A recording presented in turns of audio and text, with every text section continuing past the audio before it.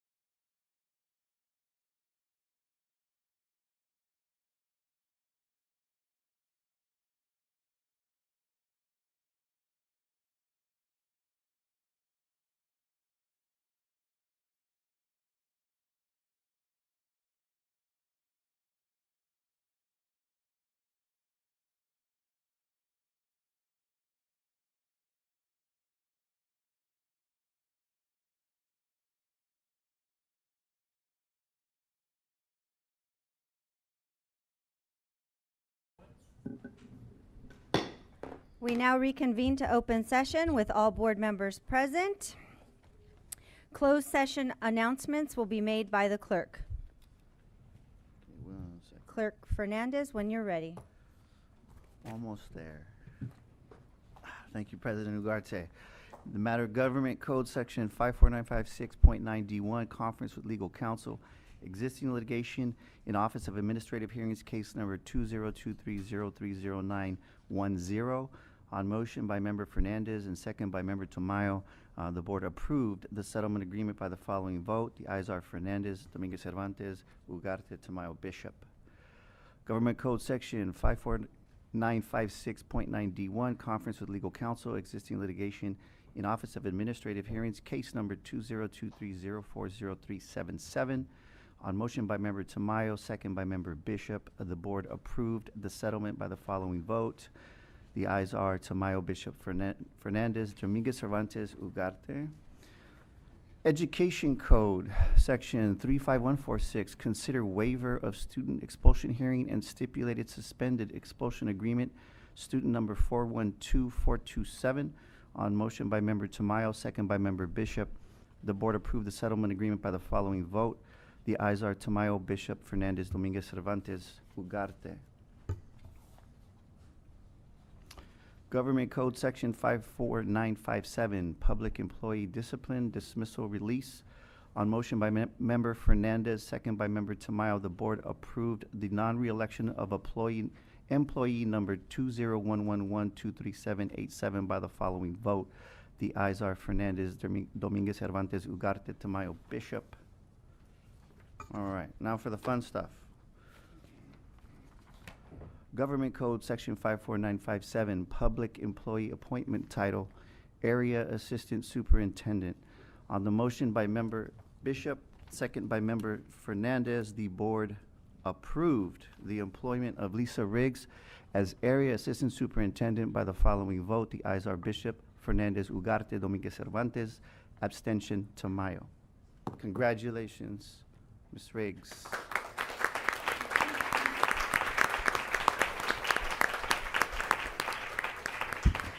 Board, it's my pleasure this evening to introduce our newest, for the time being, administrator to our district, Ms. Lisa Riggs. Ms. Lisa Riggs has 30 years in education, a dedicated leader. She's been committed to diversity, equality, and ensuring the inclusion of all students. A lot of her values and what she brings to our district are things that she's practiced in her work experience. So it's my pleasure tonight to introduce Ms. Lisa Riggs. Thank you. Thank you, Board. Thank you, President. Thank you, Superintendent. I just wanted to thank you for the opportunity to represent the district. I'm very pleased to say that I have had a few years to get to know Chula Vista through my doctorate studies, and know the professionalism, the expertise, and the wonderful community that is surrounding us. So I look forward to getting here as soon as possible and making myself available prior to that. So thanks very much. Thank you. Welcome. Congratulations.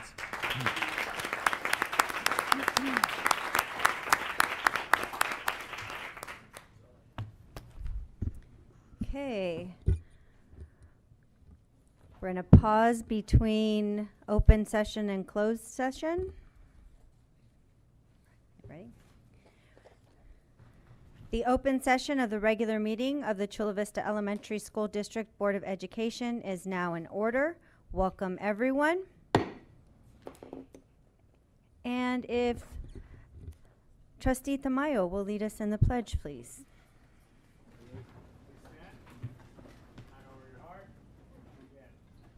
Pledge allegiance to the flag of the United States of America and to the republic for which it stands, one nation, under God, indivisible, with liberty and justice for all. Thank you.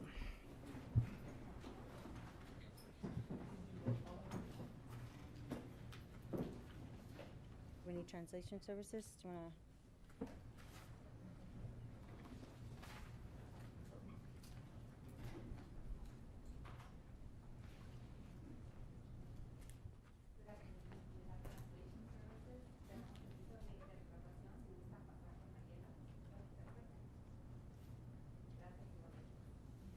Thank you.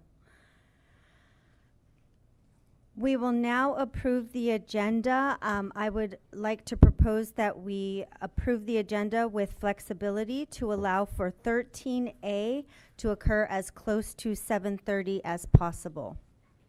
Madam President, I would like to request that 13B and C be placed in front of the consent agenda. The last time we had ICOC here, they were here for a long time. Without, is there any objection from the other board members? 13B and C being moved 13B. before the consent? Okay, so do I have a motion for that flexibility? So moved.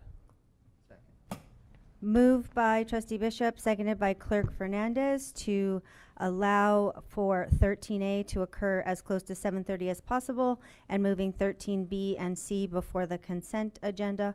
All those in favor? Aye. Aye. Any opposition? Okay. Motion carries unanimously. Special recognition, awards, and honors. Presentation of newly hired and promoted employees. Mr. Romero. President Ugarte, Vice President Tamayo, our governing board, and Superintendent Dr. Reyes. It's my pleasure this month to make our monthly announcements of our promotions.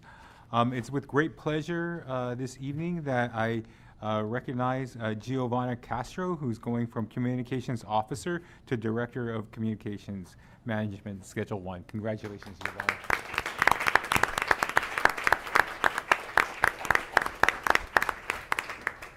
Miriam Davis, who's going from Instructional Assistant to Autism and Behavior Support Assistant. Congratulations, Ms. Davis.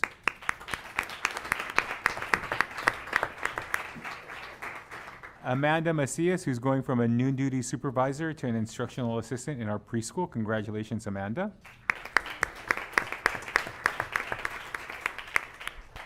Ashley Serin, who's going from a resource teacher to associate principal at Muraoka. Congratulations, Ashley. Song Magneka, who's going from teacher to coordinator of early childhood. Congratulations, Song. Is Song here tonight?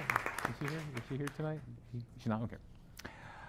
Erica Tamayo, who's going from noon duty supervisor to instructional assistant. Congratulations, Erica. I would also like to call up our now newest administrator to the district. See how you lose that title, Lisa, that fast in Chula Vista? You're not the newest. Our newest administrator to our district, Ashley Campos. Ashley Campos is our coordinator of innovation. Ashley, would you like to come up, please?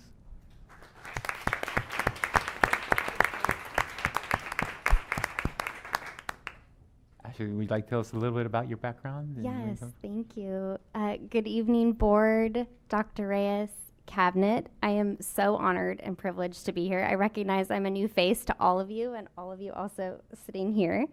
Thank you so much for this opportunity. So in accepting this position, I am just so excited to partner with those that are currently already leading the amazing work of innovation in and throughout this district. And I'm truly just so excited to dream even bigger with them and the ways that innovation is going to further impact your school sites and the classrooms here in Chula Vista. So thank you again so much for this opportunity. Congratulations, Ashley. Congratulations. Congratulations. That concludes our promotions for this evening. Thank you. Thank you. Do we have any board comments or questions? Okay. All right. Recognition of the Chula Vista Elementary School District by the National School Public Relations Association, also known as NSPRA. Dr. Reyes. Good evening, board. So I'm extremely happy to recognize the following people. The Chula Vista Elementary School District is honored to receive 2 esteemed National School Public Relations Association awards. These awards demonstrate our outstanding achievements in public relations, communication, and engagement within our community. We're recognized with the 2023 NSPRA Golden Achievement Award for one, our 130 year celebration campaign, and two, and the second award, the 2023 NSPRA Publications of the Digital Media Excellence Award for our podcast. So the first one, the 130 year celebration campaign, which I know many of you attended. We had over 3,000 attendees from community members, staff, parents, students, and it was the first time we've ever done that, and it was an incredible event, and it was recognized. And so I really want to recognize Director Giovanna Castro and her team. You wanna? Board?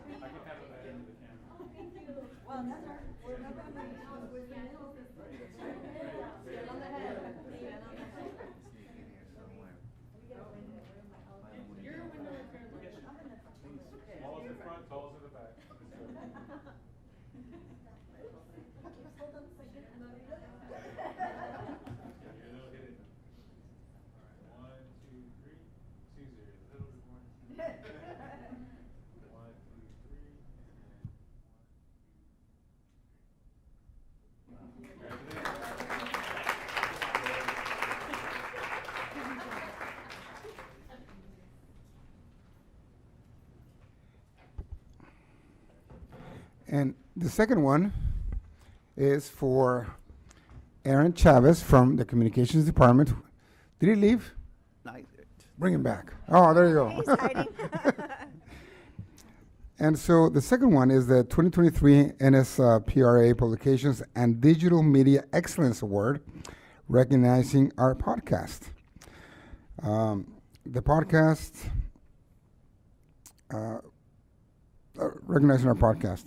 So I really want to recognize this. It's an amazing award from a national organization for the work and I believe not just the artistic work, but the commitment to communication and to making sure that our district, everything that we produce is of top quality. So Aaron Chavez, congratulations.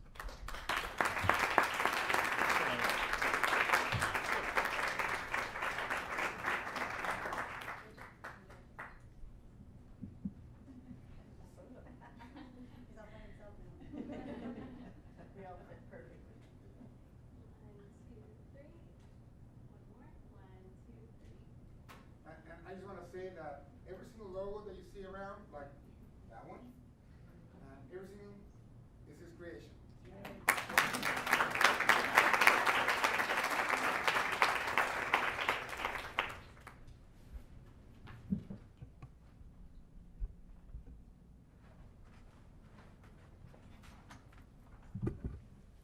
Any comments from the board? I really appreciate the fact that other people appreciate our staff too and recognize just the great work that everyone does. The communications aspects, the photographer. Our photographer is everywhere. You turn around and he's taking pictures. He's there all the time. We really appreciate your dedication to the excellence that you're delivering. Thank you. It's just super cool that it's a national recognition. I mean, national, you guys. That means all of America. You're welcome. I really appreciate the way that you and the team just hit the ground running from the beginning. The amount of work that it took to put together the 130-year anniversary event. That was just an amazing event. And that's just one of many that you've done so far in your short time here. Kudos to you, the team, and Aaron. Likewise, I would echo the sentiment that you have brought to the public a lot of the great work that we're doing, highlighting our successes and where we continue to improve, right? So I thank you for being here, for taking a chance with us, and bringing your talents to the district. It's been appreciated. It's been highlighted and recognized by others, not just us. And like our board member said, is when other people start recognizing you, you know that we're doing something right. So thank you. Everything that they said. I've seen the growth in our communications over the last year and a half, and it's amazing, to the point where my algorithm now, this guy's face pops up way too much. So I know we're doing something right, because that means that we're out there and that people are hearing about Chula Vista and the wonderful things that are happening. So well deserved on both accounts. The work that went into the 130 years was incredible. I still get feedback from community members that talk about how wonderful that event was, and so I look forward to what you guys are going to do in the future. Thank you. All right, more recognition. Recognition of Discovery Charter Schools Odyssey of the Mind team. Miss Morales. Okay, Mm-hmm. I'm going to pass this to Mrs. Carroll. Okay. Thank you. All right, good evening, board. Thank you so much.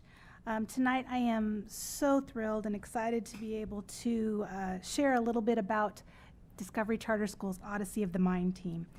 But first, learn a little bit about Odyssey of the Mind. It's been a leader in education for 40 years. It's emphasized creativity, science, technology, engineering, the arts, and math long before it was a discipline. It started in founder Dr. Sam Miklas's innovative industrial design classes at Rowan University in the 1970s. He believed learning should be fun, that students should incorporate their own interests, and there should always be new uses for old items. And the way you ask questions is everything, is at the heart of it all.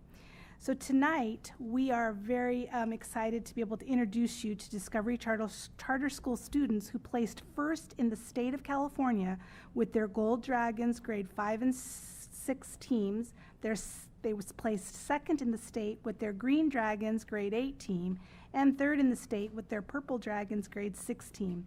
All three teams qualified to go to the Odyssey of the Mind World Championships this year.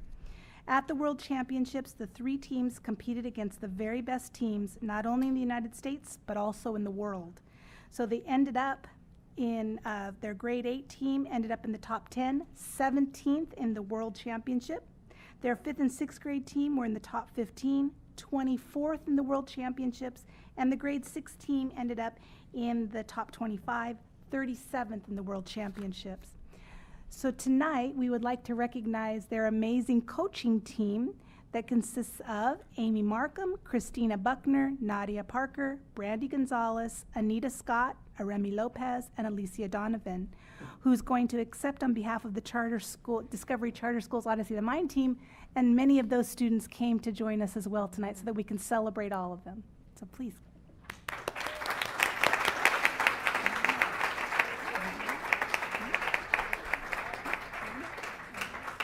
Yes, and students too. All of the coaches and the students, come on up.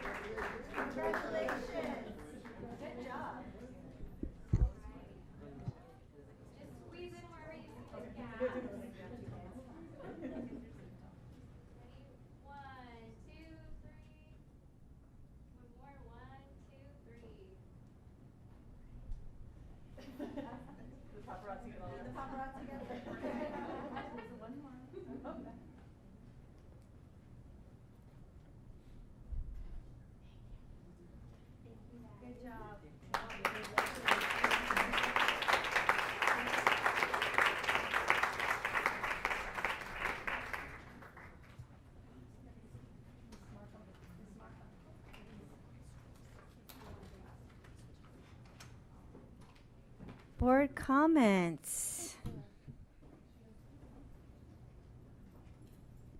You want to speak?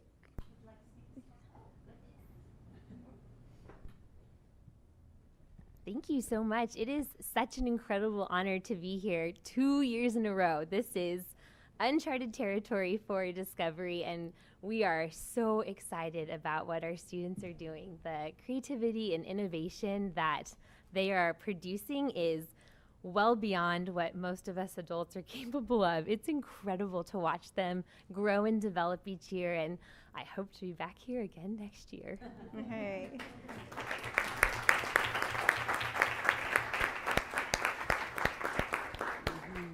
Board comments. Yes, I was at the city council meeting on July 25th. I saw you were on the agenda and I dashed over there. Congratulations. I think it's amazing. When you really think about it, it's world finalists. You need to really conceptualize that. It's the world finalists. 5th and 6th grade gold dragons, 8th grade green dragons, 6th grade purple dragons, and of course, commending all you coaches for providing them the support that they needed to excel. I'm going to have to go see what that looks like.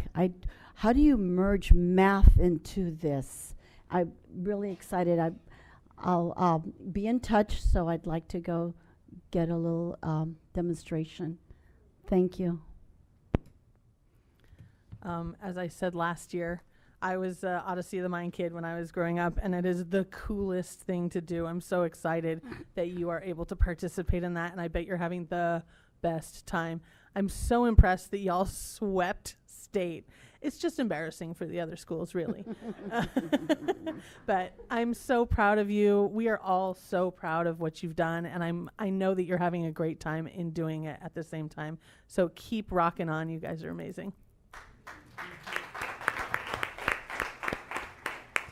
I want to commend the youth for taking this commitment and having this curiosity to explore the depth of your intellectual abilities. I think that's an amazing step to take as a youngster. So I truly commend you on that. And of course the adults as well. I couldn't imagine the hours of preparation it takes to get these youngsters ready for this. So thank you for all the work that you all have done. Appreciate it.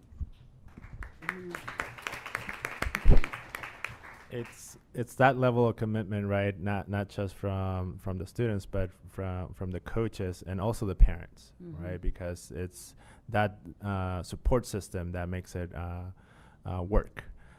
We all often talk about that educating the whole child, right? And we look at what you're doing and we continue to do. It's extraordinary what you're doing, and hopefully we can start copying some of those models for our other schools, and not necessarily to compete with you, but to since the other school districts can't compete, maybe we can add additional value to our other schools. So thank you for what you're doing and teaching these kids to love math.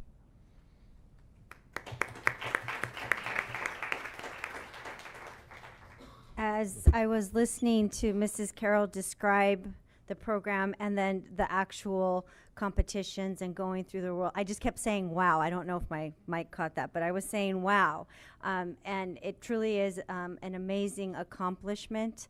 I know that when students are involved and their families are involved and they have coaches like we have in the district, our teachers and staff, that you're going to go on to do bigger and better things, because you're going to go around knowing that you competed against people in the world and you're like, yeah, come on, come at me. I'm a world champion.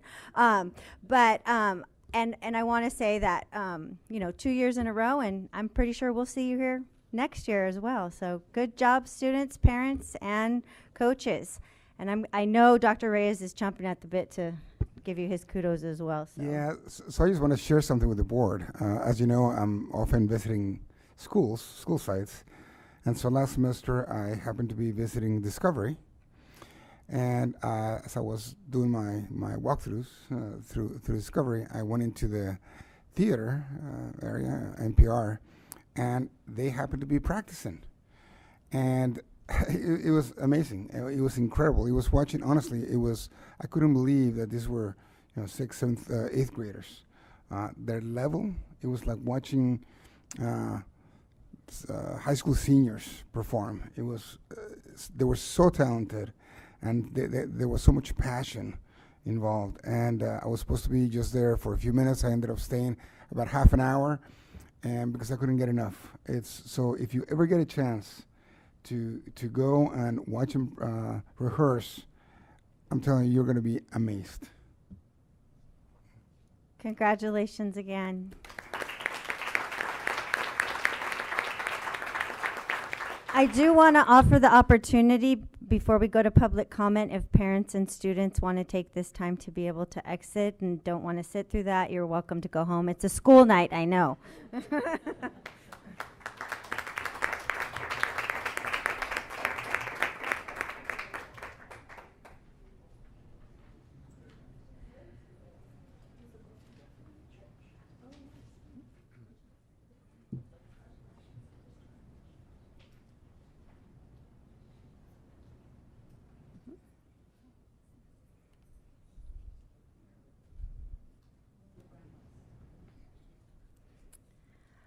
All right, communications to the Board of Education. Chula Vista Classified Employees Organization, Miss Angela Reed. Good evening. I speak tonight to highlight the need for effective communication between management and classified employees. Often when new programs and methodologies are implemented, no cohesive plan is communicated to, let alone agreed upon by all parties involved. This leads to an unfair burden being placed upon classified employees as we are left to pick up the pieces to implement management's vision. Case in point, for over 10 years, no clear plan for how classrooms are to be supervised during IEP meetings has been implemented. This has led to years of non-credentialed, non-qualified staff supervising students during instructional minutes. CVCEO has made repeated demands for an appropriate policy to be put in place so that paraprofessionals no longer act as credentialed teachers in the classroom.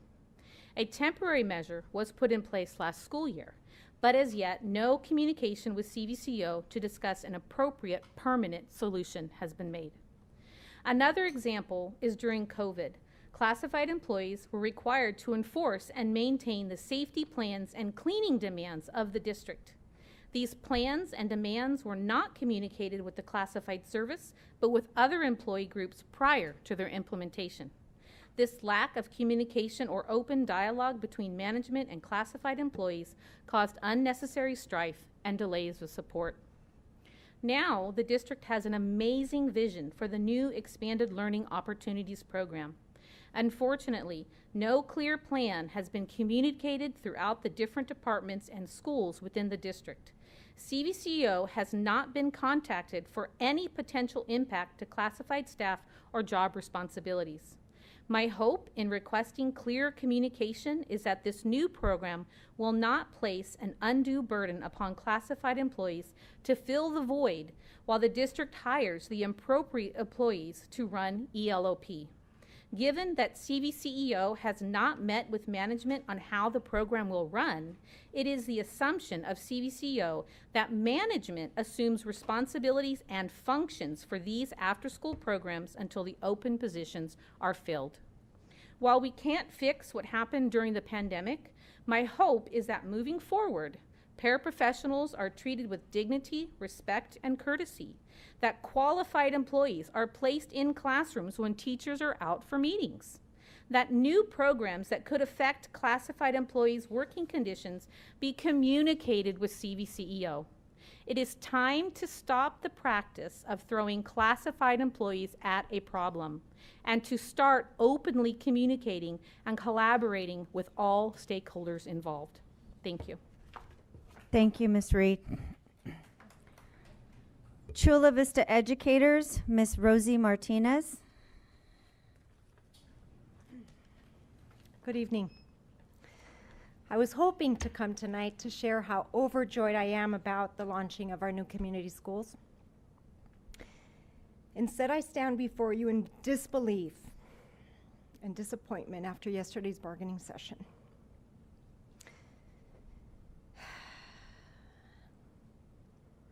CV's bargaining team was treated like intruders coming into this district office rather than welcomed partners into this process. That set the tone for the day, and it all went downhill from there. We spent a lot of time and attention in writing proposals for every article that we sunshined. We have come to the table prepared and in good faith.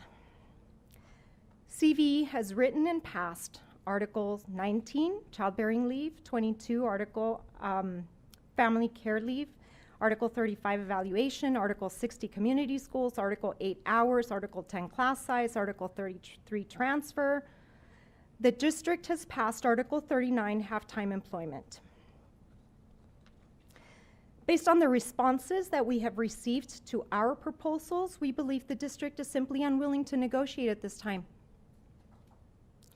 In our hours article, we included a long-standing MOU language around teacher collaboration, as well as new language from our TK MOU.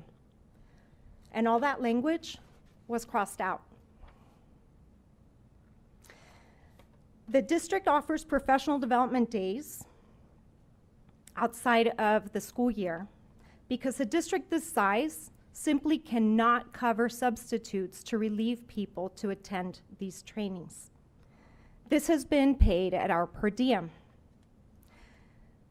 The district is suggesting that we pay now our teachers $50 an hour to attend these trainings because it's too hard to do the work to figure out everybody's per diem.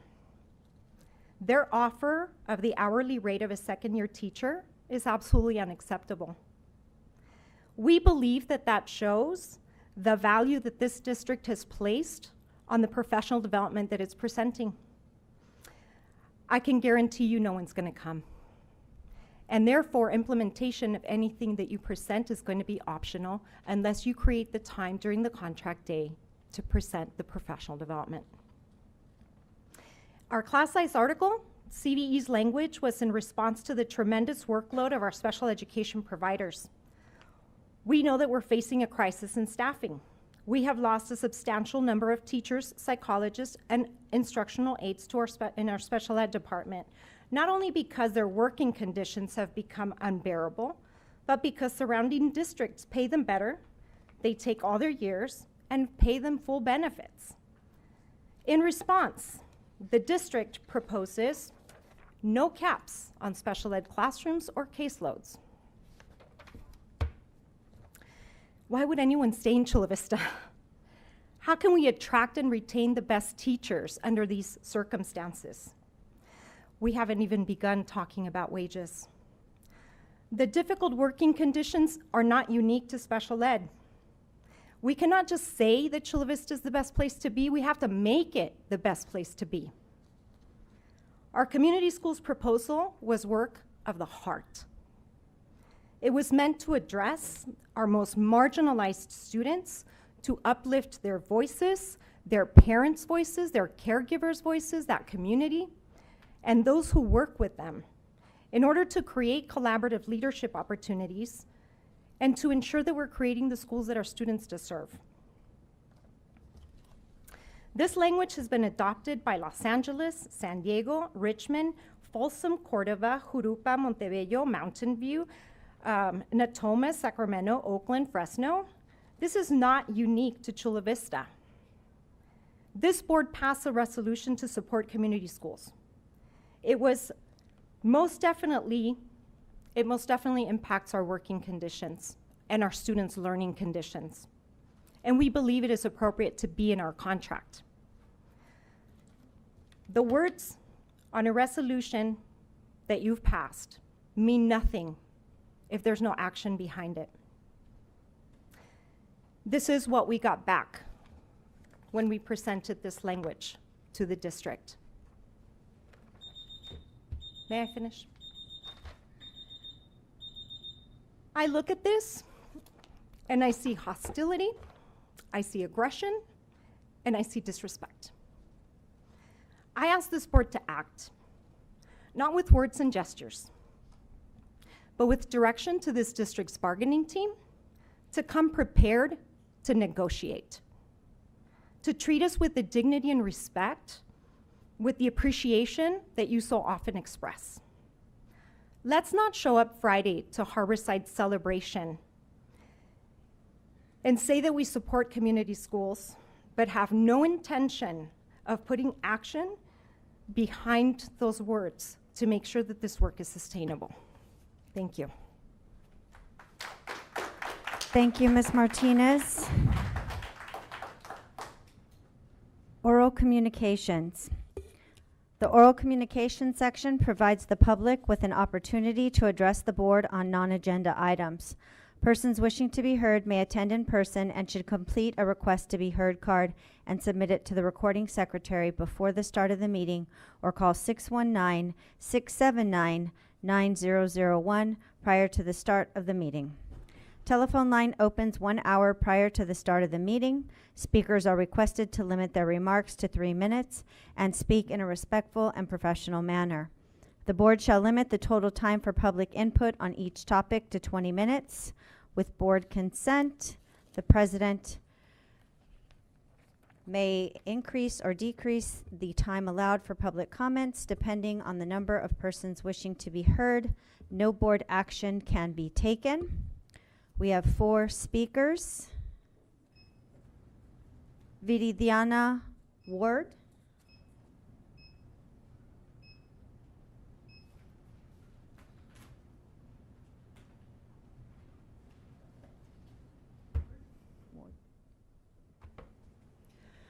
Good evening. The road that led me to this moment was an unnecessarily stressful one.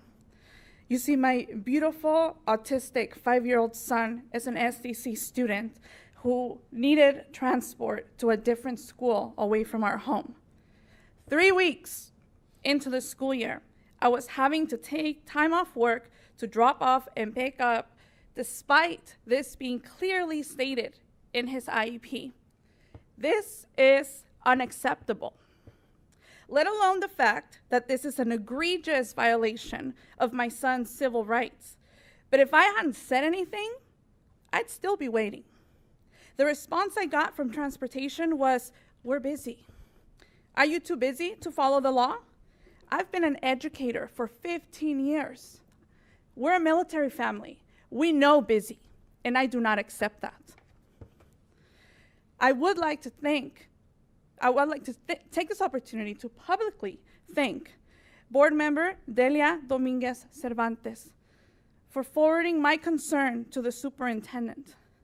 I'd also like to thank Assistant Superintendent Oscar Esquivel for getting my son on a car soon after. The stress that you relieved from our family is something we can never express in words. However, this story is not over. This is merely a Band-Aid on a very serious wound. Your transportation department needs revamping. SDC families like ourselves deserve better from you. We should not have to worry, on top of everything else, about choosing to put food on our table or providing our babies with a public education. I demand that you fulfill your campaign promises and put students first. If you think you're doing the job that you were elected to do, we need you to do better. The world is already fighting against our children. Try not to be part of that problem. Thank you. Thank you. Ruby Zamora Baker.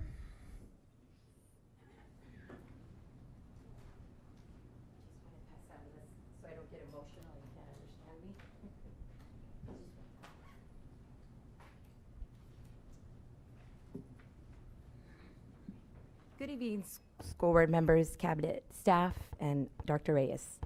I'm here to share a violation of the contract. Moving schools is a situation one does not take lightly, but last year I decided to apply at Tiffany Elementary. For context, It's always been my dream to teach at my neighborhood school and where my child attends. So I finally made the decision to apply at Tiffany. I absolutely love my current school. Silver Wing has molded me into who I am today. But thinking of my family, for one, I applied for the 6th grade position at Tiffany and was not selected. The last week of school, I was emailed before 10 a.m. that I did not get the position and noticed that the position was reposted that same day and was open. I shared this information with my union and was informed that other internal applicants experienced the same situation. Fast forward to this month, and my union shared what I was not even on the list of the applicants that interviewed. This information should have been shared with the district. The position is now filled by a brand new teacher. I would have brought so much experience and innovation to that position. I've taught 6th grade previously, 3 years. I've been a math curriculum writer. I'm a San Diego Area Writing Project Fellow, a former PTA and SSC secretary. I'm tech savvy, and during COVID, I taught a 3-4 combo, during, after, and volunteered another year, although it was not required of me, so that I could give those students with the best educational experience possible. I had 3 principals as references on my application. Questions about culture on interviews are very subjective, and I know I am a good fit for Tiffany. So the only conclusion I can make is my strong union leader activism made me undesirable. As a resolution to the violation, I would want the 6th grade position next year at Tiffany, as I would never move during the year because that would affect the students poorly. Thank you for listening, and have a good evening. And I would like to just kind of add that when a teacher is at a site, when you have a child there, DASH, your child gets priority, right? And then you have YMCA. So, but in this way, I felt like I would have been great at the school. I waited, and finally, when I'm on the twilight of my career, I'd like to end it there. And so it was hard to hear that. Thank you. Have a good evening. Thank you. Gina E.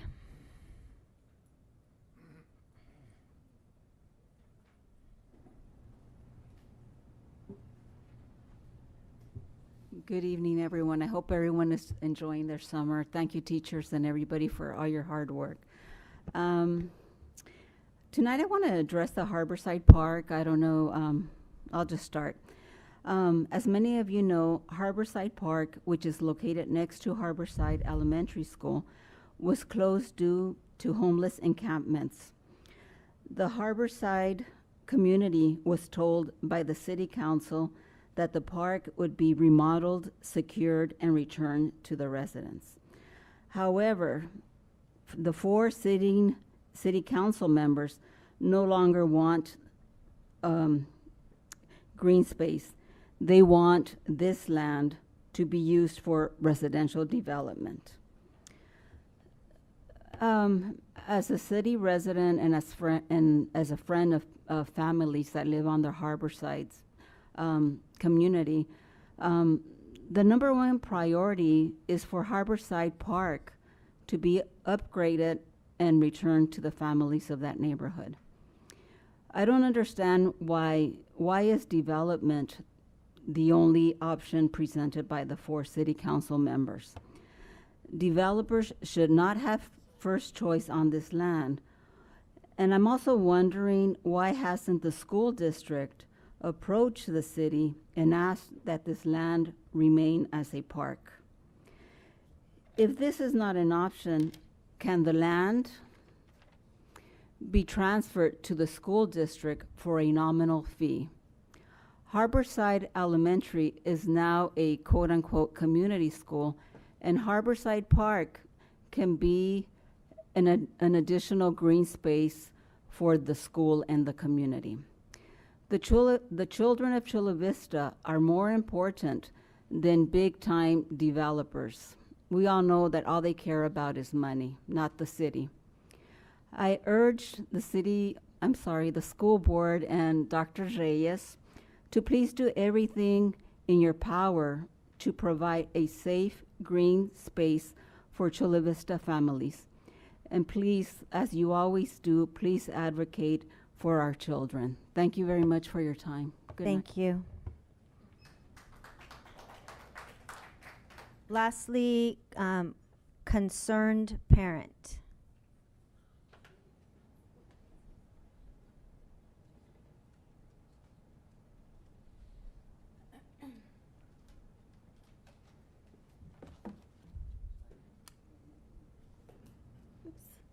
Good evening. I hope everybody's having a great summer.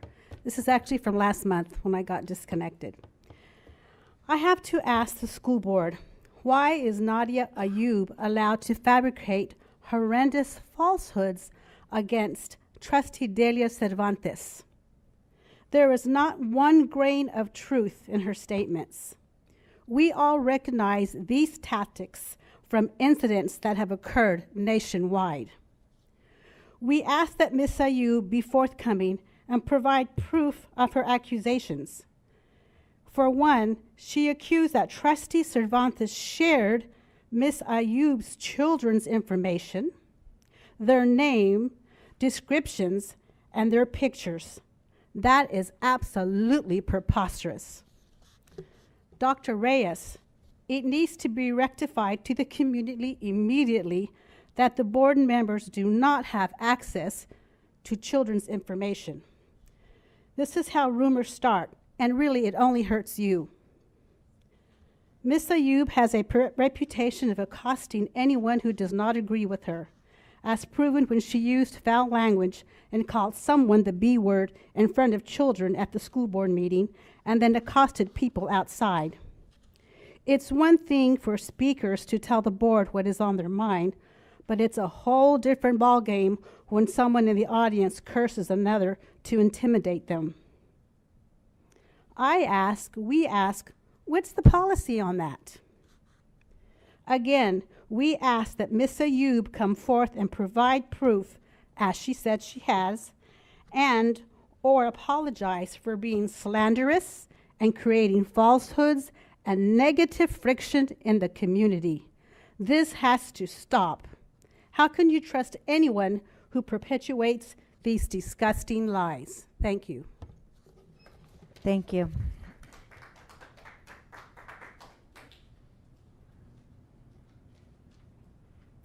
Oral presentation and written reports. District Safety Health Update. Mr. Romero. Governing Board, it's my pleasure this evening to do our monthly health and safety update. So we're back to school, and we have continued with our weekly testing. So we have seen a small uptick in COVID, not just in Chula Vista, but across the nation.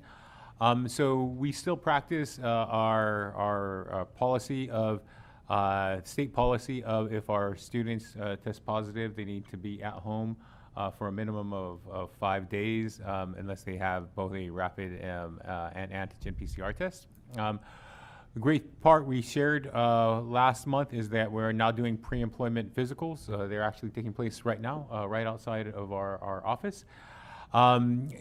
Just for a small example, one of our newest employees came in, and we're now doing our testing just 1 or 2 days a week. They came in on Monday, and we weren't doing testing on Monday, so they went to Concentra in Chula Vista. They then sent them to Kearny Mesa, and then said it'd be a 5.5-hour wait. And so here we're doing them in 30 minutes. So great, and thank you guys for allowing us to continue with partner with Campus Clinic and making this happen. We are working now with kicking off our student mental wellness. These are individual wellness visits with licensed medical professionals. Super happy to announce that in response to what the board and our teachers and classified union have asked for, is Campus Clinic hired our first LMFT, so our licensed marriage and family therapist that will be starting with us. So we have our first LMFT that will be part of our wellness team. So congratulations to our partnership. One of the things that we're also working at is we're looking at, our new wellness director who's been with us a long time. So Heather Cruz is coming together and ensuring that working with Campus Clinic to help prevent staff burnout. One of the things that is always critical is if you like coming to work and work is a better place for you, not only do you perform better, but you go home feeling better about it, so yourself. So I'm happy to say that we responded to a lot of people that are asking for our wellness programs to continue.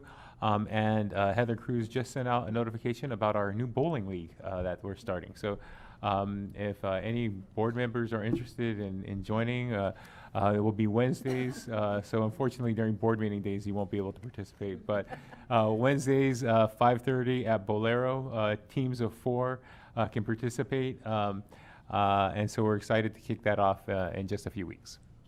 So safety update. We've now completed 80% of our schools with the Sobel group. Thank you for the board members who keep coming out to be part of that process. You know, one of the things that I've gotten feedback from the board and people who have participated in this, they're just really happy that, you know, part of what we do is we do want to see where we have opportunities to improve safety. So sometimes, you know, I'll get a call from a principal that said, so we did this one thing and they found something. And I'm like, well, that's the idea behind the searches. We want to find these things and find out where we have opportunities to improve safety. And that's part of the process. So if we didn't have any gaps, then we wouldn't need these safety visits. So thank you guys for participating, and we're excited to continue those and finish those within the next month. Lockdown drills have started, so our security manager and principal team and law enforcement partners have been there to provide immediate feedback on our lockdown drills. So at our district level, we've had active shooter and critical incident response training that took place at our August 4th district leadership team. Our security response training for YMCA staff and new employees and substitutes have taken place. So there was some feedback that we were asked about, well, what about our substitutes?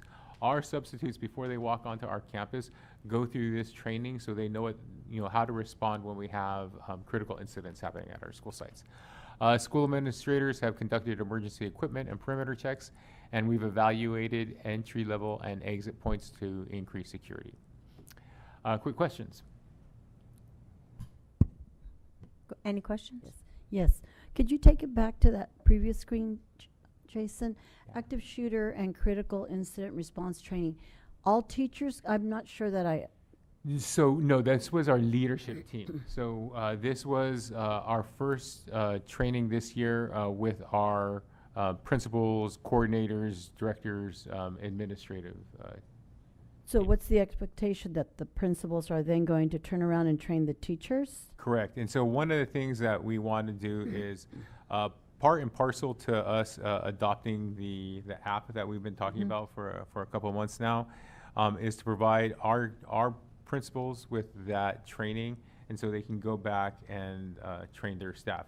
Jose Cortez, who did the presentation, has already worked with a couple of school sites and will continue to offer his services if they want him to come along and provide that additional support during those trainings. So it's not mandatory training?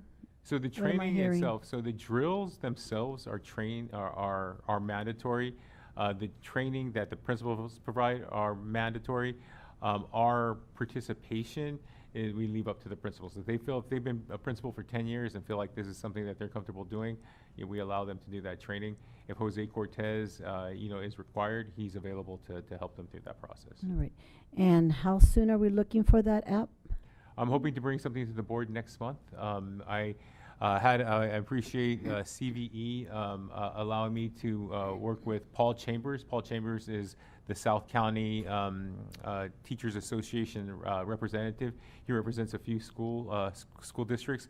So I had a meeting with him last week, so we could go over any of the questions or concerns that they had regarding information that would be available to the district from a teacher putting this app on their phone.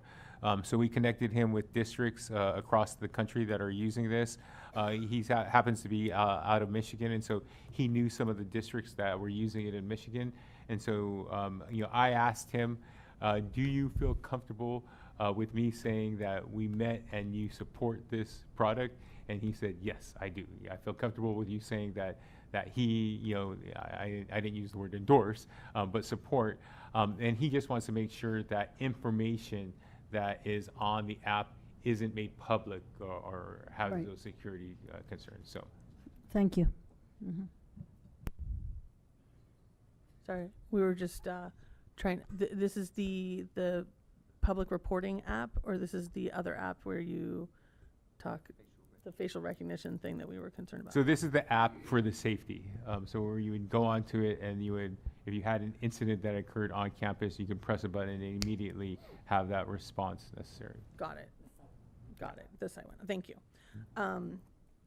I just wanted to say thank you so much for allowing me to do the walk along with the Sobel group and with Jose. It was really enlightening, and I hope that we can move forward with any updates that we need to make our campuses more secure. And thank you so much. Probably asked this question before, but as we are monitoring ingress and egress during the morning and the afternoon, it's easy because parents are dropping off and picking up. Lots of adults. Are we monitoring that during before and after school programs as well? Yes, so great question. It is one of the things that we want to prioritize, especially as our ELOP program grows. One of the things we want to make sure is that we have those best practices. One of the models that we use, and we have some members of our YMCA here today, as a user of the after-school program and summer programs at the YMCA, some of those systems and structures that they have in place for ensuring safety of the students that they take care of, we want to make sure that we mimic those when we're doing it. So the check-in, the radioing, the parents only having access to their students are all protocols that we're exploring right now. And then in terms of students scheduling appointments with medical professionals, how do they do that and how are parents kept in the loop? Great question. So one of the things we're trying to address is the need for our marketing to make this available and known critical. So sometimes when we get messages sent out from the district office, they're saying maybe, I don't want to say they're not seen as priority, but they may think it's just something coming out, about something they're not interested in.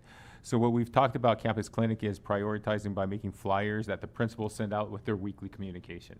So their communication that they're sending out to their families, we think is a better way.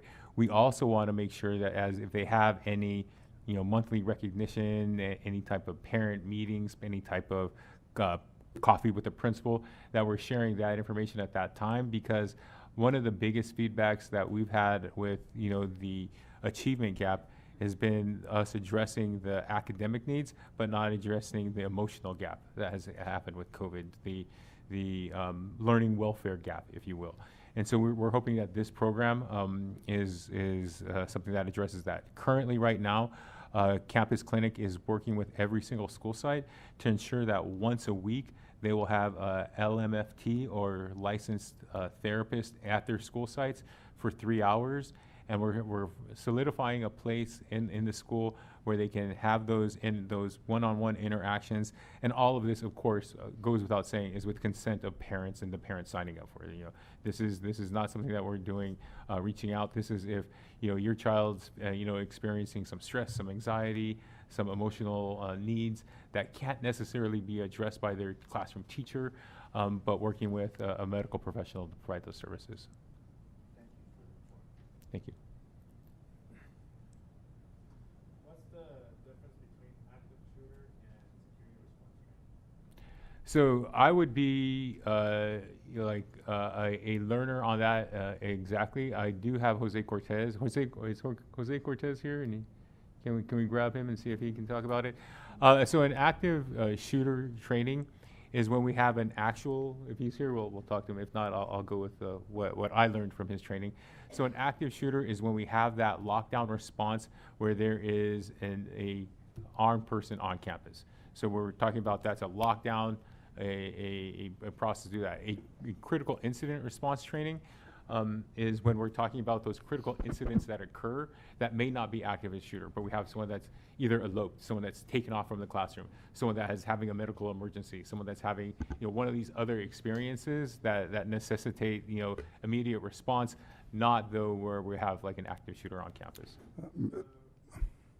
No, I was going to say it could be, for example, another example could be, let's say their police is chasing someone down the street for precautions for safety of. I'm just out abundance of precaution, we would put the school in lockdown. It has nothing to do with the school, but it's nearby.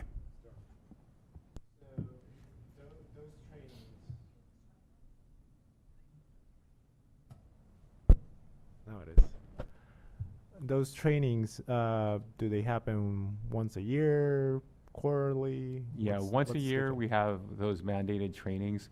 One of the things that we prioritize is the presentation itself doesn't look like a typical PowerPoint presentation like we're presenting today. It looks more like a handbook that we're creating.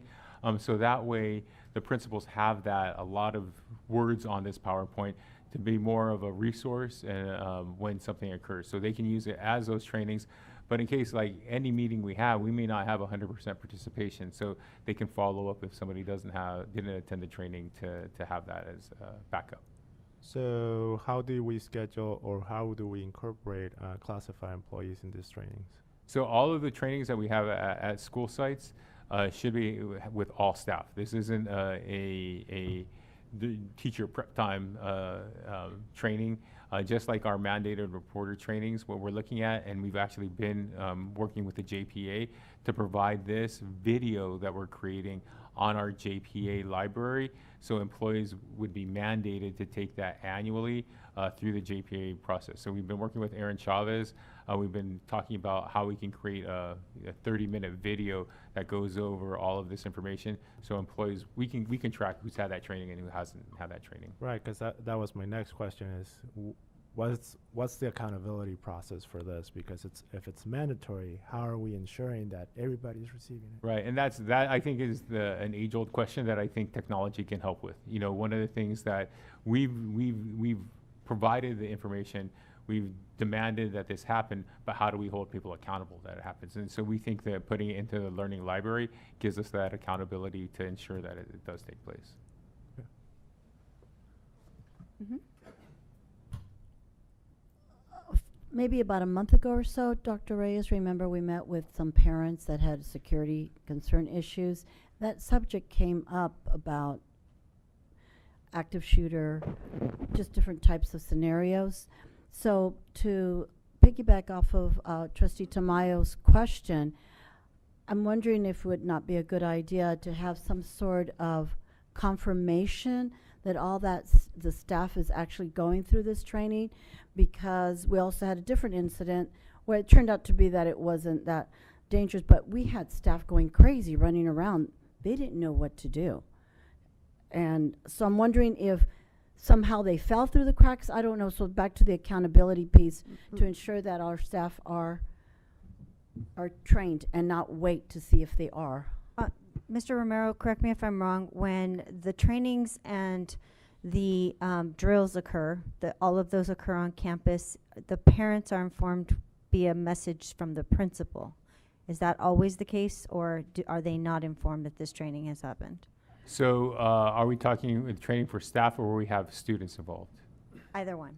So when we're training the students and we have drills, those are reported. When we have staff, we're not letting the parents know that staff are getting trained.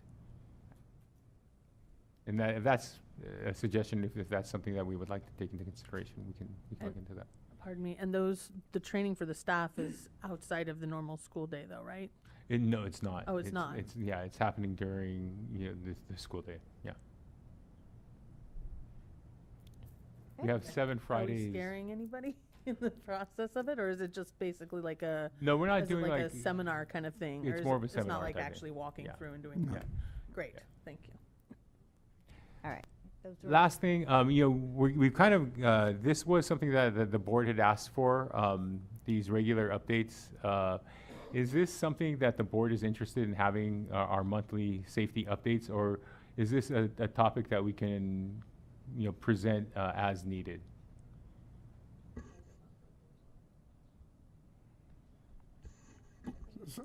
So for example, is it something that, because some of the information that we're presenting sort of repeats from month to month, is it something that as things, if we have updates or new information, then we present it, or is it something that you would require, that you would like to see every single month, regardless? though I might be an outlier here, but I feel like every month is useful because it is an issue that is still affecting our community. And a person that comes to one board meeting wouldn't necessarily be at every board meeting before that. So I feel like because these meetings are for the public's benefit and not for our benefit necessarily, that that having this update each month, even if it is slightly repetitive at times, that I think it's important to just make sure that the public knows that we're staying on top of these issues. I think that I'm in agreement with that. I think they can be as brief as they need to be, but I think that one, it is public. This is for the public, and then we do have the ability to record, and so that if someone isn't able to see during the meeting, they can go back and look at the information. Could we also include maybe, okay, like timelines? I'm of the idea that all the schools should be trained by a certain date, preferably at the beginning. We have new staff coming on board. There should be timelines that not, okay, these schools got trained on in July. Oh, we're going to wait till August for another one. And there should be some expectation. Maybe there is. I don't know. There is, and I can include that in my weekly this weekend. Yeah, I was just about to say, sorry, but that those go through. I think timelines and things that are more sensitive like that are to be kept in our board updates, but things that are for the public, that we have continued this discussion in public. And I don't know if Dr. Reyes wants to add to that, because he's gonna. So if you do me a favor, Mr. Romero, if you can talk to Jose and create sort of like about all the schools that we need to train, a timeline on which ones are trained and not trained, and make sure that we know exactly who's been trained, who needs to be trained, and what the timeline is. And then that information, I think it'd be best to be provided via Friday updates. That way it's the board is has that information.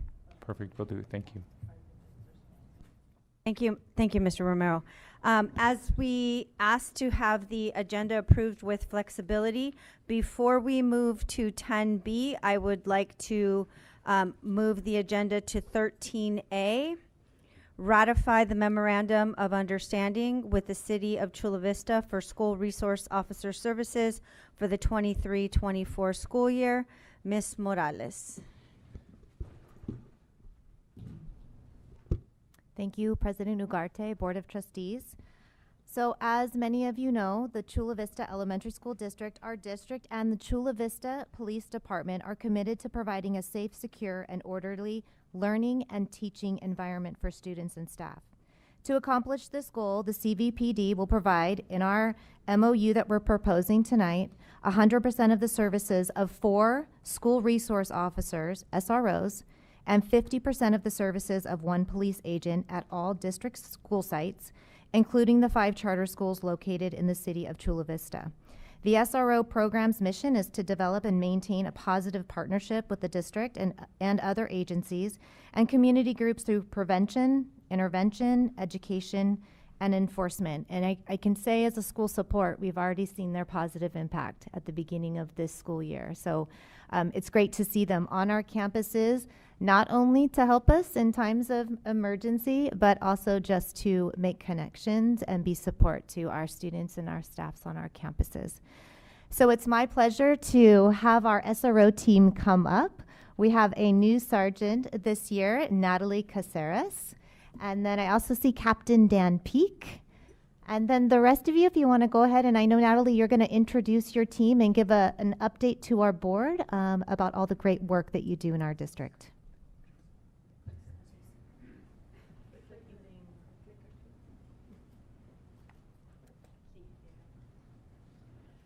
Good evening, everybody. I am Sergeant Natalie Caceres. I am the newly appointed SRO Sergeant for the Chula Vista Police Department. I'm very happy to be here to present as to why we provide amazing service to the city schools. You'd be happy to know that we are known to have one of the best SRO programs in the county. So, as we begin, is it the green button. Okay. To begin, I'd like to share our mission. The Chula Vista Police Department, in partnership with the community, is dedicated to providing community policing with the highest level of professionalism and transparency. Chula Vista Police Department employees will provide fair, courteous, and compassionate service to enhance the quality of life to Chula Vista. Our values: leadership, respect, integrity, and accountability. I'd like to follow up with the heart behind the badge. That is Chief Kennedy's motto for us, and definitely encompasses what we provide to the city and the partnership that we provide the city schools. This is your current Chula Vista Police SRO team. There's 10 of us. I have 2 of them here. These are 2 of your elementary school SROs. This is Officer Vanessa Eliescu and then Officer Marcela Rubacalva.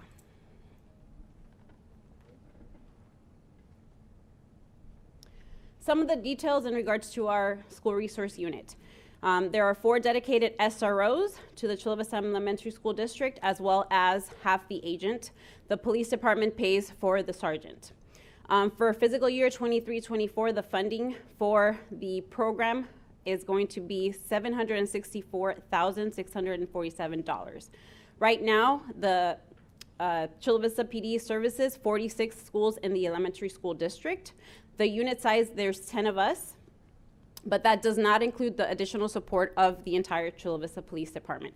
Right now, there is over 95 years of combined police experience in the unit, and that's not including almost the 40 years of police experience that our lieutenant and our captain have, who are also prior SROs. What is an SRO? It definitely takes a special kind of officer. They have a passion for teaching our youth. They're nurturing, they're community oriented, they're good active listeners, many of them having special collateral duties. For example, myself, I am one of the crisis negotiators at the police department, and I am also on peer support. They're empathetic, they have positive attitudes, they have a desire to serve the schools and the community. They are role models for the community, and then often parent themselves or former students. Myself, my daughter is still in high school, and then Vanessa, also, her son is also in one of the schools in the elementary school district. There is a careful selection process for the SROs. When available, some of the district personnel are invited to help in that selection process. They are subject matter experts and educators, and they are dedicated to 4 years to the program. And before I get into the specialized training, I'd like to tell you a little bit about myself. I think I am a great representation of the community. I myself am a Chula Vista resident. I was born in the Dominican Republic. My parents migrated to the United States when I was 4 years old. I grew up in Harlem, New York City. From there, I actually joined the United States Navy, and I served my country for 4 years. After the Navy, I decided to go back to school. I earned a master's degree in business, and then from there, I joined the police department. I've been at the police department for 13 years now. I started obviously in patrol like everybody else, and then I was lucky and fortunate enough to be selected to be one of the school resource officers. I was an elementary school resource officer for approximately 5 years. From there, I was promoted, and then I went to the Detective Bureau, where I worked for the Family Protection Unit, specializing in family law. So we handled child abuse, child neglect, sexual assaults, family crimes. I was actually the domestic violence expert on the team, and I handled all the felony domestic violence crimes in our unit. From there, I was promoted, and I had a choice of where I wanted to work. I decided to come back to the school resource unit because my passion to helping the kids and keeping our school safe is of most importance. Okay, in regards to the rest of the SROs, they are required to go through a special 40-hour SRO course. They are experts in psychiatric emergency response. They have specialized training in advanced active shooter response and critical incident management. They are also trained in implicit bias, de-escalation, educational code, juvenile law, internet and social media safety, which you all know is prominent with our kids. And they are educators for students, staff, and families.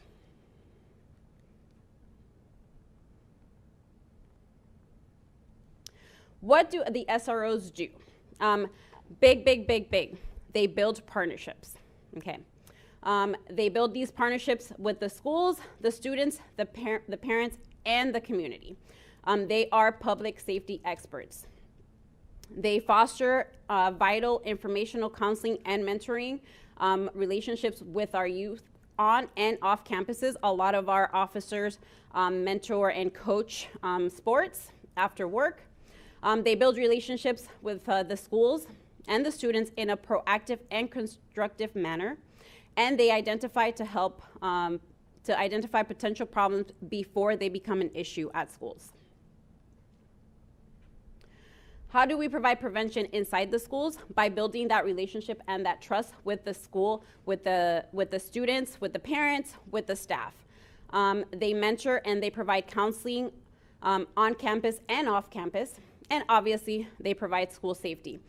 Each SRO works with each school. They help with planning, preparation, school drills. Providing prevention at home. They help with gun safety, for example. Anytime there's a mental health crisis, the officers do a threat assessment. They respond to the home, making sure if there are any weapons at home that they are properly secure, and even going through the process of obtaining gun violence restraining orders so that the children don't have access to weapons if we would have to go that route. Social media safety, stranger danger, and then obviously communication between the staff and the district, parents and students. How we help with intervention. We respond to requests from the schools as calls for service. We listen, we evaluate, we engage with the students. We have programs such as Students Speaking Out, P3 tips, Crime Stoppers. We provide threat assessments. Obviously, the direct contact between the district, the staff, and the police department 24/7.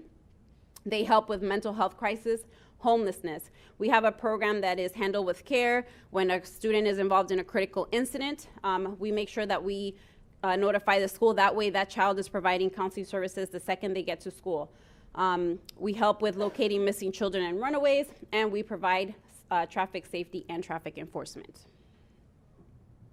We have a wide variety of programs at the police department that help with school safety. For example, teaching about internet safety, drug abuse recognition experts. We have a vape grant that teaches children in regards to the harms of vaping, the gun safety campaigns, the school attendance review board support.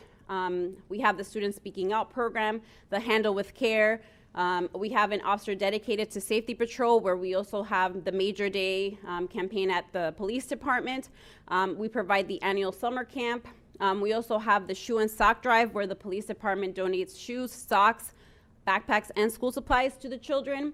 We help facilitate Red Ribbon Week, Veterans Day Parade, walk to school events.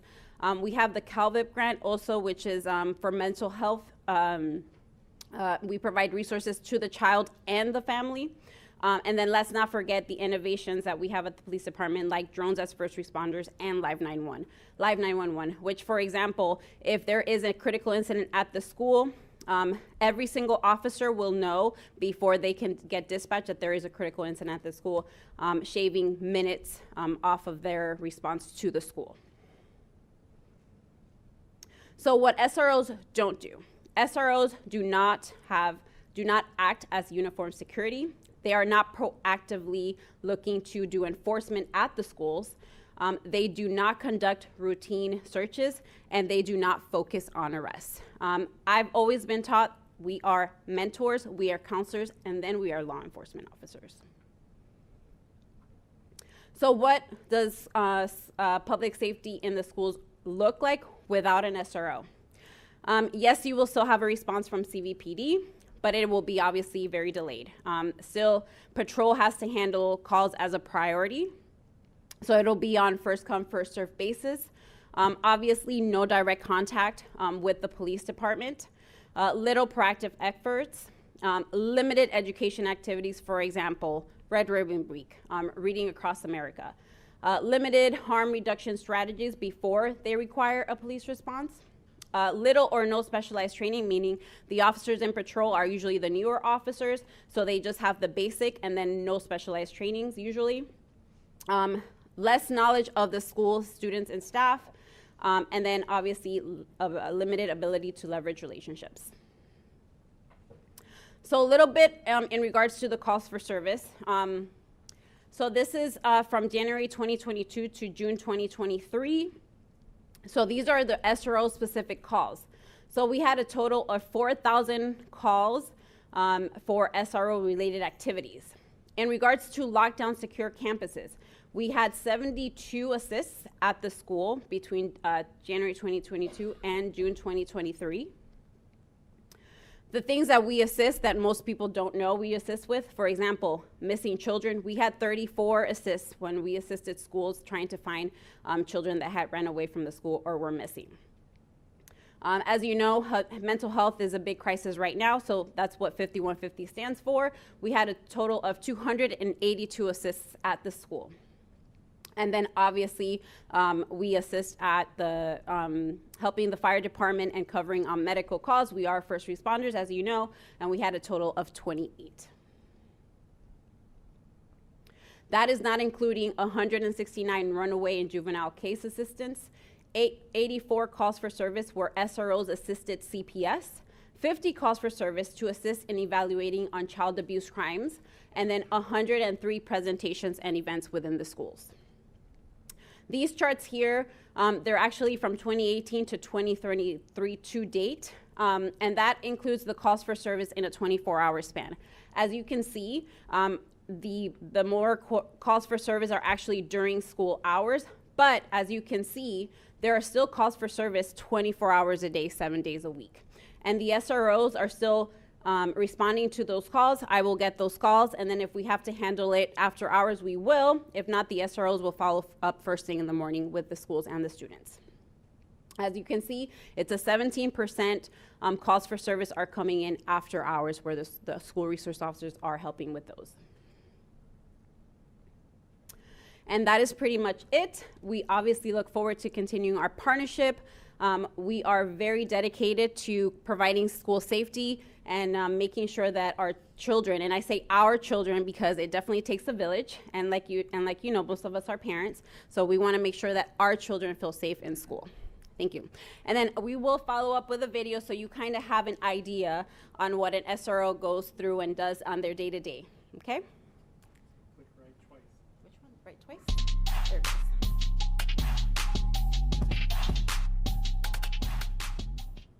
What is up, Instagram? This is Officer Fronda here with your School Resource Officer Unit. I'm excited to have you on this virtual ride-along.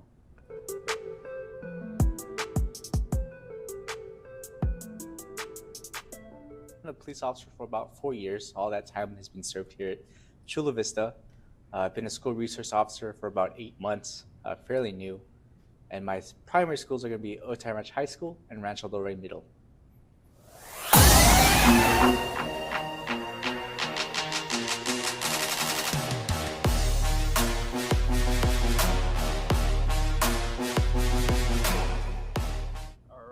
So as you can see, the patrol vehicle is just like that in patrol.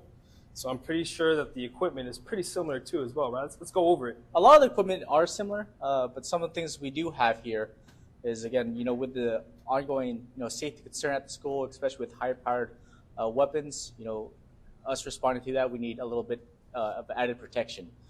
Part of that includes a ballistic shield. These probably weigh, I'd say, no more than 20 pounds, but you gotta think about it. When you're carrying all your equipment, as well as your rifle, the weight definitely does get to you, especially if you, in those high stress situations when you're required to run and move as fast as possible. So what else you got going on in the car that's used for protection? So I also have this ballistic helmet, again, for the same situations. Other than the helmet, I have a ceramic plate that's used for high-powered rifle rounds. You'll notice that this one doesn't actually have a carrier. So this plate is one that I actually slip into my vest just to be. Okay, So I know that this is obviously a very sensitive subject with people in regards to active shooters at school. But so even though we carry certain equipment to be able to perform our patrol duties, SROs are equipped with special equipment in order so that they can handle active shooters at the school. As you know, they are trained to go in. If that first officer on scene is going to get there, they're going to go in. They're not going to wait for backup. They're trained to eliminate the threat. They're not going to wait for backup. Calls. Okay, is that pretty heavy? Looks kind of heavy. Yeah, it's not too heavy. I'd say it's no more than 5 pounds. Oh, would dude, you say? It's like 5 10 pounds, man. Like I 10 don't know. pounds? I ain't a big dog like you, you know. My 10 pounds is your 5 pounds. How's that?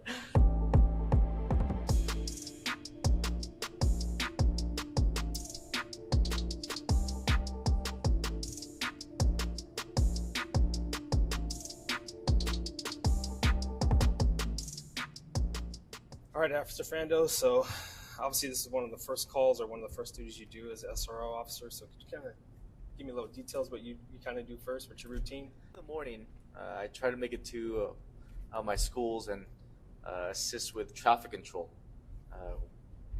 With the new school year, we're seeing a heavy flow of traffic, so trying to alleviate that is one of my morning duties. Prior to being a police officer, I used to work at a restaurant at SeaWorld San Diego. It's called Calypso Bay Smokehouse. So the barbecue spot? The barbecue spot.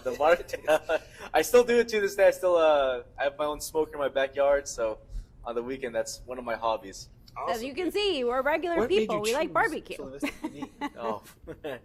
So I did things a little differently. So usually, you apply to an agency, you get hired, and then they send you to the academy. I actually went to Southwestern Police Academy, and I put myself through the academy. Nice. While I was there, a lot of the instructors there come from Chula Vista Police Department. And from interacting with them, I could tell, different from the other instructors, how differently they held themselves to pretty much a higher standard that I believe. That's what I've heard too, man. So that's finishing the academy. That was Chula Vista is the first place that I applied to. Awesome. Glad to have you here. Right now, we're gonna do some follow-up for an investigation I've been working on. For SRO, we do all our investigations that pertain to our students in our school. This particular case is a commercial burglary that I've been investigating. With the help from my schools, my assistant principals, I've been able to identify one of the kids. So now we're gonna effect an arrest today. And this was a burglary that actually happened at the school. We like to, the school show our was broken presence here at the into. school, but also, help staff here with supervision, especially during lunch breaks, nutrition breaks, and dismissal. Right? The biggest deterrence is presence.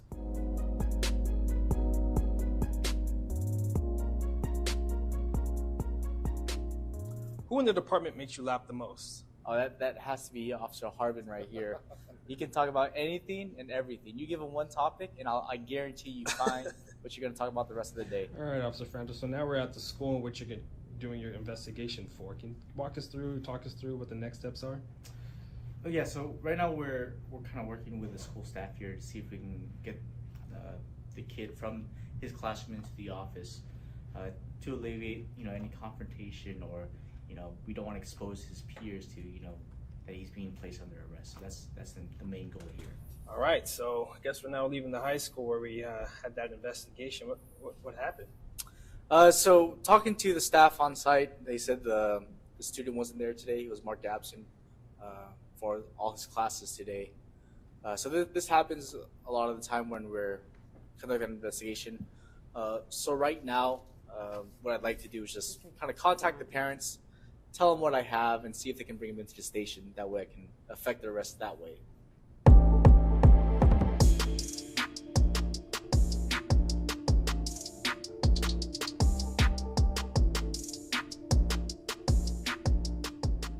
Tell me a little bit about Frando. How's he been with you guys? He's been great. One of the things that Otay Ranch and administration and staff appreciate is the fact that he's present. The kids see him, the staff sees him. And then also whenever we do have an incident, he's quick to respond. And so he's been a great support to our community. So safe to say Officer Frando gets an A+? A+. Okay, so as you can see, it's a general consensus across the board. Schools that don't have SROs are usually asking, when can we get an SRO? When can we have an SRO come over?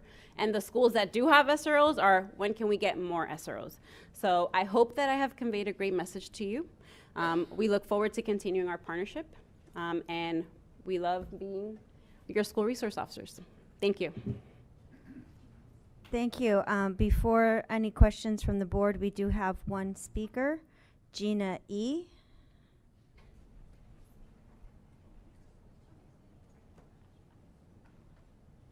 Pardon me?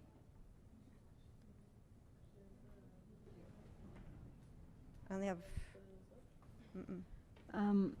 Excuse me. First of all, just thank you to the Chula Vista Police Department. I think they're doing a great job. And also to the school board that the security of our children is such a big priority. Thank God that nothing, well, not that I know of, but we haven't had such a terrible tragedy as other schools, unfortunately, throughout the United States. Excuse me. The only thing that that I just wanted to comment, I was going through the information,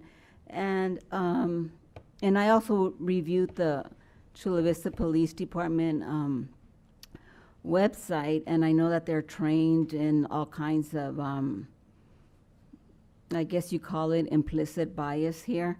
And I just wanted to say that I have lived here since I was a kid, and we've never had a problem from the police department regarding any type of racism, any implicit bias towards us or any of our friends. So I just wanted to say thank you to the police department, and thank you very much to all the board. And that's all. Thank you. Thank you. Thank you. Any questions or comments from the board for the presentation? Madam President, so we're going to speak just to the presentation right now and then to the MOU? Well, this whole item it is an action item. It's Okay. part of it. Well, then I'll speak to all of it then. Thank you. First of all, thank you for your service. We have family members that are police officers too, and yes, they are human. Yes, you do ache. Yes, you do get headaches. Yes, you do stub your toes. Yes, you bleed. So I really want to thank you so much for the hard work that you do, for the unwelcoming that you sometimes get. I apologize for that. They have no idea what they're not being appreciative of. I especially am concerned with something in the agenda item 13A, which we're talking about. It's the MOU, and the previous speakers referenced it. And I too am very concerned with the 8th line under the data, the additional data on page 1 of 2. It is specifically calling out policing and cross-cultural awareness, comma. This is the part that I take exception to on behalf of, they're not going to tell you. They're not going to tell you. They're wearing a uniform. I'm not. Strategies to prevent bias against Black, Indigenous, and other people of color. You saw the presentation. It takes a very special kind of officer, passion for youth, nurturing community-oriented, good active listeners, empathetic and positive attitude, desire to serve schools and students, role models for the community, often parents themselves and or former students. We have them sitting here. My nieces are one of those. They have specialized training. They're subject matter experts and educators. 4 years of service to the SRO. I don't think any one of us qualify to be where they're at, not even to step into a non-law enforcement type capacity. In regards to the strategies to prevent bias against this implicit bias, against Black, Indigenous, and other people of color. I want to ask, where do Asian American and Pacific Islanders fall? The AAPI fall under. They're not on there. You ask an Asian American, they'll tell you that's not them. For that matter, where do I fall? Am I Indigenous or other people of color? I don't know. Under that description, I don't know where I fall. What about the disabled? The statement to me is non-inclusive. It says nothing about treating all peoples with the same strategies. Time and again, you guys have known me from this dais that I speak about not isolating or compartmentalizing people, putting them in some sort of pocket or area, because it's non-inclusive. The very intent of trying to include them excludes others. That's not an inclusive statement. It says nothing about treating other peoples with the same strategies. Maybe it should just say, treat all persons. This falsely implies that our CVPD is racist, which means that then CVPD has not vetted out racist officers. So you would be doing a poor job at all completely that you didn't vet anybody with that type of horrible character. I'm wondering, have we had problems with the Chula Vista PD to have to include that? We have parents, as are sitting right here, that are CVPD and are part of other law enforcement agencies, as my family is. I am sure offended by that assumption that they're racist. We ask them to come to the rescue. When we do, we don't say, hey, hold that thought. If you're racist, don't come and help me. We don't say that. I find this appalling. I believe that we should expect all SROs to be cross-culturally competent, as is one of the CVPD's requirements. The only additional skills called out in that MOU should be related to dealing with the school environment, youth, and staff, because their requirements are way and above what we've called out here. Or we should just attach their requirements to everything. This is what Chula Vista PD does, and in addition, they have a specialty with the environment of the youth, the specialized training. They can't say it, I can. I find this insulting.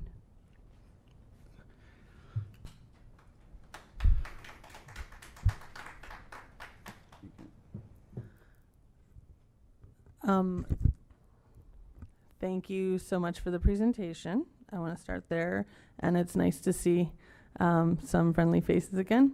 I did have the good fortune of getting to do a walkthrough at CVPD earlier this year, and it was delightful, and I really appreciated all the questions that I got answered.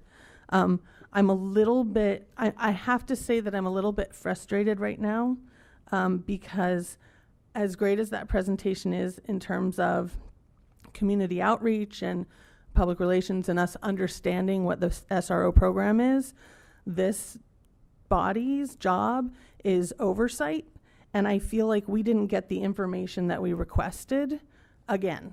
Now last year I asked for, can we just get the numbers? I want the numbers. You're a very big proponent of data as well.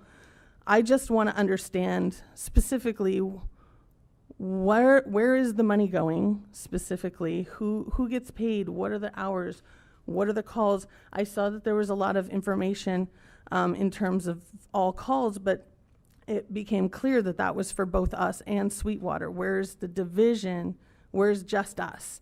Can we find out? Because we're paying for four SROs plus 50% of a police agent. What is a police agent, by the way? It's a rank. It's a rank. Okay, and so the police agent is above the SRO? One below me. It's one below you. Okay. And so how much is Sweetwater paying versus how much are we paying? I'm frustrated because I really wanted the numbers to look at this year. And I've asked for it a couple of times before, and I feel a little frustrated because I feel like I don't have the information now. I think you have asked for the numbers, but time and time again, the board hasn't agreed on those numbers. We said that data that they showed, that was enough. We didn't ask for specific numbers. You asked, but we didn't agree. I'm sorry. I asked for, I just want a presentation. I'm not saying yes or no. I'm not saying what my vote is. I'm not saying that we want to get rid of the SRO program or I want to get rid of the SRO program. I walked through, I see the benefit of it. But my job sitting in this seat is oversight. That's my job. So I just want to see the numbers, like the actual money numbers. This is how much we're the spending. families that they serve, no matter what district it is, Chula Vista or Sweetwater, they're the same. Because many of those families have kids in Sweetwater and have kids here in the elementary school. Case in point is myself. I have a kid in Sweetwater, I have a kid here. No, that is a very good And- point. and I they- have that they as serve well. me both. I'm right? just wondering where So our money's going. Why do you have a problem with the money that's being spent on SROs? I'm Is not that your saying I have question? a problem with the money that's being spent. I literally just want to see a report that says what the numbers are. That's all. I just You're want getting the actual numbers. 4.5 people, highly trained people, Okay. for $764,000. That includes benefits. I just want to make a clarification too. I don't think that in presenting the data here, the additional data, that there was any intent to offend anyone. I think what's listed here is actually all the training you've gone through. Like you've gone through implicit bias training. You've gone through mental health training. So I think what in the attempt to write this for the presentation, we were trying to list all of the qualifications that you already have. It wasn't intended to imply any kind of offensive intent on our part. As I was reading it and I kept looking back over it, I was like, I think these are all of the ways in which you are trained above and beyond your regular training as a police officer. Am I correct in that? Yeah, that's correct. And good evening to the board. It's a pleasure to once again be speaking to you all as I presented last year. That is correct. So the specialized training that was listed in the actual PowerPoint presentation did list implicit bias as one of the topics our officers are trained on. So that is correct. And in fact, it's not just our school resource officers. Our entire police department goes through that training. And it's incorporated under the 21st century policing that came out a few years ago. And then in regards to the other question is, I presented last year. I remember this discussion in regards to information that was requested, and I don't remember a consensus on what exactly was requested. So we tried to do our best tonight and provide the data that we have at hand. And I appreciate that. I want to continue to make that point that we are an elementary school district that we have, as we said, students in the high school district. We are one community, and we need to stop looking at ourselves as Sweetwater versus Chula Vista. We are all one community, and you serve our elementary schools and you serve our high school district, and for that we are grateful. And so I understand, we're looking at the perspective and we're seeing the numbers, and we have that data, and now I think it's more clear that you want specific elementary school data, and we can make an improvement and move from there. But it is in no way, I don't think any of us mean to denigrate anything that you're doing, because I see our kids and I see how they respond to you when you're on campus, when you're doing those educational pieces, and it's very much appreciated. I talk to a lot of principals and teachers, and they say that they're very content and feel safe when they see your presence. So thank you again for the presentation. I want to just say that I continue to value the relationship that the district has with CBPD and specifically USROs. Of all the information we were given in the presentation, what impressed me the most is that at least 2 of you happen to live in the community, and to me it's important that the people that are policing our streets actually live in the community. The day that we get to none of you live here, then I might start asking more questions. But until that day, I motion to approve. Second. We have a motion by Clerk Fernandez and a second by Vice President Tamayo. All those in favor? Aye. Aye. I believe, right? Is that the protocol? You can have discussion after a second? Yes. Okay, I would motion that we amend those statements that I required. I understand that that's training they already went to, but then why are we not including all the other training that they also attended? I will not accept, I won't accept an amended motion because that training, it was agreed upon that it is not offensive language. It is training that they have specific to becoming an SRO. It's additional above and beyond that goes into, it was actually what was on the slides. But it's part of all the other training they take. Even if they were not SROs, they take that training. Sorry, Do I President, have we a voted. second to her motion? I don't accept that amendment. My apologies. So we have a motion and a second on the floor, and I was in the middle of a vote. All those in favor of approving the renewal of the school services for the 2023-24 school year? Aye. Aye. Any abstentions? I abstain. Any nays? Okay, motion carries for one abstention. Thank you so much. Thank you. Welcome to the district, Sergeant Natalie. All right, we will be going back to item 10B.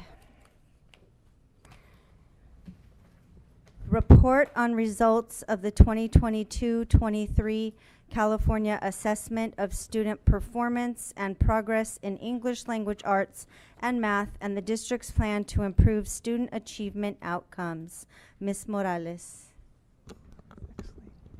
Instructional Services has a busy night tonight, so Mrs. Carroll and I are going to divide and conquer. She is going to be doing the CASP report as well as the tutoring report, and I will pick up with YMCA. All right, thank you so much. Good evening again, President Ugarte, Board of Trustees, and Dr. Reyes. I am so appreciative to be up here this evening to be able to talk to you about our California Assessment of Student Performance and Progress, our CASP data tonight, and more importantly, talk to you about what our next steps are in advancing teaching and learning based on the information we're going to discuss tonight. So I'd like to first start, before we even look at the data, I want to look back and take you on a trip back a few years and really see where we are understanding where we are today will be better helped by what we understand happened in 2019-20. So in 2019-20, we all know that in March, our schools closed. There was no state testing that year, and our students missed about a quarter of their education in class. In 2020-2021, we were in a distance learning situation, again, with no state testing. Then in 21-22, we returned to on-campus learning with strict COVID guidelines. We had a modified state assessment, and when you think about the children who were testing that year, it was 3rd through 5th graders who had never taken the state assessment before, and 6th graders had only experienced the assessment once in 3rd grade. So thinking about that, that brings us to last year and when they assessed in the spring of 2023. If you think about the year 2022-2023, our students did come back to on-campus learning, but there still were a lot of COVID restrictions, and there were an enormous amount of behavior challenges. Our children came back affected by being home for such a long amount of time. I don't think there's any of us, whether it be our students, our teachers, our staff, our administrators, our families, nobody was not touched by what impact our pandemic had on our emotional life, our physical life, our intellectual life, financial, all of those things were affected. And so we really need to keep that in mind, because one of the things that I heard quite a bit was once kids get back to school, we're going to be right back where we were again, because how could they not? they're back in school, right? As opposed to being home. But we know that that's not really the case if we really think about it. So I wanted to help by putting some things in context here. And building that context, I want to show you the impacts on students from testing in 22-23. So if we look at 22-23, this past year, the students who tested were 3rd, 4th, 5th, and 6th graders who just tested. In 21-22, the year before, those same students were in a compromised learning situation, right? Where they were either at home or some sort of hybrid learning. When we go to 2020 to 2021, those same students as 1st, 2nd, 3rd, and 4th graders also had another year of compromised learning. And when this all started in 2019-20, that last quarter of kindergarten, 1st, 2nd, and 3rd grade, those children were out of school. So when we already know that in order for our children to be able to read and write and speak and listen and be mathematicians, we know that it all starts from those beginning years where they get those foundational skills. And so you can see how they were impacted before they even took that test in 22-23. So I just wanted to build a little context before we really get down and start digging into that data so you can see where these children were when this journey began for them. So on our board back here tonight, we're talking about data-driven instruction. And although we're going to be talking about CASP data, we really want to emphasize the importance of multiple measures of learning. And in order for us to advance teaching and learning, we really, and be able to stay on that road to success, we need to look at the different types of data that we use in order to help guide our students. Some of you may be familiar with the book Street Data. This kind of gives you a little bit of an idea of that. So when we talk about street data, we're right down on the road with them. Street data is really about helping us to understand where students and staff and parents are based on their experiences.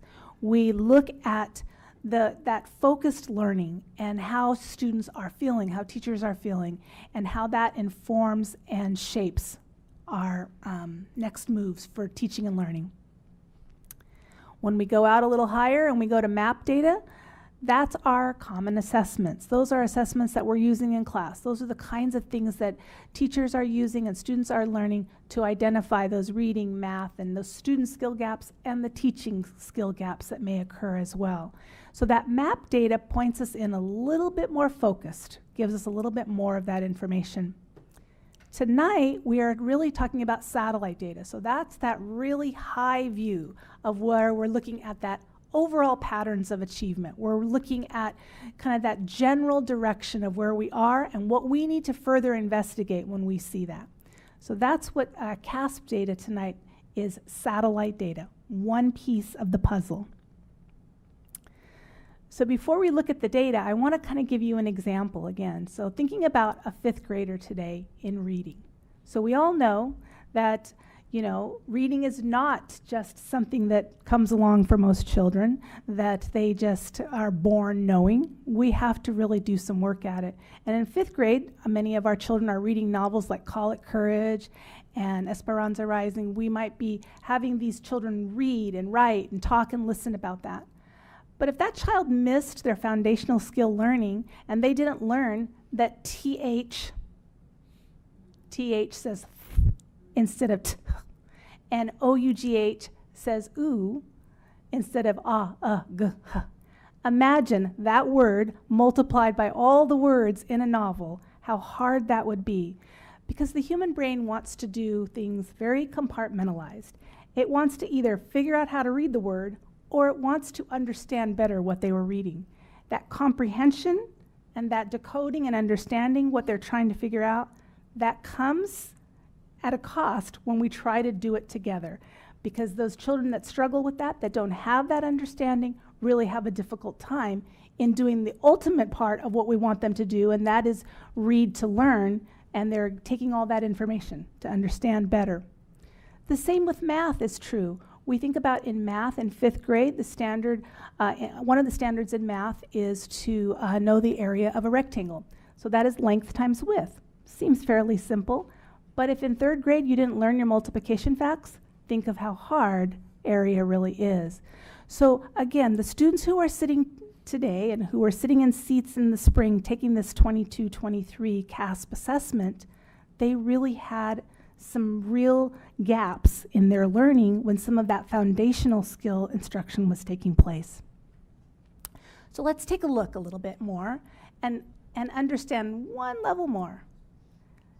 So here we are in a factory, and we think about this is a cookie, Christmas cookie factory. And think about this factory that was producing cookies over and over again, high quality cookies that everybody wanted to buy. And then we had a pandemic, and the factory had to close. Everybody went home. Nobody had cookies the same way. Maybe they got other kinds, but not the kind from the Christmas factory. Well, then the pandemic was over, and we started to come back to the factory. But what we found out when we came back was that not all the machines were working the same way, that the cost for the ingredients were more, that some of our workers didn't want to come back, that some of our workers didn't remember how to make the cookies the same way. And so there was a lot of rebuilding that needed to occur, and that didn't happen overnight. The same is true when we think about what they're coming back to do is to make those cookies. And so they're trying to keep up with that. But that doesn't account for the back orders that they received while the factory was closed. So what those factory workers are trying to do is they're trying to keep up with the orders that they have now, the grade level standards that children are trying to learn right now, while at the same time thinking about those back orders or all those standards that perhaps they missed in that foundational skill learning. So we have a lot of work to do, and that's why we are so fortunate to be in Chula Vista, because we have such hardworking, committed people wanting and willing to do this. So I want to show you a little bit about the hard work that they're doing. On this slide, you will see that this is our summative English language arts overall by grade level data. So this is the percentage of students who met or exceeded on CASP for the all in yellow, which is 53%, and then broken down by grade level. And you can see 3rd, 4th, 5th, and 6th grade. This is how they did on the 22-23 English language arts portion of the CASP. Those are all students by grade level. But I want to look a little bit closer at our student groups. So in showing you our student groups, you see that all, and then here I'm showing you a little bit more, digging in a little bit deeper so we can see how some of our student groups also performed on the CASP in 22-23. And you'll see we have a range all the way from 20% up to 78%. Again, looking at the overall, and we're going to dig in a little bit deeper in just a few minutes. But first, let's look at math. In math, we were at 45% for the all that met or exceeded, and then in 3rd, 4th, 5th, 6th grade, you see some variance there that we're going to talk a little bit more about when we dig in a little bit deeper. Again, those student groups for each of the areas, for each of the student groups, you see we range from about 18% to 74%. So all of that's kind of relative when you're just looking at this in isolation. So you're just looking at that data from last year. Well, is that better? Is that worse? What does that really mean? So let's dig in a little bit more. So I created these charts that kind of help us see a little bit more closely where we are and where we've been, because that's what's going to help us know where we need to go from here. So to the left of each of these charts, on the left is all students for ELA, and on the right is all students for math. To the left of the green and yellow are the years before the pandemic. So those were 2017, 18, and 19. Those were the years before the pandemic, and then the green and yellow side, 2022 and 23, were the years since the pandemic. So to help you kind of see a little bit better, and I know the color variation is a little bit weak on here, but there is a green and yellow. Green means that is an increase, a staying the same or increase from year to year, and yellow means there may have been a decline. So when we look at year-to-year data, so how did 3rd grade do in 2022, as compared to how they did in 2023, you see that they went from 47% to 50%. Now, that's not the same group of students. That's just saying that in third grade, perhaps we did a little better on how kids were working on those standards. More importantly than how we did year over year, because they are different students, more importantly is we want to take a look at how the same students did year over year. So what's that growth? And we call that a matched cohort. A cohort of students, a group of students, how did they do from year to year? So I'm going to show you with those same green and yellow arrows now, where you can see that there was an increase from 3rd to 4th grade, there was an increase from 4th to 5th grade, and there was an increase from 5th to 6th grade. With overall, looking at how they did, you can see that even if there was not as big of a change between year-to-year data, those matched cohorts, we're seeing some growth there that's really important to notice, because that's how those same kids are continuing on. When we look at math, we see an increase again from 3rd to 4th, and then we see a decline in 4th to 5th, and I'm going to talk about that in just a moment. And then we go back again in 5th to 6th grade. So when we look at that decline in 4th to 5th, what I want you to notice that even before the pandemic, notice there was a decline from 4th to 5th, right? So this wasn't something that is just happening now. This was happening even before. And one of the things we know is that our 5th grade standards are very rigorous. And so, again, even before the pandemic, we were continuing to address that and looking at how do we provide those additional supports for those 5th graders. But one of the other sides of that is with the hard work of our teachers, we see that, okay, come on. There we go. We see that we made up some of that decline in an increase from 5th to 6th grade. So it's really important that we really notice some of those differences and how that growth is really carrying over time. Okay, there we go, we saw it again. So overall, we saw an overall impact of a positive change of +9% for all students in ELA and a +3 for math. So let's take a look at some of our student groups and see how we were looking there. And again, green and yellow. Okay, there we go.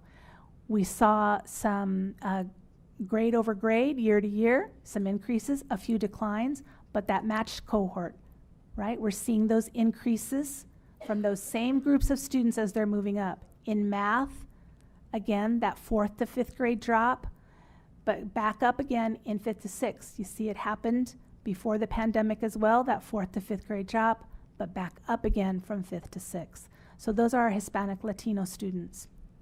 Again, an overall change of +12 for ELA, +3 for math. If we look at our socioeconomically disadvantaged students, again, we're seeing some increases, and those matched cohorts, those kids are continuing to improve in both ELA and math. Again, we see that 4th to 5th grade drop, but again, we saw it before the pandemic as well, and we saw those increases back up again in 5th to 6th grade.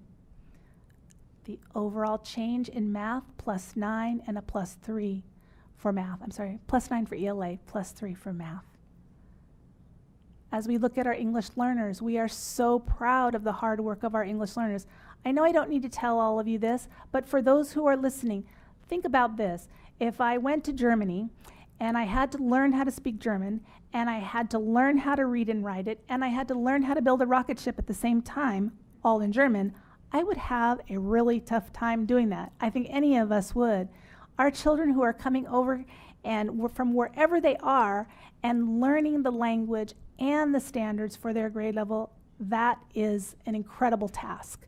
So when we look at those kids and how they are continuing to improve as they go from grade to grade, we see that we have those fantastic increases as they're moving up the grade levels, both in ELA and math. And again, we have that 4th to 5th grade drop that happened before the pandemic as well, but then we had increases again as they got back on track again in 5th to 6th grade. So again, we are just so proud of our English learners and all the hard work that they are doing in our classrooms. As we look at the overall change, that's a +14 for ELA and a +8 for math. Really exciting work that they're doing. For our students with disabilities, we're seeing that there is an increase for many of our student groups, many of our matched cohorts, and from year to year in ELA and math. Again, math, we had the 4th to 5th grade drop. In ELA, we had it that drop from 5th to 6th grade. But again, those were also, they occurred before the pandemic as well. So our students with disabilities, it was a -2 and a -1.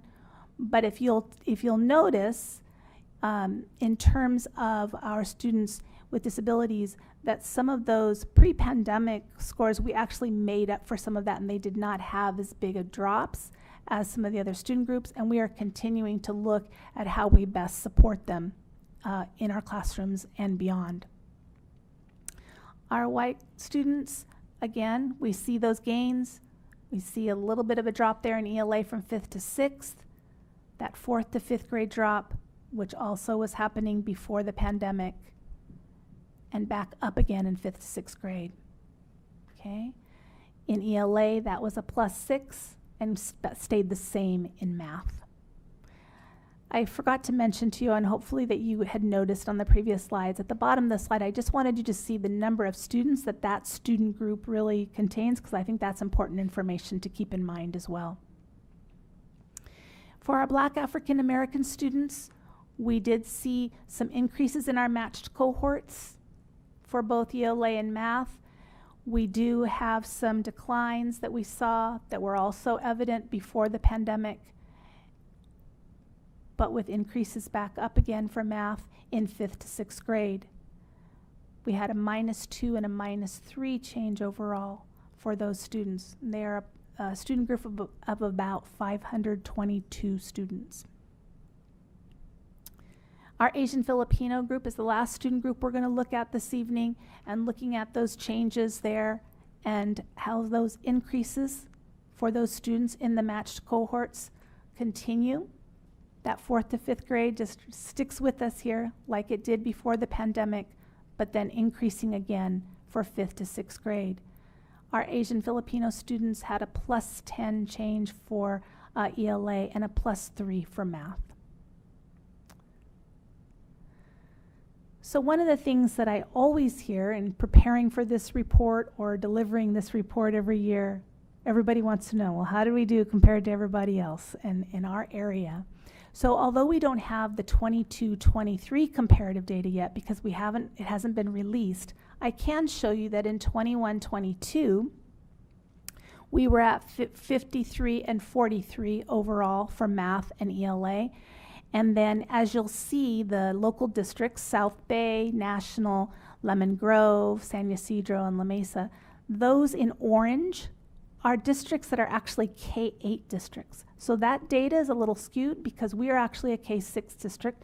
So the only 2 districts locally that we can compare apples to apples is South Bay and National, okay? Which, as you can see, we really doubled the other districts. So we are very excited to find out that we have continued to stay on that right track when we get our 22-23 data. So wanting to know when that data is going to be, you can see here kind of that timeline. Right now you got to see that Smarter Balances summative assessment data, and our CAS data as well is available. But coming up in September, you're going to see the California Alternative Assessment data for English Language Arts and Math. So those are for our special education students, both for ELA and Math and for Science. Those are coming out in September. And then we're very anxious to see our California Spanish Assessment data, which is also coming out in September. So I know I've heard from a lot of people, you know, we need the data. When's the data coming? When's the data coming? The data that we're showing you right now is based on some internal calculations that we're doing, because the only data we get right now is individual student data. And so we're putting that into our system, and we're giving you some of our best estimations on that. But actually, the public release for the data is not until October, and then that California dashboard data will not be available until December. At that time, by then, they will have done all their calculations, all their scrubbing of the data to take out those scores that don't belong in the mix, and really looking at our student groups more accurately. So we'll be able to share some of that with you as we come back to see you again in the months to come, talking about our data. So the most important part is not just what this data says, because it's one piece of evidence. It's that satellite view of how we're doing, right? What we really want to know is, what are we going to do with that information? So as our theme says, that we want to advance teaching and learning through human connection. And so that's what we want to show you and talk to you about now, is really how are we advancing teaching and learning based on the information that we have. So one of the things that you have committed to and that you have been courageous enough to say, okay, this is worth it, we really want to commit to those students who missed out when we were in the pandemic. So for the past 3 years, we have provided impact teachers to our classrooms, and to our schools, and in some schools we've even provided 2 of them depending on their enrollment and their need, their unduplicated status. And yes, we could have said, wow, let's do some quick fixes. Let's go and just talk about those bubble kids, those kids who are closest to meeting. Let's just push them over the top and focus on them, and maybe we could see some fast gains. But really what we were committing to in this work was, we're saying that those kids, they missed out, and we need to give them something more, because now they're in upper grade classrooms where the time to teach them to read is very difficult to do when they're reading and writing and speaking and listening. So the curriculum, the complexity and quantity of text has just shot up. So we're trying to give that extra support. What we found is that the average CASP scale score, so a scale score is how we break up that CASP data, and it's broken up into chunks of scores, and how that has changed was about a plus 59 in a scale score change, and an average Lexile gain from Achieve of about 198 Lexile points. That's relative because many of those kids came in so far below that maybe we didn't see those huge gains there. But where it took them, the growth that took them to by having that additional support, sometimes 4 to 5 days a week for 30 to 45 minutes a day to get that additional support and support teachers with those kids who need it most, that was a commitment that we should be proud of. Our students made advances both with their self-esteem, their confidence, and their ability to really think through where they were and feel good about their learning. In the data on the right, what you're seeing here when it says levels of growth, this actually isn't CASP data at all. It isn't Achieve data, because those are assessments that a student takes on a computer. And however valuable that is and important it is that we have to take that into consideration, we know that the most important instruction and assessment occurs with the teacher, right there with the teacher. And where we want to get back to is that opportunity for our teachers to be able to sit and listen to every student read and understand who they are as a reader, a writer, a mathematician. And one of the ways we're doing that is by providing all of our teachers and our impact teachers first and foremost, they're the leaders in the work, with a oral reading record opportunity through our language arts program, and allowing them to work with kids and assess them 3 times a year on how they're doing here.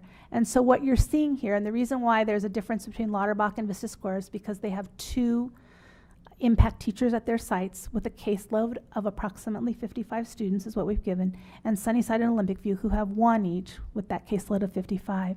And look at the levels of growth that these children have made. And I think what's important to note is that within a grade level, you can have anywhere between 3 and 10 levels of growth that could happen within a school year, a reading level.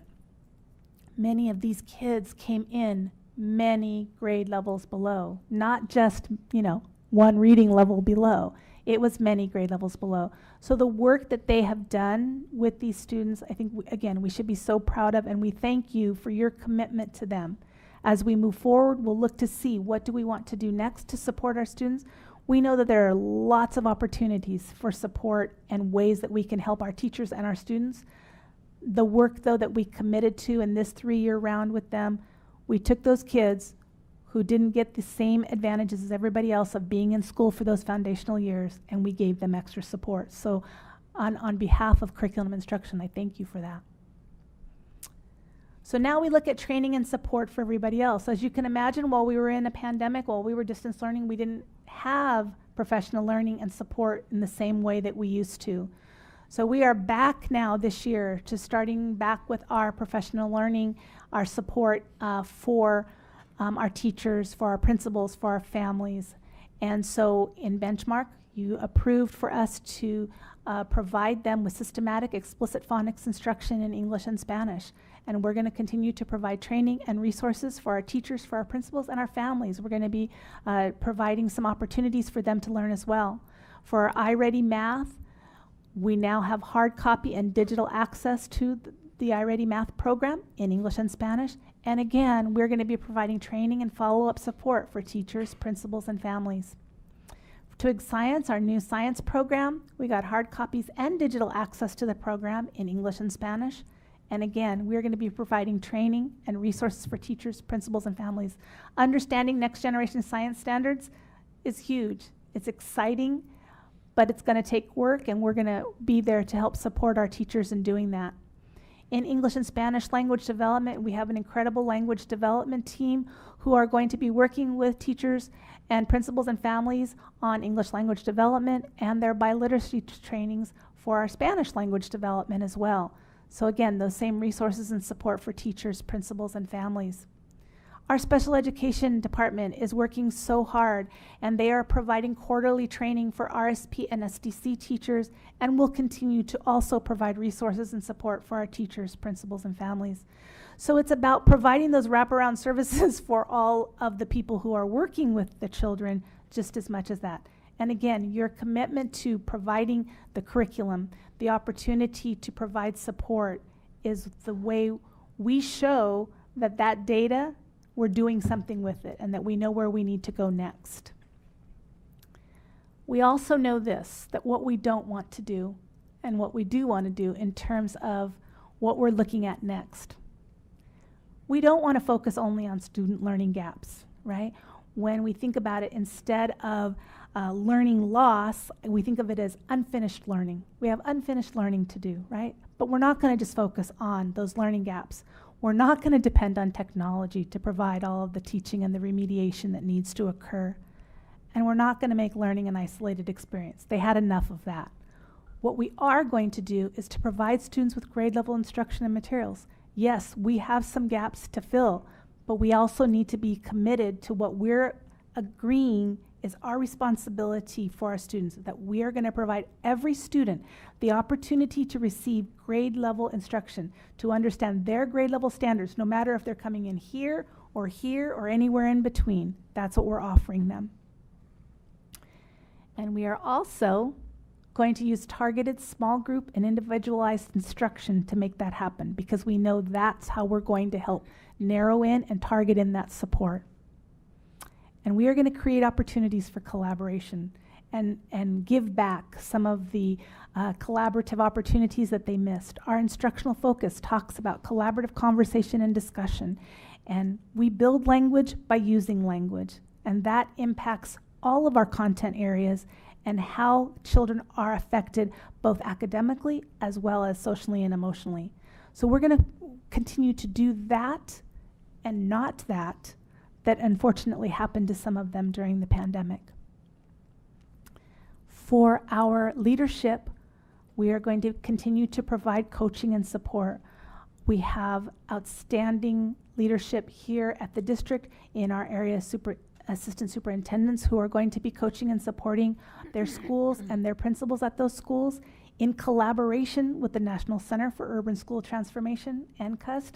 You heard me talk about that before, where they're going to be coming and continuing to come to provide coaching and support on how to really target that feedback and best practices that teachers need to help students grow and thrive. And in so doing, we are going to help those leaders with their instructional leadership teams, so their staff, and how we build that collective teacher efficacy, because we know that it can't be done by just the principal or just by a support person up here. It really is a collective effort. So one of the things you might say to me is, so, are you happy with this data? What do you think? How do you feel about it? And I'm going to say to you this. Until 100% of our students are meeting or exceeding the standards, we won't be happy. It's not enough. But if you ask me, am I proud? Am I proud of the hardworking teachers, principals, administrators, students, and families who have put so much time and effort into not only coming back and recovering from a world crisis, but also have come back and wanted to be a part of our school communities. Our teachers and administrators and families are working harder than ever. It isn't the same as when they walked in the door prior to March 2020. It isn't. And so we need to look differently at how we're supporting them. We need to be the support that they need and provide them the resources and tools that they need to take it to that next step. And we're going to be here. We're going to be here cheering them on and supporting them and providing them the tools that they need. So we thank you for your support in that. And we hope that you are as proud of the hard work that's being done in Chula Vista as we are, and as we know that the other districts around us are very, very jealous of, because I get a lot of calls from other districts talking about how they're doing and what are we doing different. And I'm telling you, they wish they were in Chula Vista. So thank you, and if you have any questions, I'd be happy to answer. Board questions? Well, first, I'd like to get up and hug you. Yes. Thank you. I love the data that you're providing, the comparisons to what was, and it makes a huge difference, a clear explanation. I really do appreciate the hard work that went behind creating this as well. Thank you very much. I know it took a team. I appreciate it. I especially like to also appreciate the fact that what you said in closing. Do you like the data? Not necessarily, right? Are we proud of the work, the dedication, the teachers, the parents, the families that you all do? Absolutely. But when we look at this data, I'm not trying to put a negative twist at all to this. What I'm trying to maximize what you've called out subtly. When we're at 50-something%, that means 47% are not. And I like to get more into the weeds about how that's going to happen, how we're going to provide those supports, because we all know, like you clearly called out earlier, that fifth grade teacher, you didn't use that term, but they can't teach their curriculum like they should because the students at second grade level reading. So how do we fulfill our commitment to teach the current year curriculum when they're not where they can learn that? And those resources, wish every school had multiple impact teachers, but we don't. So we do have to look outside the box, look at different ways. What's been done historically can't be used because we're not in that type of an environment. We've never been there. We've not necessarily done great either. We've never been at 70-something%. You know, you would think that 3/4 of the students would be at where they're supposed to. I understand that, but we're not there. We're here. So we're looking at now. I would really like to see more later, and obviously not here, of what that's going to look like. Maybe we can have a conversation and you can share. I'd like to see some of the weeds.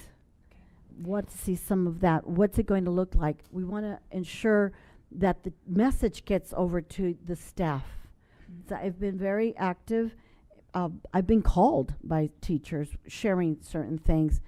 I've got a couple of emails here from teachers their frustration with that very thing that you've called out, that frustration. They want to do such a good job, but yet they can't. They feel like they're not. And for instance, today I went to a SPED class. This teacher has TK, kindergarten, first grade. That's hard even in a general ed environment. And I sat there about 45 minutes, enough to see that, oh my God, these people are saints. These teachers are saints, trying to teach at the same time. In the first few minutes I was there was 4 exits. Some went to the bathroom, another 3 or 4 eloped. Kids ran out. They left the classroom. Well, there goes more than one IA because they have to run and they have to go catch the child. So there's all these other things that are also happening in the SPED, those weeds, those things that are in the weeds that I'd like to see how we can somehow, I just don't know what kind of magic wand can be put over this to help them, I see and I hear verbalized frustrations of the teachers and yes, other administrators are asking, well, how are you doing it over here? Well, it's breaking them. That's how they're doing it. It's the teachers are not feeling fully supported. You're giving them everything you can, but it's not everything they need. And it's not just the teachers. We have the instructional aides. In the classroom I was in, the instructional aides did not have the training to deal with a child that can become violent. So I don't know where that is as far as in the bigger scheme of things. Is that something they do yearly? Is that something to do ever so often? So that plays into the challenges of the academics, because they're not just, I just happen to be in a SPED class, but you have behavioral issues in the general ed as well. So I understand those dynamics, and what I would like to see, Madam President, if we can see if there's I don't know, do we send out a list to a questionnaire, an inquiry to all the SPED, including the IAs and the behavioral, the different components. Do you have everything you need to comply with the IEP? Do you have those resources? Do you have them all? Like a actual sign off? Because I'm getting feedback that they don't, but I don't know, maybe they need a day to be able to review all their IEPs. I don't know what it's going to take, Madam Chair, but what does it take so that they can feel, yes, we are, and not just feel, but know. And it's not just the SPED teachers, it's the general ed teachers, it's the IAs. What do you need to do your job? What are the must-haves? And of course, there's the like-to-haves, right? And respond. And then we get on it. We just get on it. Things fall through the cracks. But then, of course, they're going to need some time to review all those IEPs. We're still fairly new into the school year, but to fulfill them. Dr. Reyes and I have spoken at least 3 or 4 different SPED situations just in this past week where they immediately got on it and took care of it. But how many more are out there that just haven't reached out? I just think it would behoove us to, in what we can support them on, that we do. And just a simple, what's your list? What do you need? Review your IEPs. What do you need to take to comply, be in compliance with your IEP? And then the IAs, oh my gosh, the whole time I was there, and that's one list that I would love for us to have. I think it'd be important to help give them that other support that they need. And the data here, I think, captures it. I have an email from a teacher at Parkview. Incoming 5th grade test scores extremely low. iReady scores in a 4-5 combo, 3% met. 82% not met. Incoming 5th grade CASP test scores, ELA 26% met, not or exceeded. Math 34% met.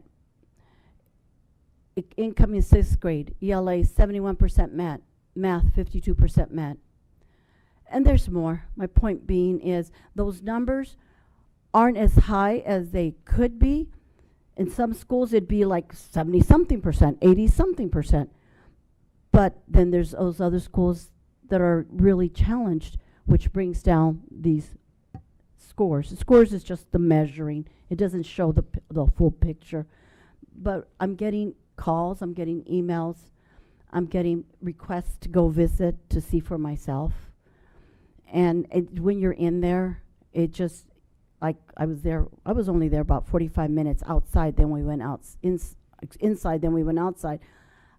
There's one IA underneath the table for maybe 25 minutes trying to convince this student, her student, to come out, and instead, of course, she did the right thing. She's, okay, let's do our work under here. So we start doing our work there. In the meantime, I don't know how anybody can teach in that environment. There was screaming, crying. Another student being completely overwhelmed by that screaming and the crying. I had sons in special ed.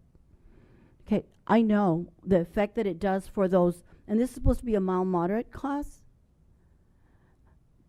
That was very disheartening. I don't know how the teacher was extremely frustrated as well. So I think some of these little things that we can do, maybe they'll take some time, but at least they'll get the must-haves. And then Dr. Reyes and I spoke about the nice-to-haves. And I hadn't gone over to speak to Oscar yet about setting up. I'm going to give up some of my stipend that I get here and put it in a fund. You know, teachers have to out-of-pocket money to decorate their rooms just to make it nice for their students. That's out of pocket. You guys are all teachers. You know how much money you spend out of pocket to try and decorate a room. You may be in a place financially that you can afford to do so, but we had a new teacher in some of the other schools. They can't afford that. We should, and we trust them to be with our children. They start at what, 17-something? The IAs are at 17-something an hour. You go to McDonald's and get more. Flip a burger, and you don't get a parent, a teacher, a principal, and everybody else and their mother yelling at you or mad because your child this or that. You might get somebody mad at you because you burnt their burger, but this is something more serious. I would hope, and I know we've got some financial issues, but special ed IAs should really be getting more money than the other IAs. And I'm going to stop you because we're going to talk that we're kind of going into a bargaining area that I don't want to go into. I think Dr. Reyes took your questions to heart about the lists because I see him taking notes. Yeah. Thank you. So a couple of things. One, because you mentioned two different things. One is, more like 10. Well,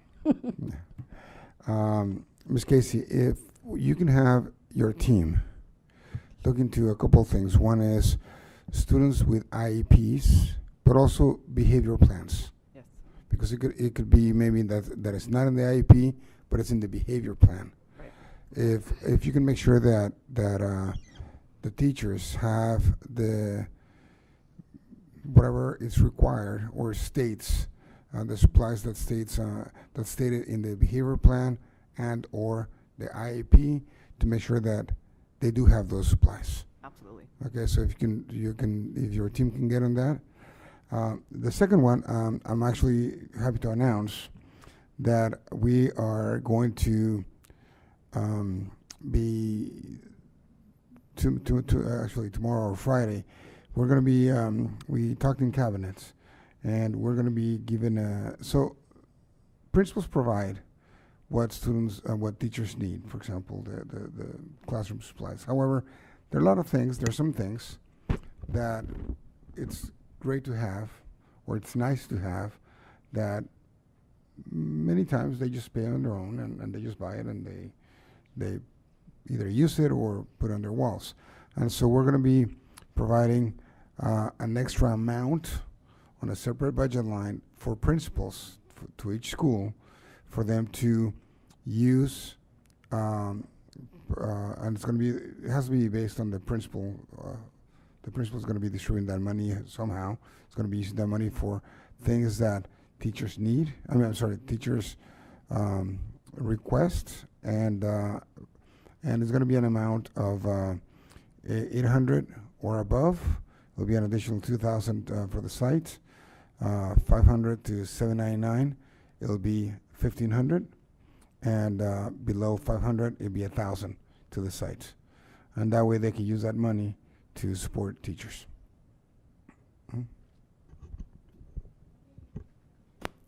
Fantastic. Thank you so much for that. I just want to kind of redirect a little bit. Thank you for a lot of. I just wanted to redirect into a question form. What training and support are we giving to classified classroom support, specifically IAs and whatnot? What improvements have we made or are we making for that kind of training?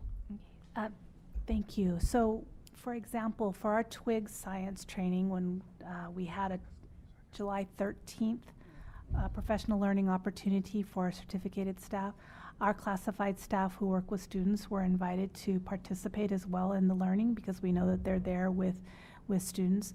We also, provide opportunities for our classified staff to be a part of some of the work that they're doing in the collaboration portions of that.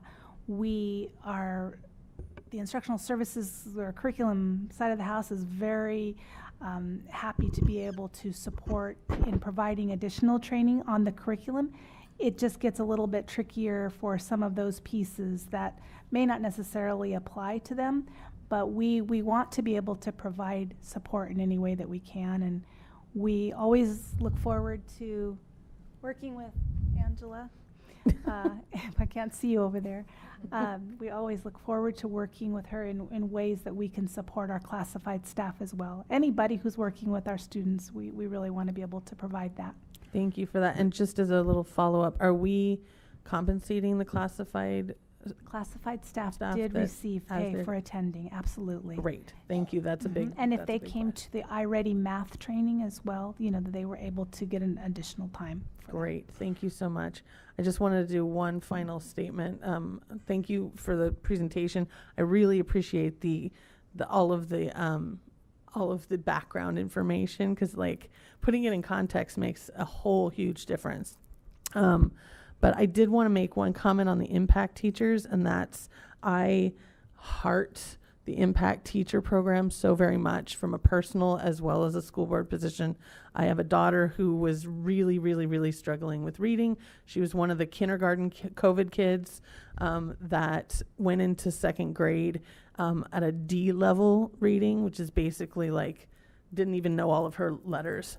Mm-hmm. And by the time she finished with the impact teacher, she was at a J, which is a huge bunch of steps. That chart that you had with all those kids that were making such huge jumps, that warmed my heart. It really did. And now she's at an L, and she's asking for big novels to read in fourth grade. So the impact teacher made such an impact on our lives. Absolutely. I love them. You had one of our very best, I know, and so she really is, and so it does make a difference, right? It makes a difference to have that additional support. Anytime that we can have small groups on anything, we need to prioritize that, because that's how kids learn the best. I mean, with all of my education background, and I am so learned, but it's just from me just seeing the kids in my life, how they've really flourished in that way. Thank you so much. Thank you. So, one of my big takeaways from the presentation was that we have an experienced and incredible staff that is willing to take a deep dive into the numbers that you shared with us and try to figure out ways to continue to improve. And I echo what fellow trustee here said. The impact teachers is simply amazing work that they're doing. The fact that they have a caseload of 55 and they're making things happen, I mean, I hats off to them. And hats off to whoever is supporting them, came up with that idea. That obviously was something that happened before I came on this board, but The board did. the board. Okay, it was you. Recognition to the previous board. And I appreciate you asking how we feel. I too don't feel satisfied with the numbers, but I'm incredibly proud of the work that our staff is doing and trust them to continue improving. So thank you. No, thank you for the wonderful presentation. Obviously acknowledging the hard work that has gone into not just preparing students to be able to deliver that growth, right? From all our teachers and administrators and the parents at home, because we asked for their support too when those tests were coming up. But also to the team here to prepare that data for us to easily digest, right? Even though it's just one metric, right, of a vast series of evaluations that we do and data points that we use to create programs. In one of your slides, you mentioned about being different, right? Because we're proud about the gains that we have done, but like you said, we're always striving to get to that 100%, right? And I think that's something that has been critical about this district, is that we always have tried to get to that 100%, right? That's why we become a positive outlier so many years, and we continue to achieve good scores. Now, you outlined some of the different strategies that we're going to do. Now, what else can we help you with to remove some roadblocks to get to that those higher gains, right? Because we've been discussing several strategies, right? But I know that the best ones to come up with ideas is right there on that table. And over there. Right. But you know the data, you know the students, you know our environment, you know what schools need a little bit more help, right? And which other schools might not need the help, or where would they differentiate the type of help, right? One thing that resonated with me was you mentioning about reading, right? But we know that data shows that by third grade, if you're not at grade level, you're falling behind every single year, and it's going to be to make it difficult, right? You show the example of math about the rectangle and calculating the area. But if you missed the opportunity to learn multiplication, you're struggling, right, to cut up. So one of the things that I would invite the district to reflect on is how do we provide additional supports to the primary grades? Right. And I think that's exactly where we need to be thinking. So again, this round, this impact round that we experienced right now, that was our commitment to say, hey, you children who missed out, we need to give you more. We need to give extra. And so at the heart of what I believe from my primary grade experience, yes, we need to start from the beginning, right? We need to, that foundational learning needs to occur first. We build it strong, it stays stronger. Those kids, we needed to give back to. And that's what I so appreciate and respect about really committing to that. As we look forward, we need to look at a few things that you said. We need to look at that beginning primary learning. And one of the things that we've already done is committing to purchasing the systematic explicit phonics for grades K through 5 and potentially the intervention portion of that as well, so that we can look at that first round, that tier 1 instruction and tier 2. I think the other thing that you also mentioned that is so critical is that differentiation. Not everybody needs the same thing. Not every student needs the same thing. Not every teacher needs the same thing. Not every school needs the same thing. And so I think we need to look a little more closely at how we target our resources to really align with what those needs are. And yes, CASP is one piece of evidence that we use to help us with that, but there are so many more pieces, and that's what I think is so important for us to continue to look and dig into that data. In my perfect world, before I ride off into the sunset, I hope that we will be at a time and place where we can say, our Board of Education has purchased these programs, these tools for you. We have spent millions and millions of dollars on these tools for you. We'd like to see you all use them in the best way that you can, and we're going to provide you the training and support to just target in on that and be able to utilize them the way that they were intended to be utilized. Because I think with the power of that, the power of that collective teacher efficacy again, or educator efficacy, right? It's not just our teachers, it's our administrators, it's our families. Think of what we can do. Right. I think that those are the things we need to move toward and be thinking about. And as we all come together and talk and continue to listen to all of our stakeholders to find out what do we need to do next, we're ready. We're ready for it. And it's exciting because we are moving high up and heavy. We're not dipping any longer like we did when we came out of the pandemic, right? We've stopped that. We're moving up. That upward trajectory is only going to continue to grow because we know what we need to do. Okay. Excellent. Thank you. Thank you. Oh, I'm sorry. His job. I'm I sorry. have here, upward bound. I want to commend you. Thank you, especially for the context. I think a lot of times data is very important, and as a person who's data driven, I think that a lot of times we lose that context, and it's important to understand, especially when it comes to curriculum. We see a trend in dips in the data for test scores in 5th and 8th grade, and that is because the curriculum changes. What I took away from that is fractions are hard, because that's when they're introduced and they don't have a lot of practice with them, but as they get that practice with fractions the next year, they're getting better. So, and their scores go up. So I do want to commend the work of teachers and instructional aides and everyone with regard to making sure that we are on that upward trend. We've put those things in place to make sure that we continue to go upward.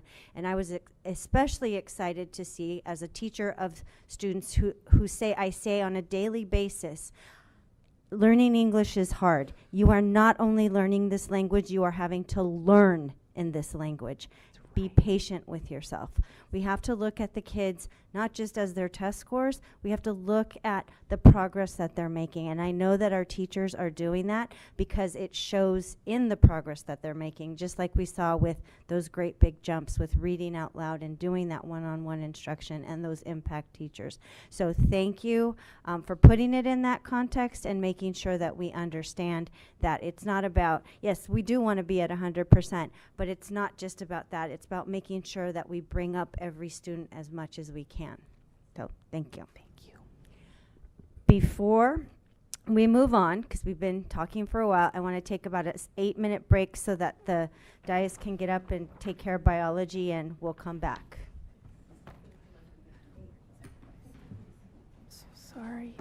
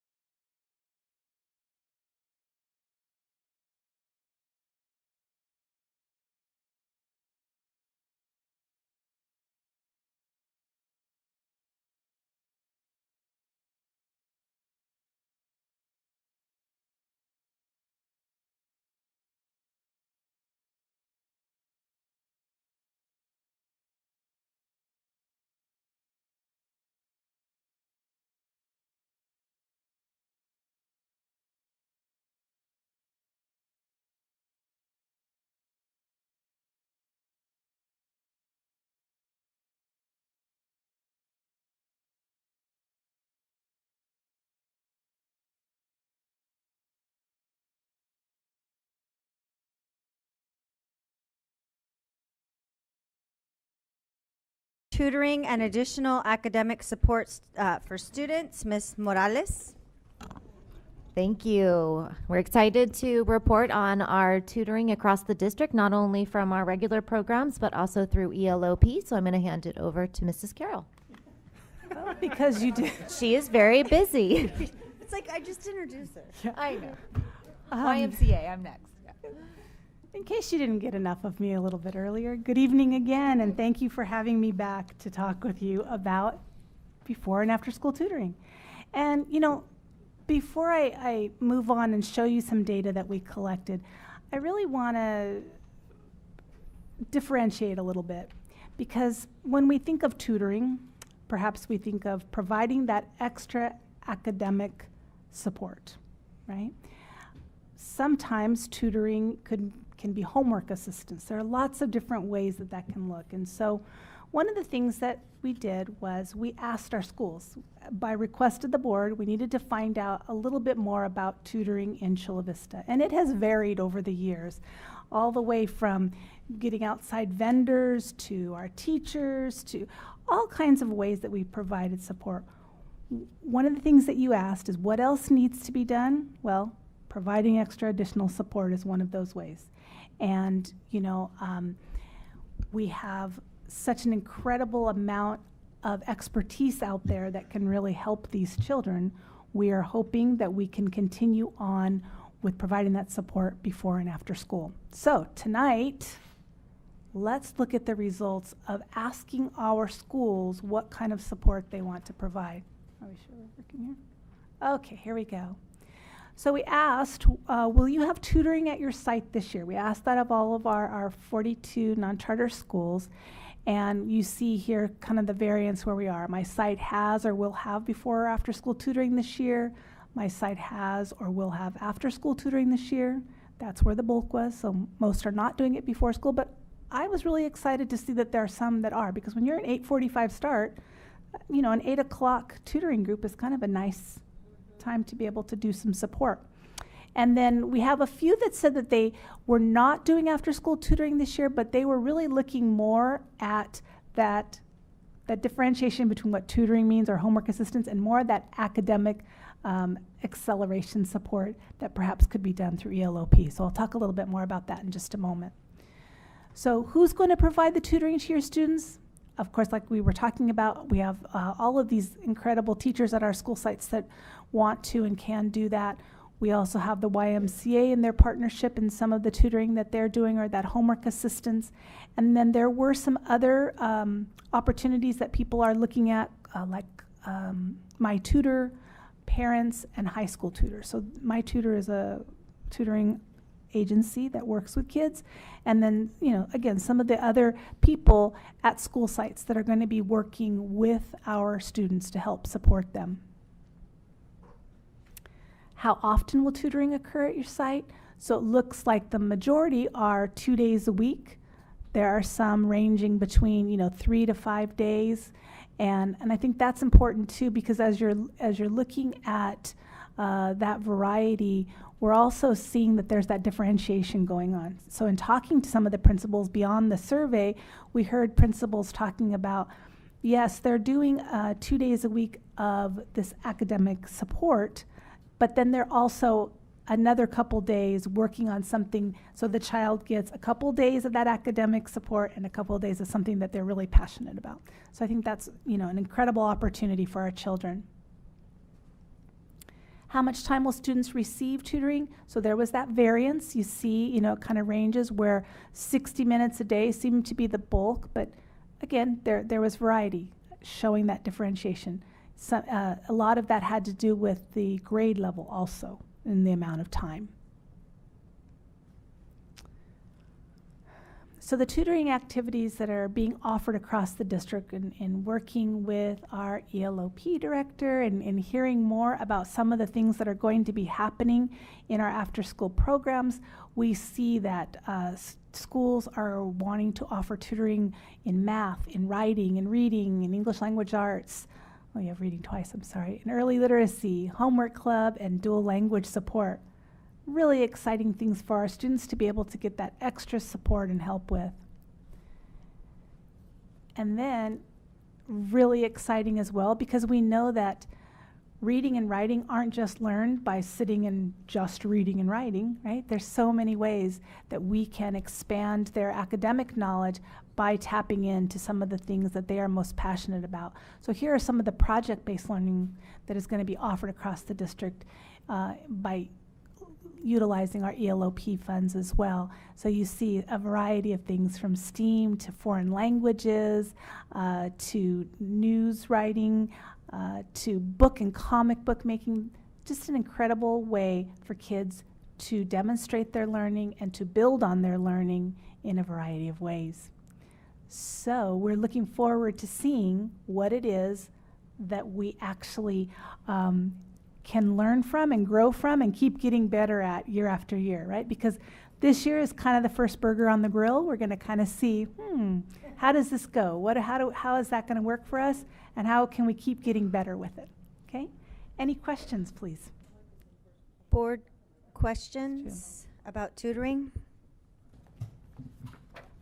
Only if we could share later as report out, maybe on the Fridays, just how we're progressing there, any information collected. Yeah, absolutely. So as we get more and more schools on board, and just, you know, this might change because we might have additional types of tutoring and supports. So as that grows, we'll be doing Friday updates. Thank you. Thank you. Hi. Hi. I just have I have two really quick questions. The first, just clarification. So the things that are here, none of this is ELOP, or is dipping into ELOP some places and not others? It is. It's ELOP. That Oh, we're yeah, able so to- it's all ELOP. That we're able to provide that support. Got it. Cool. Mhm. I was confused because when it was like what we had before. So okay. Yeah, there's some people that are also doing that as well, but we really were focusing on giving them these incredible opportunities with our ELOP funds. Very cool. And so I have a weird question. So where it said, so I was looking at the different charts, and we had 3 sites that had YMCA tutoring. We had 3 sites that had 60 minutes plus and 5 days a week. All had 3 sites. Is that YMCA doing 5 days a week, 60 plus? Or was it all different schools? It was just It was a curiosity. variety of schools. Okay. I'm sorry, yes. But is YMCA doing 5 days a week? Perhaps There'll be a next question. YMCA Yeah, con- next question. That's right. Okay. presentation. Perhaps Yeah. they'll be able to answer that in their presentation. Love it. I didn't. Thank you. Thank you. Wonderful. Thank you so much. Thank you. Just some suggestions for the next time we have this kind of a presentation, is just to maybe have a couple of questions that help define what kind of tutoring they're offering. And then another question as to how is the tutoring connected to the school day? We find obviously a difference between a homework hour and actually like targeted tutoring. And then I was curious to know about project-based learning in the district. What schools are these going to be rolling out at if they're not offered already? That's so just a suggestion for some more information at a later time. Thank you. I love that we're going to implement project-based learning to help with the reading. Hopefully they're okay over there. And I understand that we're using ELOP money for that. Now, for the current tutoring that is happening, for those teachers and other staff that are helping with that, how are they getting paid? Yeah, ELOP. ELOP. Hourly? So, I'm sorry, what budget source or? right, so what budget source? Because even before ELOP money was here, it was happening, right? It didn't happen this year. So Well, we had it last year. okay. Before that, Oscar, before last year, was it aside funds? No, you had those ELOP since 21, 22, I believe. Okay. And So before that, there were some years that the district was paying for the after-school extended day learning, and that was some of it was paid for with Title I funding, and so then we started moving some of that money and looking at how we utilize our impact teachers to Right. provide that additional support.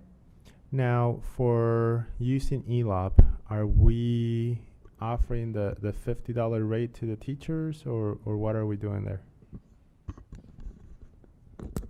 Yes, so it's not only teachers, it's also to our classified staff as well. In our first quarter, we've called it our soft opening for ELOP, even though we have a tremendous amount of activities that are happening. But what we've decided to do in this first quarter is offer it just to current CVESD employees, and on the classified and certificated side, they receive $50 an hour. Okay. I would be interested to on a Friday update maybe, Dr. Reyes, if we can get the number of classified employees that are taking advantage of this. Absolutely. Yeah. Thank you. Ms. Morales? Yeah, absolutely. And just as we were sitting here, Loma Verde, Bree Watson is texting me pictures of the amazing after school classes that her classified staff is doing at Loma Verde. Her custodian is running this gardening club, and so she sent this picture of this truck bed full of dirt that he's running. We have noon duties running art classes there. We have an LHS, I think that's the acronym, running an art therapy class. So we have a lot of our employees engaged in this, and we're wanting to grow it even more. So we think it's a good start, and we're looking to expand it. Can you share what the art therapy is? I don't know exactly what the art therapy is. However, I do know that art is used to calm and to center and to allow kids to be able to express themselves. And as a tool used in many of our classrooms, I just saw it in an SDC classroom where children were identifying, coloring, or creating work as a calm down strategy. And so they're taking those expertise and then they're running them into our after school classes. We're just getting started, but we're excited about it. So your story there brings up a question. I'm curious. So how do folks from the sites order supplies or equipment using ELOP monies? Good question. Oh, sorry. I'm sorry. Omar, do you want to come up and talk about it? Omar, you wanna? I know it's soft opening, so we're just kind of figuring that out maybe, but. How do they order supplies? What's the process for that with ELOP funds? So they're utilizing pre-approved vendors, and it's a mainstream system using Business Plus. So each school site is submitting their orders, and those orders go to me, and I review them and approve them as they come in. So the teacher asks the principal? Principal and school site administrative help, secretaries and clerks are helping out as well. So those get submitted into Business Plus. So we're making sure that we're keeping track of all orders. Thank you. In a Friday for the presentation, thank you. Thank you. I would like to have a schedule of the after school classes and before school classes, because I'm in need of art therapy after school and I would like to go color with the students. So no, I am serious about going and visiting. My day's limited, and so after school programs work best for me to be able to visit, so I appreciate that. Trustee Tamayo wants to teach a class for the $50 an hour. Hey, that's more than I make. All right. Thank you. Report on YMCA programs, Ms. Morales.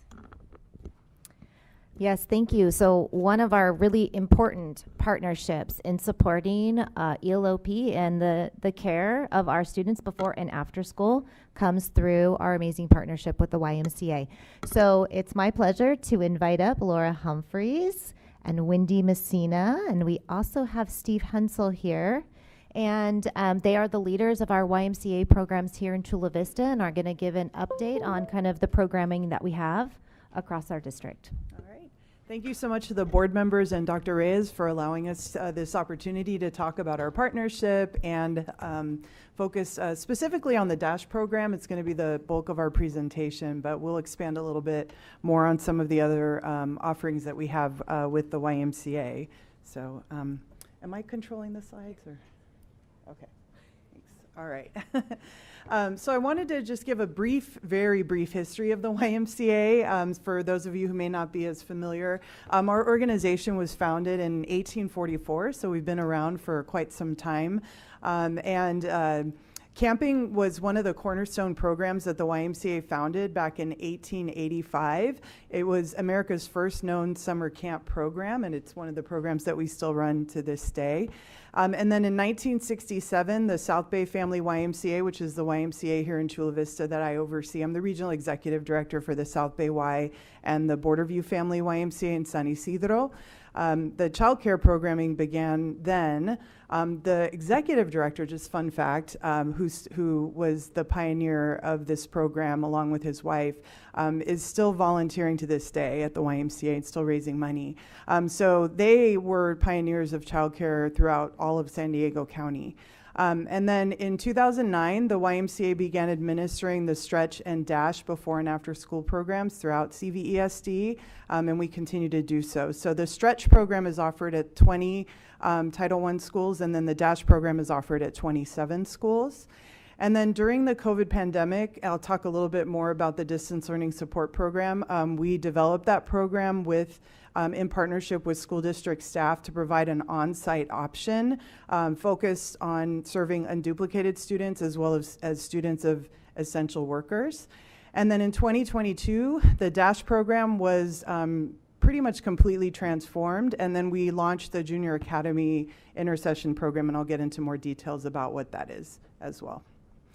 All right, so during the COVID pandemic, I received a phone call from the superintendent at the time, Dr. Escobedo, asking if we would be willing to help support students by coming onto the school campuses. Some of you may remember this, because he was really concerned about students whose parents may not be in a situation to stay home with them, right, during distance learning. So particularly students who are unduplicated, and then students of essential workers, and if we had space available, then we could open up the program to other students as well. And so we said, absolutely, we're on board to help. And so in a matter of weeks, we were able to hire over 200 staff members to facilitate this program. We developed the policies, the procedures, the protocols, safety protocols, et cetera. We met very regularly with CVESD staff to develop the program, and we ended up serving over 1,400 students across the district. And we did have the state superintendent of public instruction come and visit the program, and he said this is a program that should be emulated and modeled throughout the state of California. He was really impressed with it. So the safety protocols and procedures that we developed for that program, my understanding, were also very helpful when the schools were reopening and creating their safe reopening plan as well.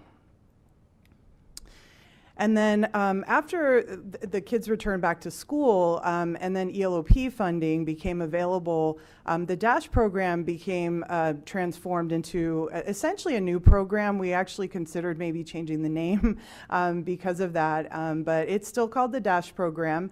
It's now an enrichment and academic support program. It's modeled very closely after the Stretch program, and if you're familiar with the Stretch program, and to ensure that it's aligned with the education code. So Wendy's going to talk a little bit more about what the differences are between DASH then and DASH now. Perfect. Thank you so much, and thank you all so much for allowing us to be here this evening. And so, like Laura had said, the DASH program specifically has been around in our community for quite a long time, over 20 years. I've been involved with it for as long as as long as the YMCA has been operating it. So, and it's completely transformed from what it used to be to what it is now. So I wanted to kind of go through some of the data points so we can talk about a little bit about what the program used to be versus what it is now. So prior to the ELOP funding coming into play and the transformation of the program, we were receiving funding from the district's general fund to the tune of $924,000, and then the YMCA was subsidizing the program to the tune of $188,000. So the program itself was about $1 million. Now that with the ELOP funding, the program and the expansion, we are at not to exceed $3.8 million. The program before was recreation only. Only 2 hours each day, and it was solely there to supplement physical education. Now, I have the great and honor of offering this amazing enrichment program. We do recreation, we do academic support, we do homework assistance. We're actually being able to provide the students with a nutritional snack now. We have a lot of social emotional support, and then of course our sports programming. Prior to, or before when the DASH program was originally offered, it was at very, very minimal costs. The cost per student was very low. Purchasing recreation equipment isn't all that expensive. However, now with all of our specialty enrichment programs like theater and cooking, radical reptiles and STEAM and outdoor education, and many, many more specialty enrichment programs which are on rotation at all of the school sites, the cost per student actually exceeded over 1,000% higher than what we were spending before. All great stuff coming directly to the students. Prior to the new program, our DASH staff got some pretty basic training, and now we're proud to say that we're offering at least 30 hours of staff training. What I love about working and being a partner with the school district is that beautiful people like Rochelle are constantly like, hey, we've got this training, let's, the safety trainings, all of that kind of stuff isn't even in our, training guide, but we will 100% always be on board. So we have done lots of different staff training with the MTSS team here and all the district social workers. And we've worked with the YMCA Youth and Family Services Department and really focusing on restorative practices. The DASH program used to have a very, very high ratio of staff to students, and now we're very proud that we've got a very low ratio of staff to students. And that really gives us that personal and that human connection with the students, and having a smaller cohort really provides higher quality and higher safety standards. We used to have a very small staff team of 50 DASH leaders, and now we have, with the increased capacities, we have increased our team to 116 and growing, and that's over 132% growth in 1 year. While everyone else is struggling to hire staff, we really put a concerted effort into making sure that we're hiring on a year-round basis. The DASH program used to be a first-come, first-serve, if you all remember, lottery process. And that's completely gone. Now we get the opportunity to focus and work with our school district partners, our site admins, and the district social workers to make sure that 100% of the unduplicated students that apply for the program are in the program. And I am very happy to say that the DASH program, 100% of the students that are unduplicated that have applied are in the program right now. There we go. Okay. In the past, we had 50 cohorts of students that we were serving, and now we are up to 98 cohorts, which is a 96% increase, and ready to continue to grow. We used to have a very high staff turnover in the DASH program with our recreation leaders. We were paying minimum wage. It was a very low qualification position. We had a lot of staff turnover. Now with the market study and being able to pay our youth leaders a livable wage, we actually saw for the first time in the 25 years I've been partnering with this school district, 90% staff retention from last year to this year. And in a part-time entry-level job, that's impressive. Our staff now meet the qualifications of a paraprofessional with the 48 college units and or taking the IA test. And that, of course, is going to lead to a much higher quality staff member to be able to provide these great services. Our staff costs used to be pretty minimal, and working with our finance team, looking at the number of staff, the wage increases between market study and minimum wage, the benefits, the taxes. In 1 year, our staffing costs went up drastically, 264%. The DASH program used to have shared leadership models, so they were overseeing other programs for the YMCA as well as DASH. And now we have a designated leadership support with many, many years of after-school experience. In the DASH program, we used to not have any sort of attendance requirement or attendance tracking. And now the program, we require parents to sign the child out. The child gets signed in. So it allows us to not only track the attendance, but also really make sure that everybody is staying for the whole quality of the program. We want them to experience these enrichment activities. And of course, being a participant in an after-school program statewide has been known to really help with just overall student attendance. The DASH program used to operate for 540 hours per year in school days only. Now the program is operating for 1,020 hours per year, which is an 89% increase in 1 year. And that includes not just school days, but every single intersession, a full day 9-hour program as well. And back to Laura. So the Junior Academy program is the intercession program that we develop with the school district. So this is a full day program. We offer STEAM, we offer sports, academic enrichment, field trips, healthy meals, creative arts programming. It's a really comprehensive programming. It's super fun. In addition to the program offerings that ELOP funds at no cost to CVESD, we have taken advantage of our partnerships with the local sports teams. And we offered a Padres Junior League this past summer, so students were able to participate in a baseball program, and they received uniforms, equipment, and supplies, and it was a really awesome addition to the program.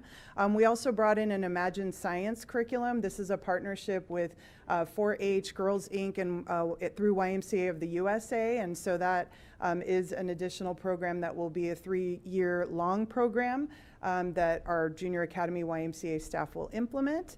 And then we also invited professional soccer players from the SD Loyal team to visit the program. They practiced drills with the youth, signed autographs, and had a wonderful day with them. All right. So some of the additional enhancements to our after-school program that we have brought in is that we do have some families who have joined the YMCA. So our facilities that we offer, we have swimming pools, we have fitness programs, we have a child watch so parents can leave their children to do child activities while they are working out. And so in particular, it's been wonderful to see more of our families who are in unstable housing situations or who are unsheltered come and utilize the YMCA for showers or just for respite and for fitness. And so we have been able to provide scholarships for families who need it. And then we also have behavioral support specialists who come into the program, provide parents with tools. We've definitely seen an increase need for support for social, emotional, and behavioral support. We also added during the pandemic a Call for Connections warm line so parents can call a YMCA professional, behavioral support specialist, and talk with them over the phone. And then we also are able to provide observations with parent permission to that the behavioral support specialist can do. And then we have other resources.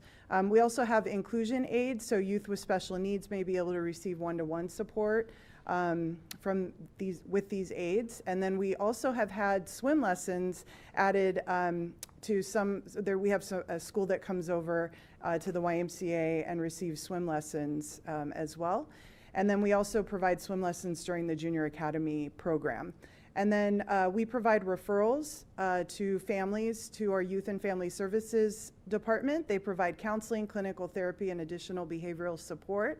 And then we have a CAPES team. These are experienced professionals who support the DASH team through coaching, training, continuous quality improvement, compliance, and program evaluations.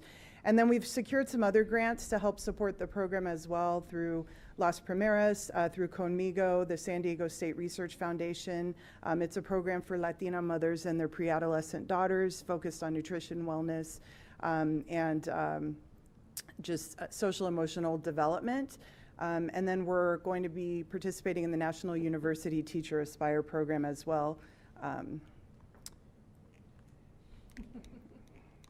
right. tricky little device here. Okay, so for this next slide, I'm actually going to invite Jessica Morales to join as well. These are just a couple of other examples of the partnership between CVESD and the YMCA, and where it's a truly combined effort. In the most recent months, the YMCA stepped in at the last minute to help operate the innovation camps this summer. And so it was an expansion of ELOP programming and really focused on the innovation stations. The staff rode the bus. Students got sent to resident camp, and while the students were on the bus, they needed to be supervised by somebody, and the Y staff stepped in, rode the bus up to the hill, back down the hill, and then let the students, stay at resident camp and enjoy that overnight camp experience. The week-long overnight camp experience, if any of you have been to Camp Marston, Raintree, Camp Surf, you know how transformational those experiences are for students. The YMCA has always fulfilled a lot of site district-specific needs, especially for unique school schedules. Let me give you a little example. At the start of the school year, a lot of the schools for that first week or two are on strange school calendars or strange releases. Some are minimum days, some it's only, it's very hit and miss, and it's all over the place. However, we work directly with each of the school sites to make sure that the students that need our support after school, even in a minimum day setting, we will be there. I work directly with Jessica to be able to offer, additional services at some of the schools for that as well. And then our YMCA youth leaders on the school site really do take the time and connect with families daily. I love that you guys have this new logo as far as human connection, because that is exactly what they're doing. They see these parents on a very, very regular basis, way more than any of the, classroom teachers do. So we really get to know the family, get to know the student, be able to provide resources and true wraparound services. These next two slides are just examples of some of the quotations from parents and then principals. This is the parent one. This comes directly from our parent surveys that most recently got finished. I'll just read a couple. You have them all up there as well. I was very happy with the activities and the field trips offered. Many things were things I would not normally be able to do. That I love. All staff was great and professional. My kids really enjoyed and had a lot of fun. So happy this program was provided for parents that work and need their kids to be in a safe, to be safe in a program and learning. It's exactly what we're all about doing. And then this next slide is the folks that I get to work with closest. There we go, is our principals, our site leads. And some of the principals. Our YMCA is an important part of our community. Here at Tiffany, many of our families depend on the YMCA for childcare and providing opportunities while parents are working. And just most recently, I just wanted to share that Monique did an amazing job leading the YMCA program at Jeffers this summer. The students' family and my office team and I have been very impressed.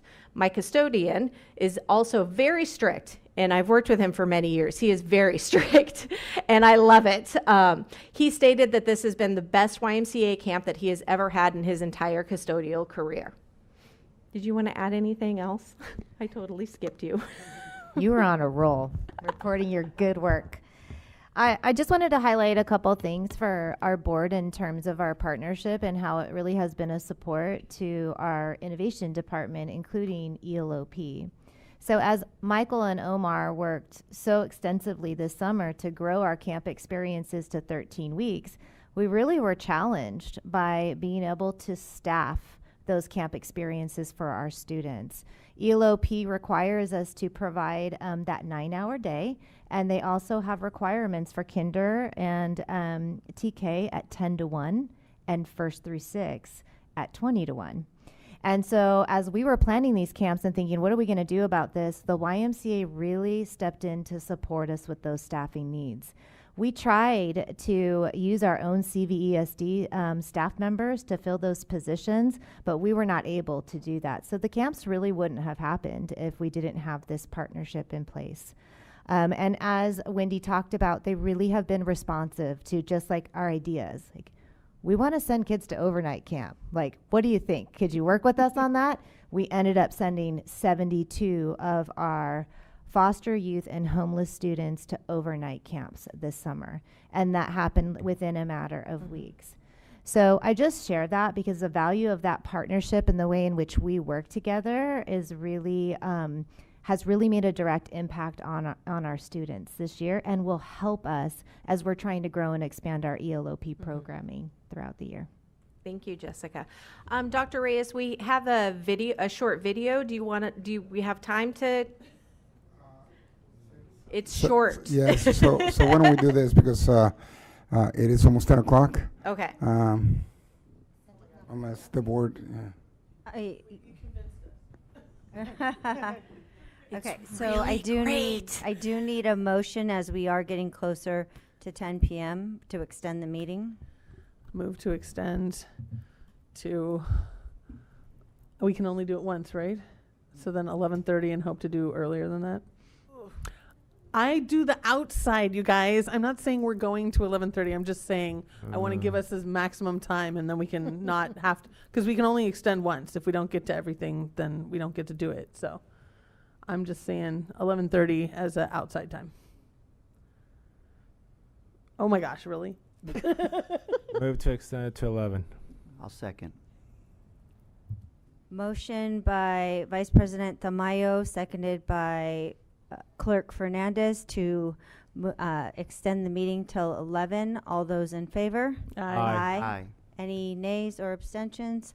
Motion carries unanimously. 11 o'clock. Okay. All right, thank you. No? Okay, all right. Well, before we wrap up, I just wanted to thank Dr. Reyes for your leadership and also your partnership, because this year was a year of a lot of changes and transformation, and your guidance has just been incredible. So thank you and your team for everything that you have done. If you have any questions, let us know. We're happy to answer any questions that you might have. So thank you. Any questions from the board at this time? No questions, just wonderful job. I pick up my grandniece and nephew from there once in a while, and it's great. Thank you. I have quick questions. What are the new staff-student ratios? So for kindergarten and TK, it's 1 to 10, and then for grades 1 through 6, it's 1 to 20. So that's what it was. Okay. And are there non-unduplicated students in Dash as well? Okay. And is Stretch still happening, or is it taken over by Dash? No, stretch is still happening. Okay. And then finally, I just want to say thank you. I was the person that requested this, and I want to thank you so much for just an excellent presentation that was so clear. I love that dash then to now, because it's a big question. We say, like, we used to give you $1 million, now we give you $3 million. Why?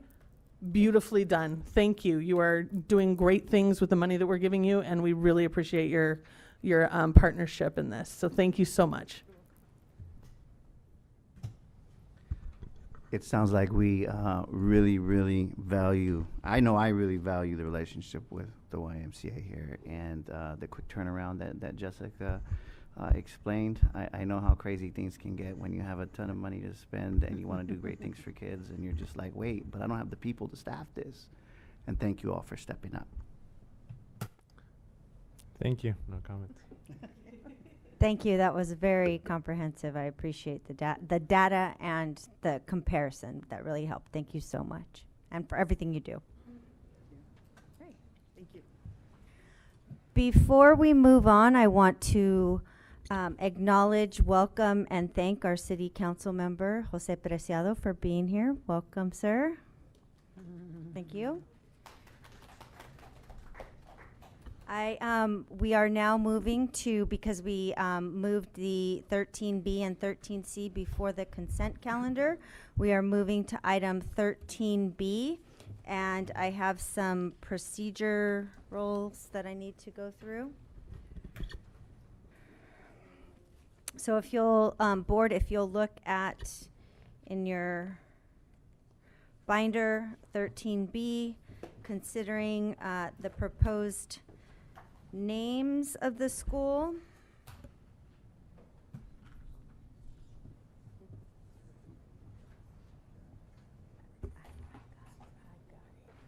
Got it. If you look over the list and you would like to suggest additional names, you can do so at this point. I'd like to suggest an additional name. Yes, sir. Are we just suggesting the name, or are we giving a small reason why? Hold on. Yeah, tell me the process, please. We add names, we listen to community members, we identify 3 choices, we collect the lists and give to the recorder. So I would just add the name of Dr. Alberto Ochoa, Professor Emeritus, San Diego State. Alberto Ochoa.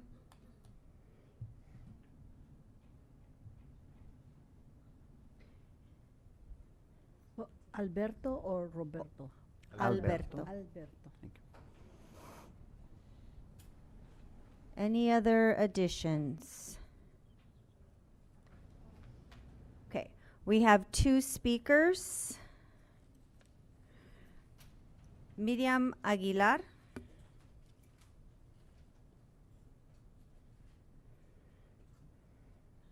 Buenas noches.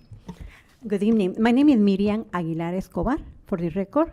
I use both names and last name. I didn't see. Thank you. It's fine. It's really late. Let me tell you, I've been awake since 3 in the morning, so I am really tired.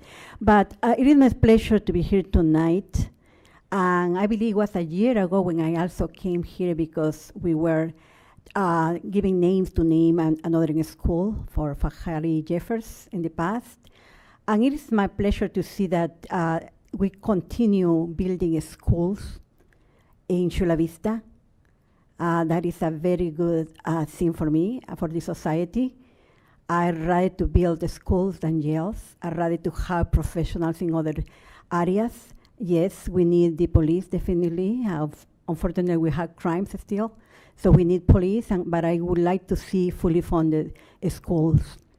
So tonight, I did write everybody an email and also call a couple of you, the one that I had already phone numbers.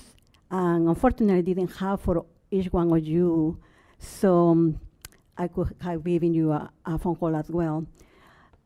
Let me just read to you the email that I sent to the Honorable Superintendent of Chula Vista Elementary School District, Dr. Eduardo Reyes. It is my desire to collaborate with you in creating a more perfected and inclusive teaching and learning environment in our Chula Vista Elementary School District. Today, I am here asking for your support in naming the new school as Dr. Chile Weber Chula Vista Elementary School. Dr. Chile Weber, there is a lot that I could say about her, but I know that you have been in her office many times because I was there with you, with many of you. And if you read the news, if you are, as I know all of you are very well educated, so especially here we are really politically involved. I know that you know that she's a hard worker and she represents all the people. And she's for everybody, for all the students, not only the people of color like me, but for all the students.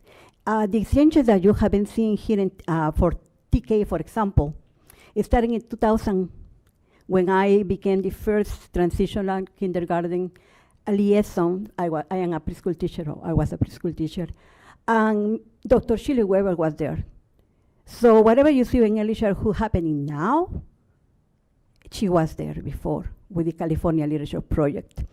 So I know that she is a well-deserved person to have a building named after her. She's a brilliant woman who has proven to be fully inclusive and has been a trailblazer in many causes. My time is up, and I urge you to please name this school after her. Thank you so much. Thank you. Felipe Nuno. You got 3 minutes? Okay. No, I wasn't watching the clock. Just know she's waited a long time, poor thing. Good evening. Oh, good night now. Hello, board, Dr. Reyes, and all present tonight. My name is Felipe Nuno. Most of you, well, the majority of you know me or have seen me before. I live in this area. I'm a community advocate. I've been involved in the Sweetwater School District as well as the San Isidro School District. I'm glad to be here visiting you guys in the Chula Vista School District.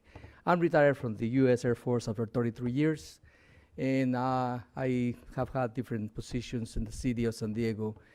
Currently, I'm the president of the San Diego Education LULAC Council. What is LULAC? LULAC is the Legal United Latin American Citizens. And we are looking for, as a civil rights organization, we're looking for the community to be involved, especially in education. So about 7 years ago, we had a new park being built up in the Otay Mesa border, and the same issue came out with the names.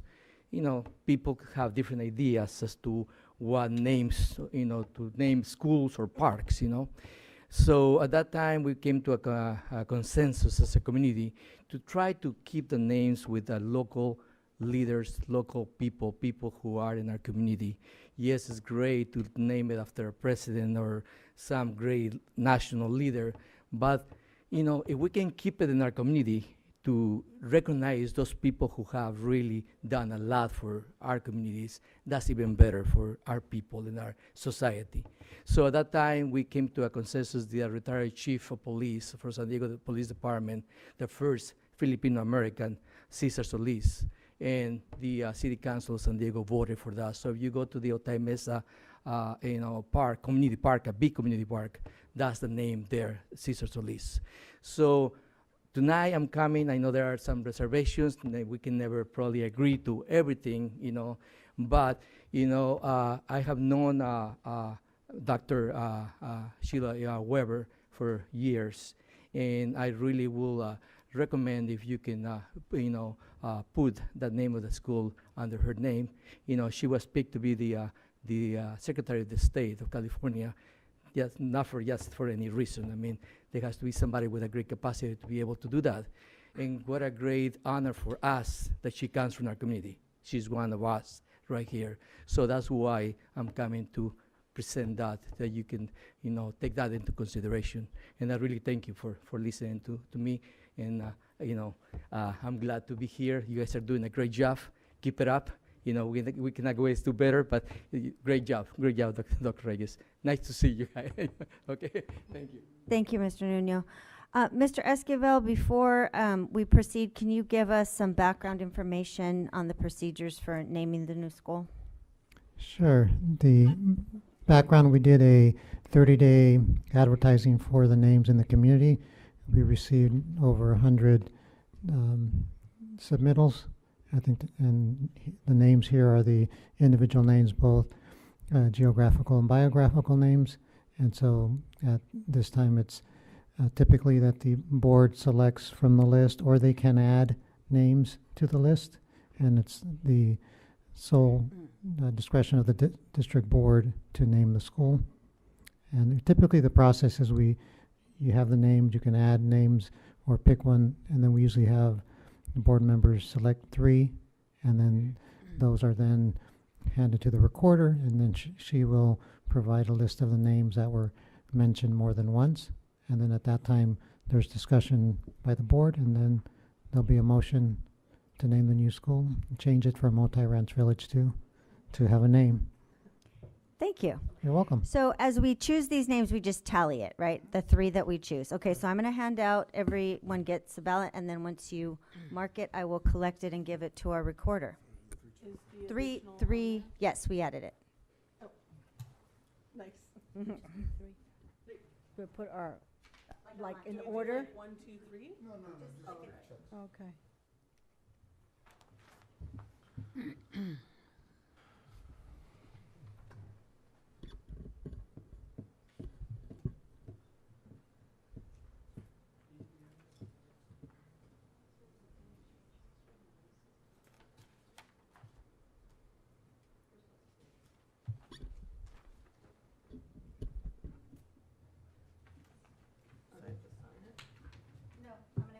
When you're ready, just come and get it.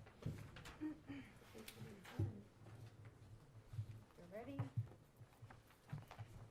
What's in the back? multiple, then that's it. We give it to the recorder and then we talk about the top three ones. The recorder.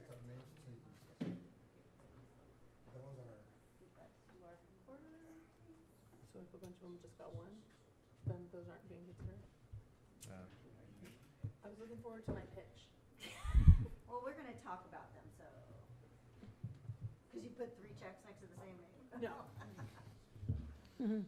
Dang it. Didn't think of that. Is that what you do? Vote early and vote often. Right? So we could have put 3 checks on one name? No. Oh, I was like, bring it back. I'm loopy, it's 10:05. We've gone through this process a couple times. Last time was easier.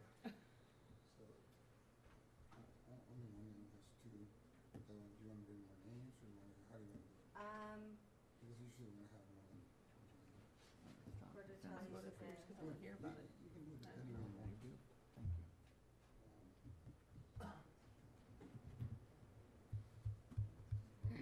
It says president announces names of schools that have been selected more than once.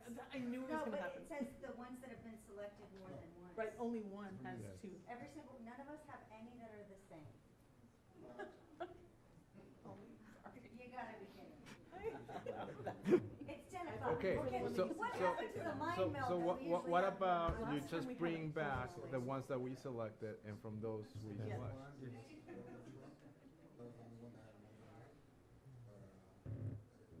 Just bring, I would suggest bring back all the ones that have a selection, that Yeah. eliminated Okay. a bunch of them, That's a good idea. Yeah. and then we'll go from there, Yeah. I mean, we're gonna have 14 names to go through, right? potentially. Potentially. Can we, I was hoping that we would all do 2. Okay, so Alright. you want it, you can, put these on your binder? Let's see, Okay, which ones are ready? still good? Was I the, Ready? Oh, it's, was I the one who selected a geographical 13B. name? Okay, Tony Gwynn Elementary, Cheryl and Greg Cox Elementary, Kumeyaay Elementary. I don't think there's anything there. Ellen Ochoa Elementary, Ellen Ochoa, okay. Alberto Ochoa Elementary, Not related. It's called Ochoa. Larry Itlong Elementary, Which one? Larry Itlong, Itliong. Itlong, No, it's in the second column. First. Larry Itliong. Alberto Ochoa Elementary, Ruth Bader Ginsburg Elementary, and Sonia Sotomayor Elementary. Okay, My geographical? okay. They're still I'm, going. well, I'm still going. Oh. Dolores Huerta Elementary, and you might have picked more than 3, so I only did the 3 on the first page. Sonia Sotomayor Elementary, Oh, is that 2 for that? uh-huh, Okay. and then What's two? Montecito Elementary, That math degree. Is it El Montecito or? No, I Montecito. chose It's that. on the second page. Alberto Ochoa Elementary, Which one, what? Alberto. Jonathan de Guzman Elementary, and Montecito Elementary. Oh, that's right, it said sign it, but I didn't sign it. Oh, God. So I two don't- The 2 for Montecito? Yes. Two for Montecito, 2 for Sonia Sotomayor, and Sotomayor. 3 for Alberto Ochoa. That's my job. We're QA. Some help over here out of setting. If you didn't, if you see yours coming, sign it and then please send it back, because we do need to sign these. Clerk Fernandez did sign his, I signed mine. so maybe Maybe that's one of I yours. think this is mine. Ochoa? this one is probably, For 2 Ochoa. Mm-hmm, Pass? yes. Yeah. so, Doctor. Dr. Ochoa, okay, and then there's another one that wasn't signed. You know who Ellen Ochoa is? Yeah. Okay, Awesome. So it kind of did, doing this tally, it did do what we needed it to do, because it says that the president announces the names of schools that have been selected more than once. And the 3 that we have that are selected more than once are Dr. Alberto Ochoa, Sonia Sotomayor, and Montecito.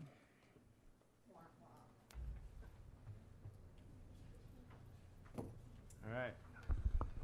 So there's 3 names. You proposed Alberto. Are we motioning each name? Speak. We don't, we discuss the proposed names and then we move for recommendation and adoption. So only the 3? Yes, All right. of the 3, yes. All right, so you'd like me to begin? So full disclosure, Dr. Alberto Ochoa was not my professor. I did not go through the teacher education program at San Diego State. But over my 25 years of teaching in both San Diego Unified and Sweetwater, I've come across countless educators who have gone through his classes. There is probably no way to truly quantify how many generations of educators and kids that he's had an impact on. But let's just say that his work in language policy studies has led to creation and innovation in bilingual education, dual immersion, and English language learner education, biliteracy seal, all that. So, you know, I really put some thought into this as far as somebody who is had a profound impact on the region and education, and that's why I put forth this name. Thank you.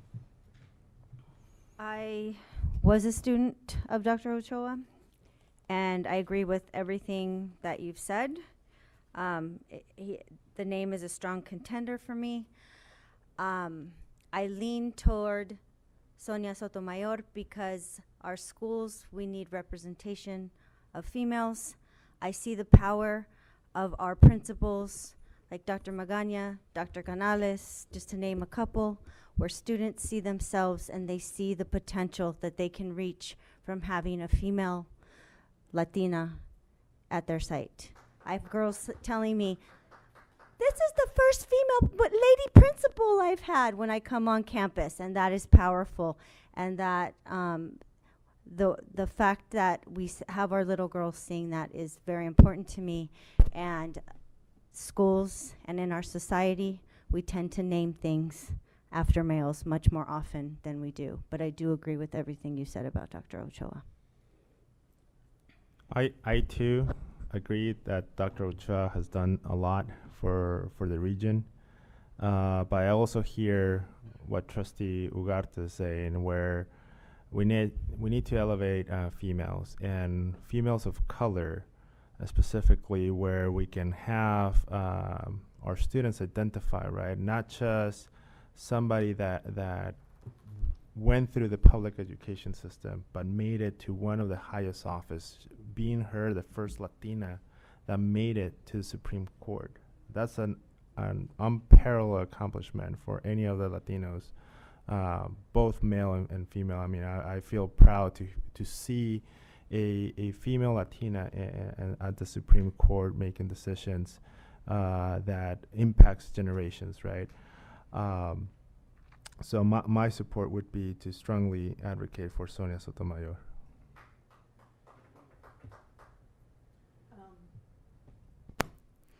I totally appreciate hearing about Dr. Alberto Ochoa. That's really amazing that he's made such an impact on our area. But I absolutely agree with my colleague, President Ugarte, that naming our school after an amazing Latina woman would be a boon to our district. This is why I wanted really bad Ellen Ochoa, because first female, first Latina astronaut, and Artemis 3 is launching in 2024. I'm just saying, if we made it a space magnet, how cool would that be? Anyway, that is on the cutting room floor. Sonia Sotomayor is definitely an amazing person that our little girls can look up to. And I liked, the reason I was on my phone, I was checking to see if there's another Sotomayor Elementary School. There's a Sotomayor Elementary School in Sioux Falls, North Dakota, so it's cool. That's cool. I don't think anybody's going to get confused. So I am in favor of Sonia Sotomayor.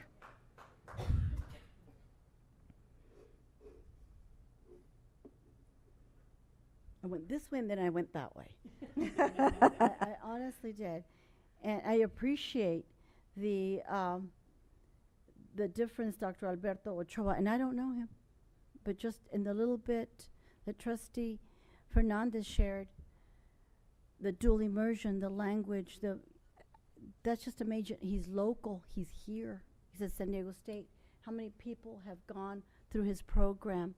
I understand that. I understand the flip side of the Latinas, you know, a woman of color. And I, you know, guys know me. I don't like to go there because to me, it should be who you are. Nothing to do about colors, let alone female. It should be because you're able and you do. You know, I consider myself equal. So I don't see you as a competition kind of thing. I don't see you as a competition. I compete against myself. I always try to strive to compete with myself. And I see the value in it. And I know it's going to go 3-2 because I'm going to vote for Dr. Alberto Ochoa. I think he's local. He's somebody I think that children could still go there and visit with him and see that, make that connection. Field trips, I mean, that's a wonderful idea, a field trip. Take him to see someone. My school's named after him. I don't know how often or when we would ever go see Supreme Court Justice Sonia Sotomayor. How cool would it be if she came for the opening? But, you know. So, but with that, but I bet you Alberto Ochoa would come. with that, I will move to rename Otay Ranch Village 2, Site 2 Elementary School to Sonia Sotomayor Elementary School. Second. All those in favor? Aye. Aye. I'm not going to vote against Sonia. No, I'm not gonna. Me either. I'm not gonna All vote. those opposed? Opposed? No, I'm not No, gonna it vote. was 100%. So it's Yeah, it was unanimous. unanimous. Okay, motion carries unanimously. We now have Sonia Sotomayor Elementary School. You know she would Thank remember if you. you have a case. Somebody write to her and see if she'll come President, to the opening. Let's get on it. President, can I take 1 minute of privilege on this Yes, item, you please? may. 1 minute of privilege. So you had asked who Jonathan de Guzman was, and if you looked at the Friday update, I'm sure you did, that was the overwhelming support. Okay, and I chose that name as well because his children were students at Otay Ranch High School when I was there. My wife was teacher to both of his children. He's a slain police officer from the community. I remember when the family was ready to grieve with the community. I remember being at the park near Heritage Elementary that day. And so I would hope maybe at some point we would consider modifying the name of Heritage Elementary to include his name. And that's all. Thank you so much. Thank you. Okay, item turn these 13C. We turn these in? Yes, we signed them and then we turned them into, for board documents. Thank you.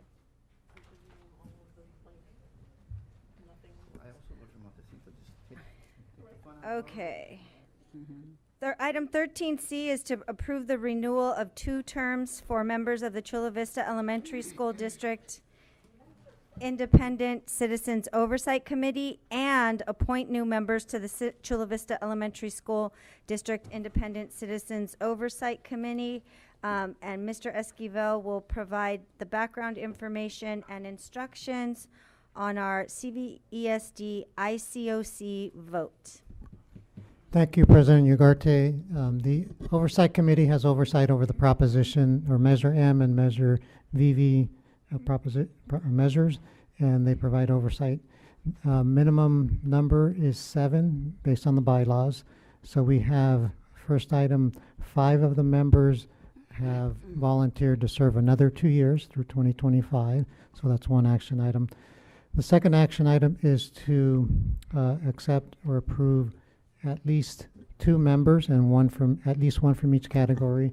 There are 2 applicants for the member who is a category member who is a parent, guardian of a child enrolled in the district, and that is Elise Jade Bautista and James Moffitt. And the other category, 2 members from a community at large. We have one, Minnie Tandy, who's returning, and we have a need for at least one more. And the 2 applicants are Leticia Munguia and Glendora Tremper. So you have another attachment that President Ugarte has, a ballot. We need at least one from each of the categories. You can select minimum, so we need 2, but you can select 2, 3, or 4. Okay, just to clarify, so for each of the areas where there are candidates, do we only need one person in that? Correct, that's a minimum, but If we select, but you can select all of them because we need at least a minimum of 7. We've had oversight committees with 8 and 9, and it helps cover quorum during the year. Madam President, before we vote, can we discuss though? I'm following the actual procedure. Okay, so do we have any speakers for this? No? Okay. So each board member will get a ballot to consider. Board members may select more than one applicant for each category, and then I will collect the ballots again, give them to the recorder. They've honed up their math skills, and then we'll. Can we discuss Make sure before you we sign. proceed? No, we discuss after the tally, and then we make the motion. So we do the balloting, the motion, and then the. But my discussion was to not vote, and then I had a reasoning. So. That's Yeah. no, I think it was valid for me The, to share. we discuss before the motion is made, so we do this, it goes to the recorder, kind of like the last time, and then we discuss before we move it, Right. okay? Uh-huh.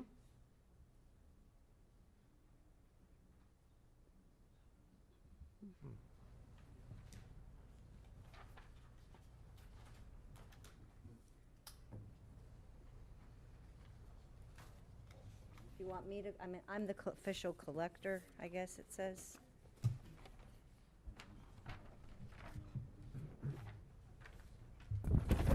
Oops. Yes, I didn't vote twice.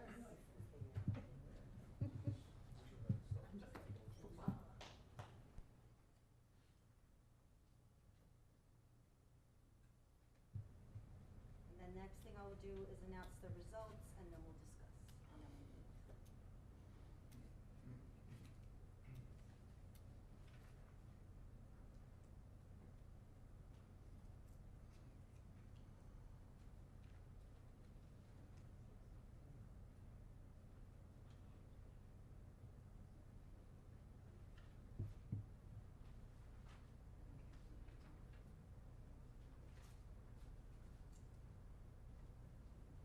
So Giovanna's the auditor. She's the she's on her oversight.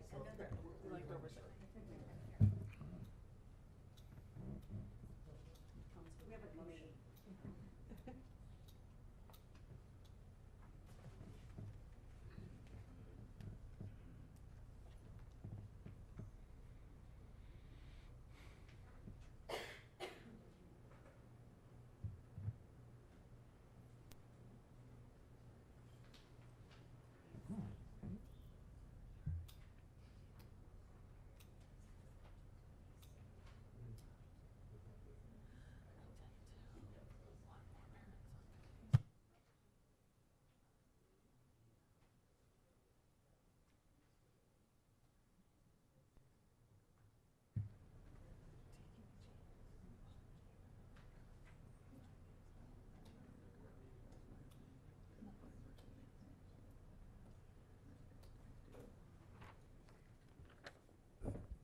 Okay, the results of the tally: Elise Jade Bautista, 2 votes; James Moffitt, 4 votes; Leticia Munguia, 4 votes; and Glendora Tremper, no votes.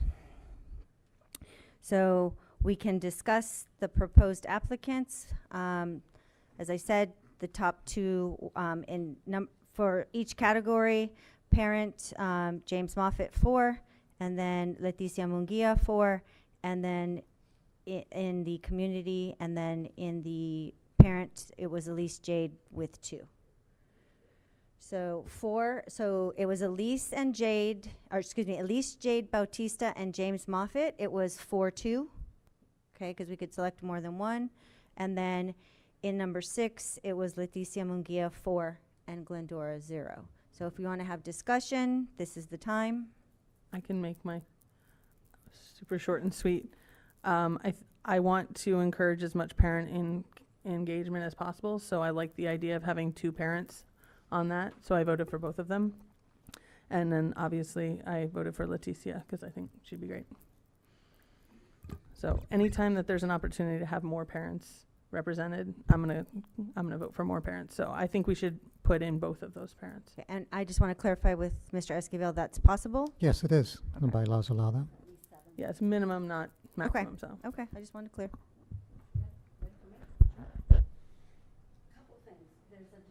There's a discrepancy on page 3 of 5.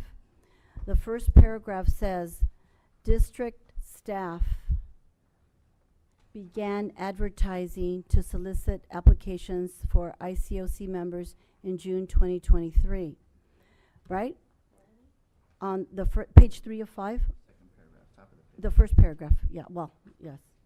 At the top of the page, it says district staff began June 2023, but then right after that, so I'm wondering if I'm just confused or if you could clarify, but right after that, it states that a notice was published in the Star News on May 26th, 2023. May still comes before June nowadays. So when did it start? Did it start in May or did it start in June? I just wanted clarification. Dr. Reyes? Mr. Esquivel, can you?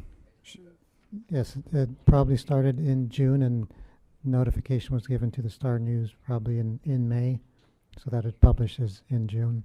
Because I think they only publish twice. It says it was published in the Star News.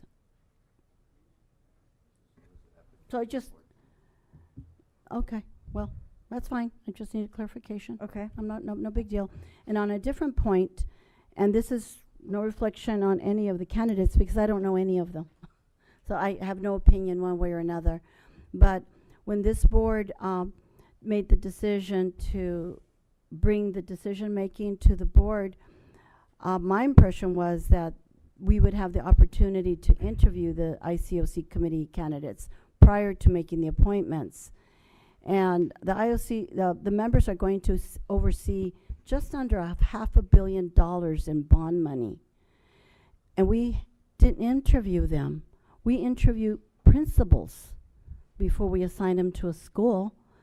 And their budget is a drop in the bucket. This is almost $500 million. So essentially, the candidates were chosen for us. No reflection. I mean, they still would end up being maybe the same. I don't know. But I just thought we were going to have an opportunity to interview the candidates. I believe that this process is that the board is still being cut out of the process. There's questions we haven't had an opportunity to ask of the candidates. And thank you. I appreciate that. The independent, and Mr. Esquivel can correct me if I'm wrong, the independent, the oversight committee has no control over the money. They're actually overseeing what we're doing with the money. Is that correct, Mr. Esquivel? They serve as an advisory role, and so they... Oversight. Correct, as an advisory oversight role in Section 5.5 of the bylaws that were approved by the board, asked the superintendent to provide the applicants to the board, as we have. All the applicants were represented today. No, the applicants that were moved forward, selected by, yeah, by the board superintendent. if I may, in the past, the process has been that the superintendent selects a candidate and makes a recommendation to the board for just the finalist. So, for example, in this case, there are 2 openings. In the past, the superintendent would have selected 2 names, one of each, and only 2 names would have been selected, given to the board. What we did this time is, out of all the candidates that apply, there was we were working with HR, they screened some of the names, and then there was an interview of 6 candidates. So there was a panel that interviewed 6 candidates, and out of the 6 candidates, the panel chose 4 to provide the board a choice of 2, 1 of each, or all 4, or 3 of them, but to at least give you a choice that was not done in the past. So before, the board was never given a choice, it was just the finalist. In this particular case, we did go through a process of doing the first screening. Then it was the interviewing of the candidates, which included people from, it was Mr. Esquivel, Mr. Romero, so someone from HR, Mr. Mora. It was also the director of finance and myself. And then we interviewed all candidates. We selected the top 4, and then those top 4 are the ones that were given to you for selection. I understand what you did. I'm not speaking negatively about anyone. I'm just talking about the process. And you do the same thing with the principals. You do the same thing with your assistant superintendents. We still have an opportunity to interview them. And we didn't have an opportunity to interview them, is what I'm getting at. May still be the same individuals, but process-wise, it's not consistent even with what we do with the other appointments that we make. Obviously, the other ones are paid, these are not, but the point being, so I just wanted to make that known, that's all. But according to what Mr. Esquivel said, we followed the process that we created in the bylaws. Correct. Okay. From previous boards. Yes. Okay. That's what I want to. Do I have any more discussion or a motion? I move to approve the following candidates. As soon as I can get back to the right page. Elissa Jade Bautista, James Moffett, and Leticia Munguia. I'll second. Moved by Trustee Bishop, seconded by Clerk Fernandez to appoint Elissa Jade Bautista, James Moffett, and Leticia Munguia. All those in favor say aye. Aye. Aye. All those opposed? Any abstain? I abstain. Motion carries 4 to 1 with 1 abstention. Thank you. Thank you for your service. Excuse me, we just need to also approve the renewal of the. Oh. I move to approve the renewal of the 2-term for the members of the ICOC. Second. Moved by Vice President Tamayo, seconded by Trustee Bishop to renew the 2 for another term. All those in favor? Aye. Aye. All those opposed? Any abstentions? Okay. Motion carries unanimously. All right. Back to the consent agenda. And board members, I just want you to keep in mind that in addition to the consent, we still have a policy review. So in considering your items pulling and discussion, we are at about 26 minutes before our time elapses. Let me get to the following items listed under the consent calendar are considered by the board in one action. There will be no discussion on these items prior to the time the board votes on the motion unless members of the board, staff, or public request specific items to be discussed and or removed from the consent calendar. I am pulling item D11D. Are there any other pulls? Madam President, can I pull item 11B? B as in boy? B as in boy. 11A also, and that's it. Okay. Move to approve the consent calendar, except A, B, and D. Second. Motion by Trustee Bishop, seconded by Clerk Fernandez to approve the calendar, consent calendar minus 11A, B, and D. All those in favor? Aye. I'm so happy. Any opposition? Okay. Motion carries unanimously. 11A, Trustee Dominguez Cervantes. In regards to the minutes, There's just a couple items. There's a speaker's name. The last name wasn't spelled correctly. It was called to my attention, so I'm bringing it to be before you. Miss Lily Ebert, I guess it's H-E-B as in boy, E-R-T, At what point did she speak? during oral communications. Oh, it says Lily A. Bear. Yes, Okay. do we save the little request to be heard? That might help. On the request we heard, it was spelled the way it sounds. Oh, Right. right. That's why. Okay, So- so then, let's see, item, E-B-E-R-T, right? yes. On page 13, board communications, number 16. There was a little, bottom line, there's no reference. I need to add a reference that Dr. Reyes affirmed that he had not received any communication from the city of Chula Vista. That's not in there. Sorry? Which? It would be page 13 of the The minutes. 16? Item Board 16. communications? Which Board paragraph? communications, Hers. page 13. Oh, your comment, okay. Yes.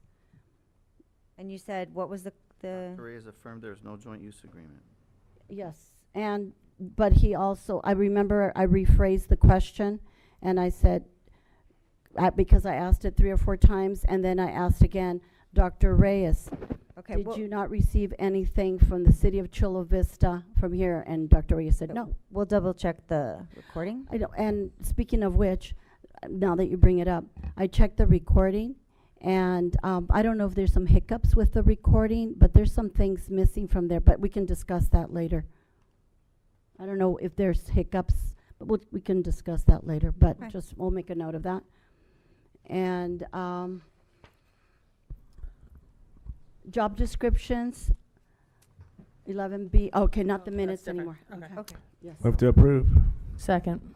With those edits? with the edits. Moved by Vice Potential edits, President right? Tamayo, seconded by with Trustee Bishop Eva. to approve the minutes with the Spelling revisions correction, right? suggested by Trustee Dominguez Cervantes. All those in favor? Aye. Motion carries unanimously. 11B. I would like to recuse from that item. Are you on there again? Motion to approve. Second. No, but I didn't. Wanted to yeah, pull it as 11B well. just, This well, one's- I didn't pull it because he had already pulled it, right? I think Oh, that's what I you got you said, have right? something else. 11B, just the job description D, there's new language that was added to the classified job descriptions, adding general equivalency diploma. HR knows better than I do, but I'm just wondering, in the case of trades, like you may have a carpenter or a painter or a roofer, some other trades that, what if they have proven experience and they don't have a general ed, a GED? I just thought that might be something we could consider, that if they have proven record, you know how sometimes job application will say, or proven successful experience.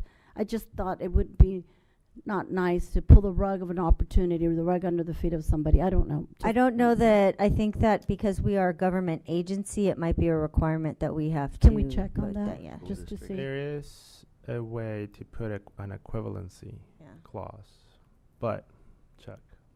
We'll check.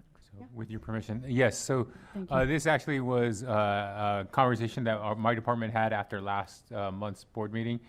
We thought that, with the increased ability to attract more candidates, that we would open it up to include GED as an option for over 100 positions that we have posted here.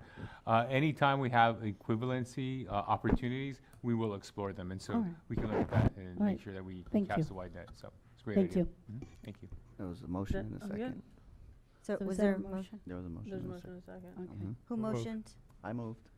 I seconded, I think. Okay, so moved Did- by Trustee Fernandez, seconded by Trustee Bishop. All those in favor? Aye. Aye. Motion carries 4. I abstain. He abstained. 4, Oh, but he just. You are not a Getting board member punchy. anymore, Superintendent. Thank you so much.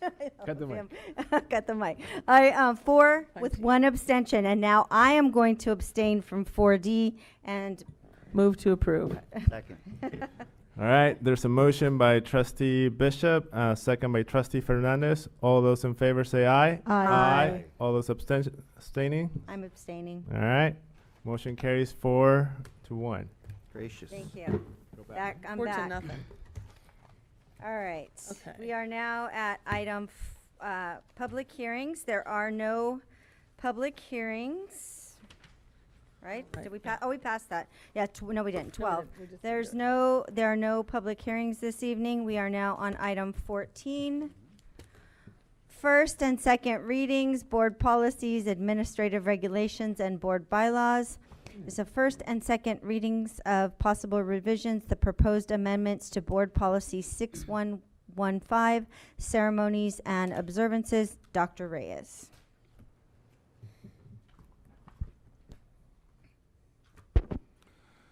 Okay, so it was brought by the Board Policy Committee,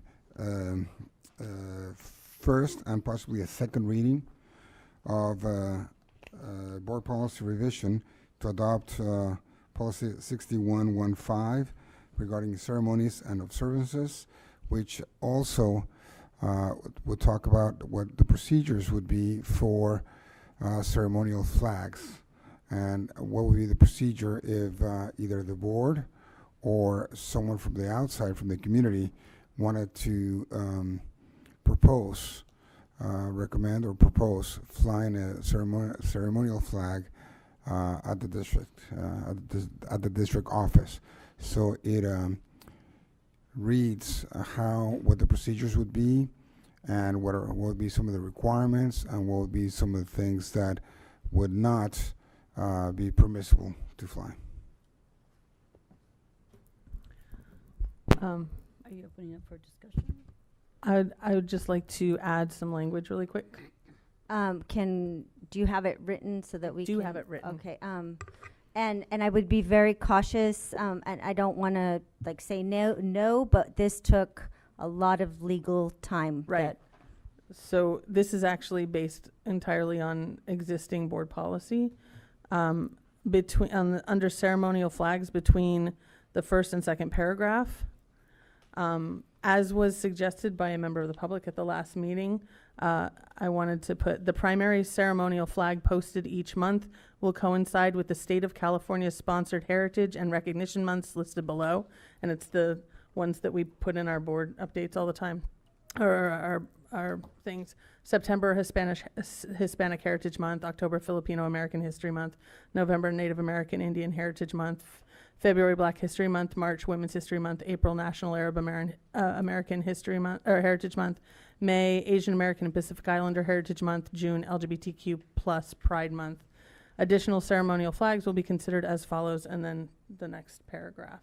Okay. The reason that I'm opposed to the language is because of the actual policy and the way that the flags are going to be, the way it's going to occur within the actual process, because there's a process for that, for us to be able to do that, and request that those flags be flown. I don't know if Vice President Tamayo can elaborate, because he was in the meeting as well. So I appreciate this because we did kind of do something similar with our legal counsel, and we were advised to not go this route, delineating the actual months and who. So we have to do it as an ad hoc approach? It's just the way that that the process will work. It's just we already know that September is Hispanic, but that might not be the flag that it comes, right? Unless one of us proposes or somebody from the public, because that's the process. That way it's equitable for everybody. Yeah, that was basically it, so that everyone has the same access to the flag ceremony and the flagpole, so that we're not putting it into our policy, so that we're not overriding or superseding the public, that they have the opportunity to come forth and do that. And then we can fly no more than 2 flags at a time, because of the, any kind of conflict. So if we already have one flag and two groups would like to fly a flag, or we have two requests, then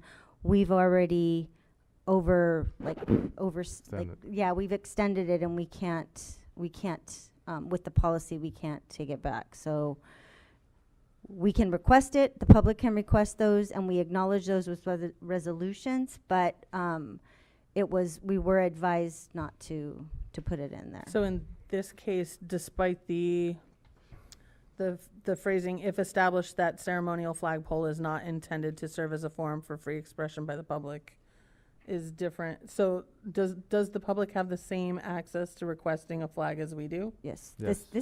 This is a policy that is for everyone. Okay, so we as a board, here's my question. If we as a board member suggest a flag, are we responsible then for providing the flag personally? Yes. That's in The board. That's on The board member? it's on That's the decision. issue that I have. Any individual or entity is It responsible for it, putting it.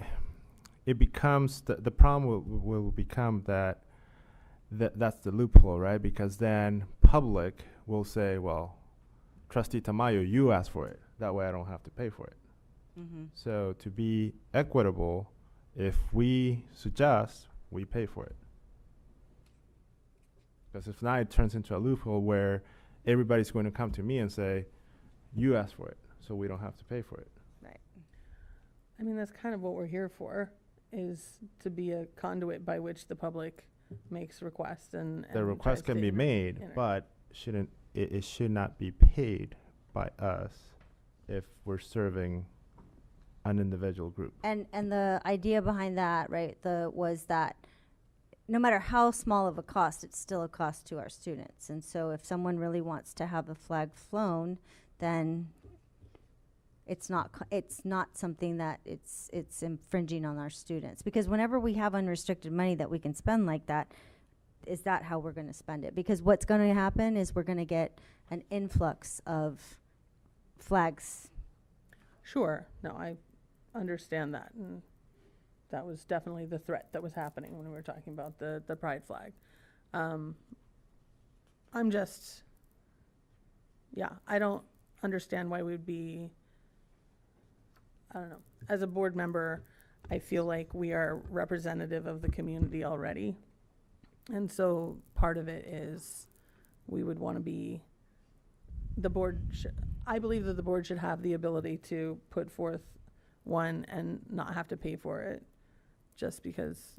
Well, and you're saying, I understand what you're saying, and you're saying that was but if you've seen the amount of requests that have come through, there's a reason that we met with the lawyer and had the language, because it's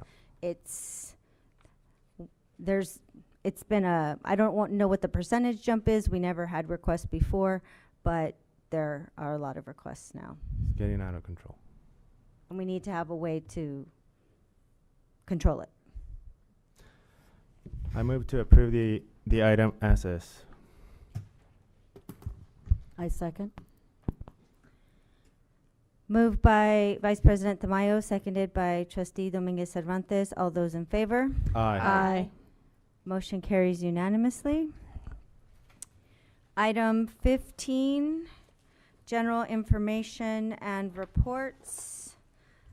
Trustee Dominguez Cervantes. Well, I've been very active since the last meeting. Went to the Black Learners Advisory Committee presentation at Eastlake High School.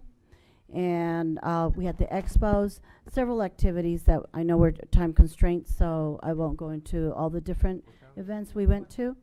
Right? That's the general information. The report calendar to the And it says report calendar.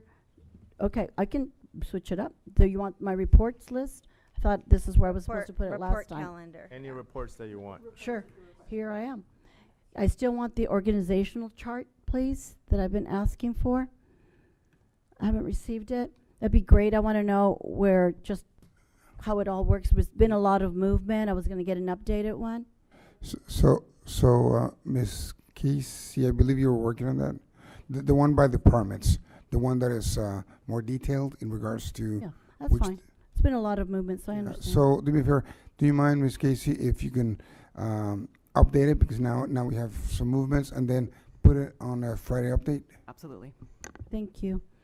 And a report, and you've sort of spoke to it earlier. I know we're recruiting staff, but we got to keep them.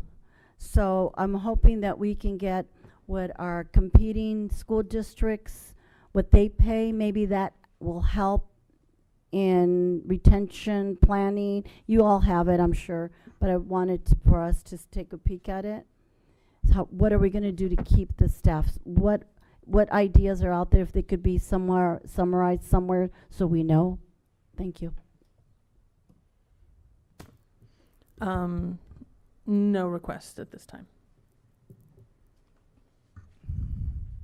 Small request for the September report on district social worker counselor support events, just efforts, just to have a comparison to the services and the number of students served from last year. So, Trustee Fernandez, just to clarify, are you asking for the social workers, for the site social workers or district social workers? The report that's coming next week, Mhm. whatever staff that and Okay. efforts that encompasses, just a comparison to last year. Mhm. Good. So can I Please. add on to that? For that presentation, can we have a representation from site social workers as well as the because usually last time it was just the district that spoke. Can we have the site social workers, somebody to speak for them as well, please? You want one, or you want all of them too? Well, I mean, there's a lot of them, right? Yeah. So just some representation from the sites. So what I can do is, we can ask, of course. Sure. But it's, we can't require them to be here, but. Of course not. We'll ask. But I just, yeah, because we heard from the district, I want to hear from the sites about, and to compare and contrast. Any other reports? A report on how are we doing on the implementation of the next generation science standards?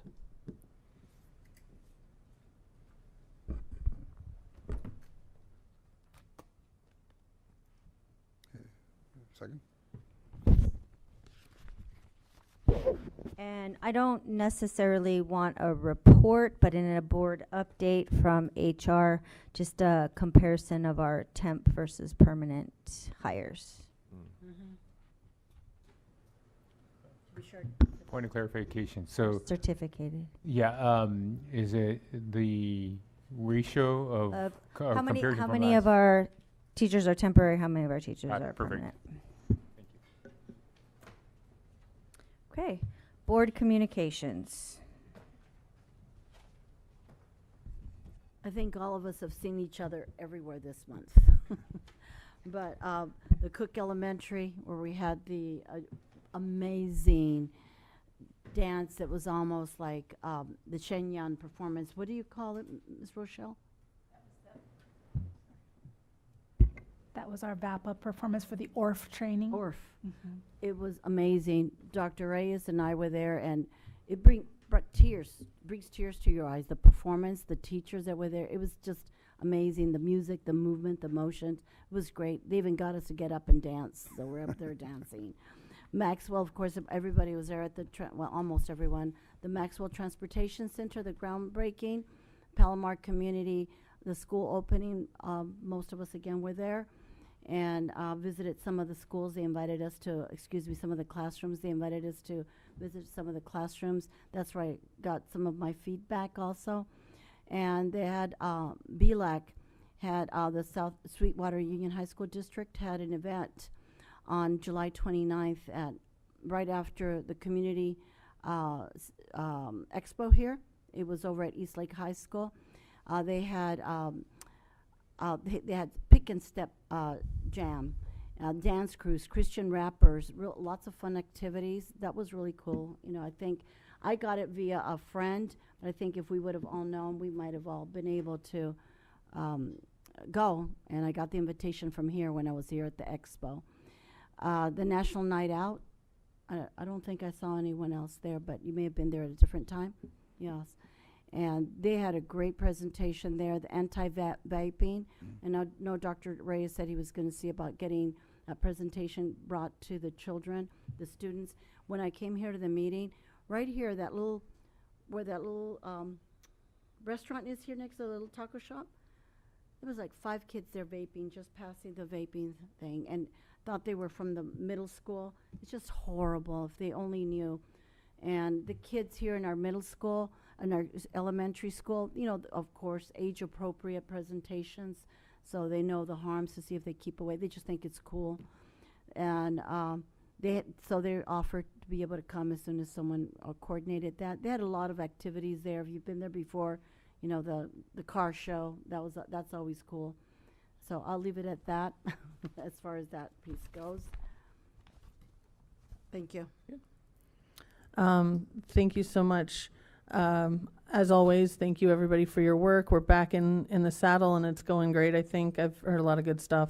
I wanted to thank IT and facilities, both groups gave me a quick little tour of their area, and it was really nice to get to see what y'all do. I did a lot of the things she mentioned, but I wanted to specifically say thank you to Josh, CVE, and the steering committee for community schools. I got to not only go to the community school opening at Palomar last week, but I got to go to the cohort 2 pitch meeting with the principals and other members of different school sites that are eligible for the next grouping. So it was really great to see those folks that are looking to start their create a community school in their sites, and we're really hoping for 6 to 8 new community schools next year. So thank you so much for the group that put that training on, and thank you so much to everybody. Thanks for sticking around. Not a lot of time. Congratulations to Lisa Riggs. Our executive cabinet just has not settled, and they were extremely happy to have you on board. So put on your hokas and hit the ground running. Thank you. Thank you, everyone. Thank you for the fabulous opening of the school year. The hard work is paying off. We're seeing kids happy, and it was a great couple of first weeks that the kids were back, and parents were happier to have the kids back. But absolutely a lot of work happening, and thank you to the team for putting up this board meeting and all that goes into planning these meetings. Thank you. In addition to the events mentioned, I got to go to quite a few of them, the Palomar opening and the Maxwell Grand Transportation opening. I also got to I was able to attend a few back to school nights. I want to give a little shout out to Los Altos. I got to see their brand new library in action. I was excited to see the boxes. The kids were excited. The staff felt special that they had a board member actually at their back to school night, and I was excited to be there. And Dr. Canales did a really good job of talking about Title I and inviting parents in. She had parents signing up for committees. I don't know what magic she had, but they were like all signing up. So it was great. And thank you all for being here. And the opening of school, every single person is valued, and we need you, and we want to keep you here, and hopefully our actions are going to reflect that. Motion to adjourn. Second. Motion. Motion by. I just want to welcome Lisa Riggs. All And right. welcome, Ms. Welcome Riggs. to our family. Thank you. Moved by trustee, who moved it? Fernandez. Fernandez, seconded by was trustee one of you two Tamayo. boys. All those in favor? Aye. Aye. Meeting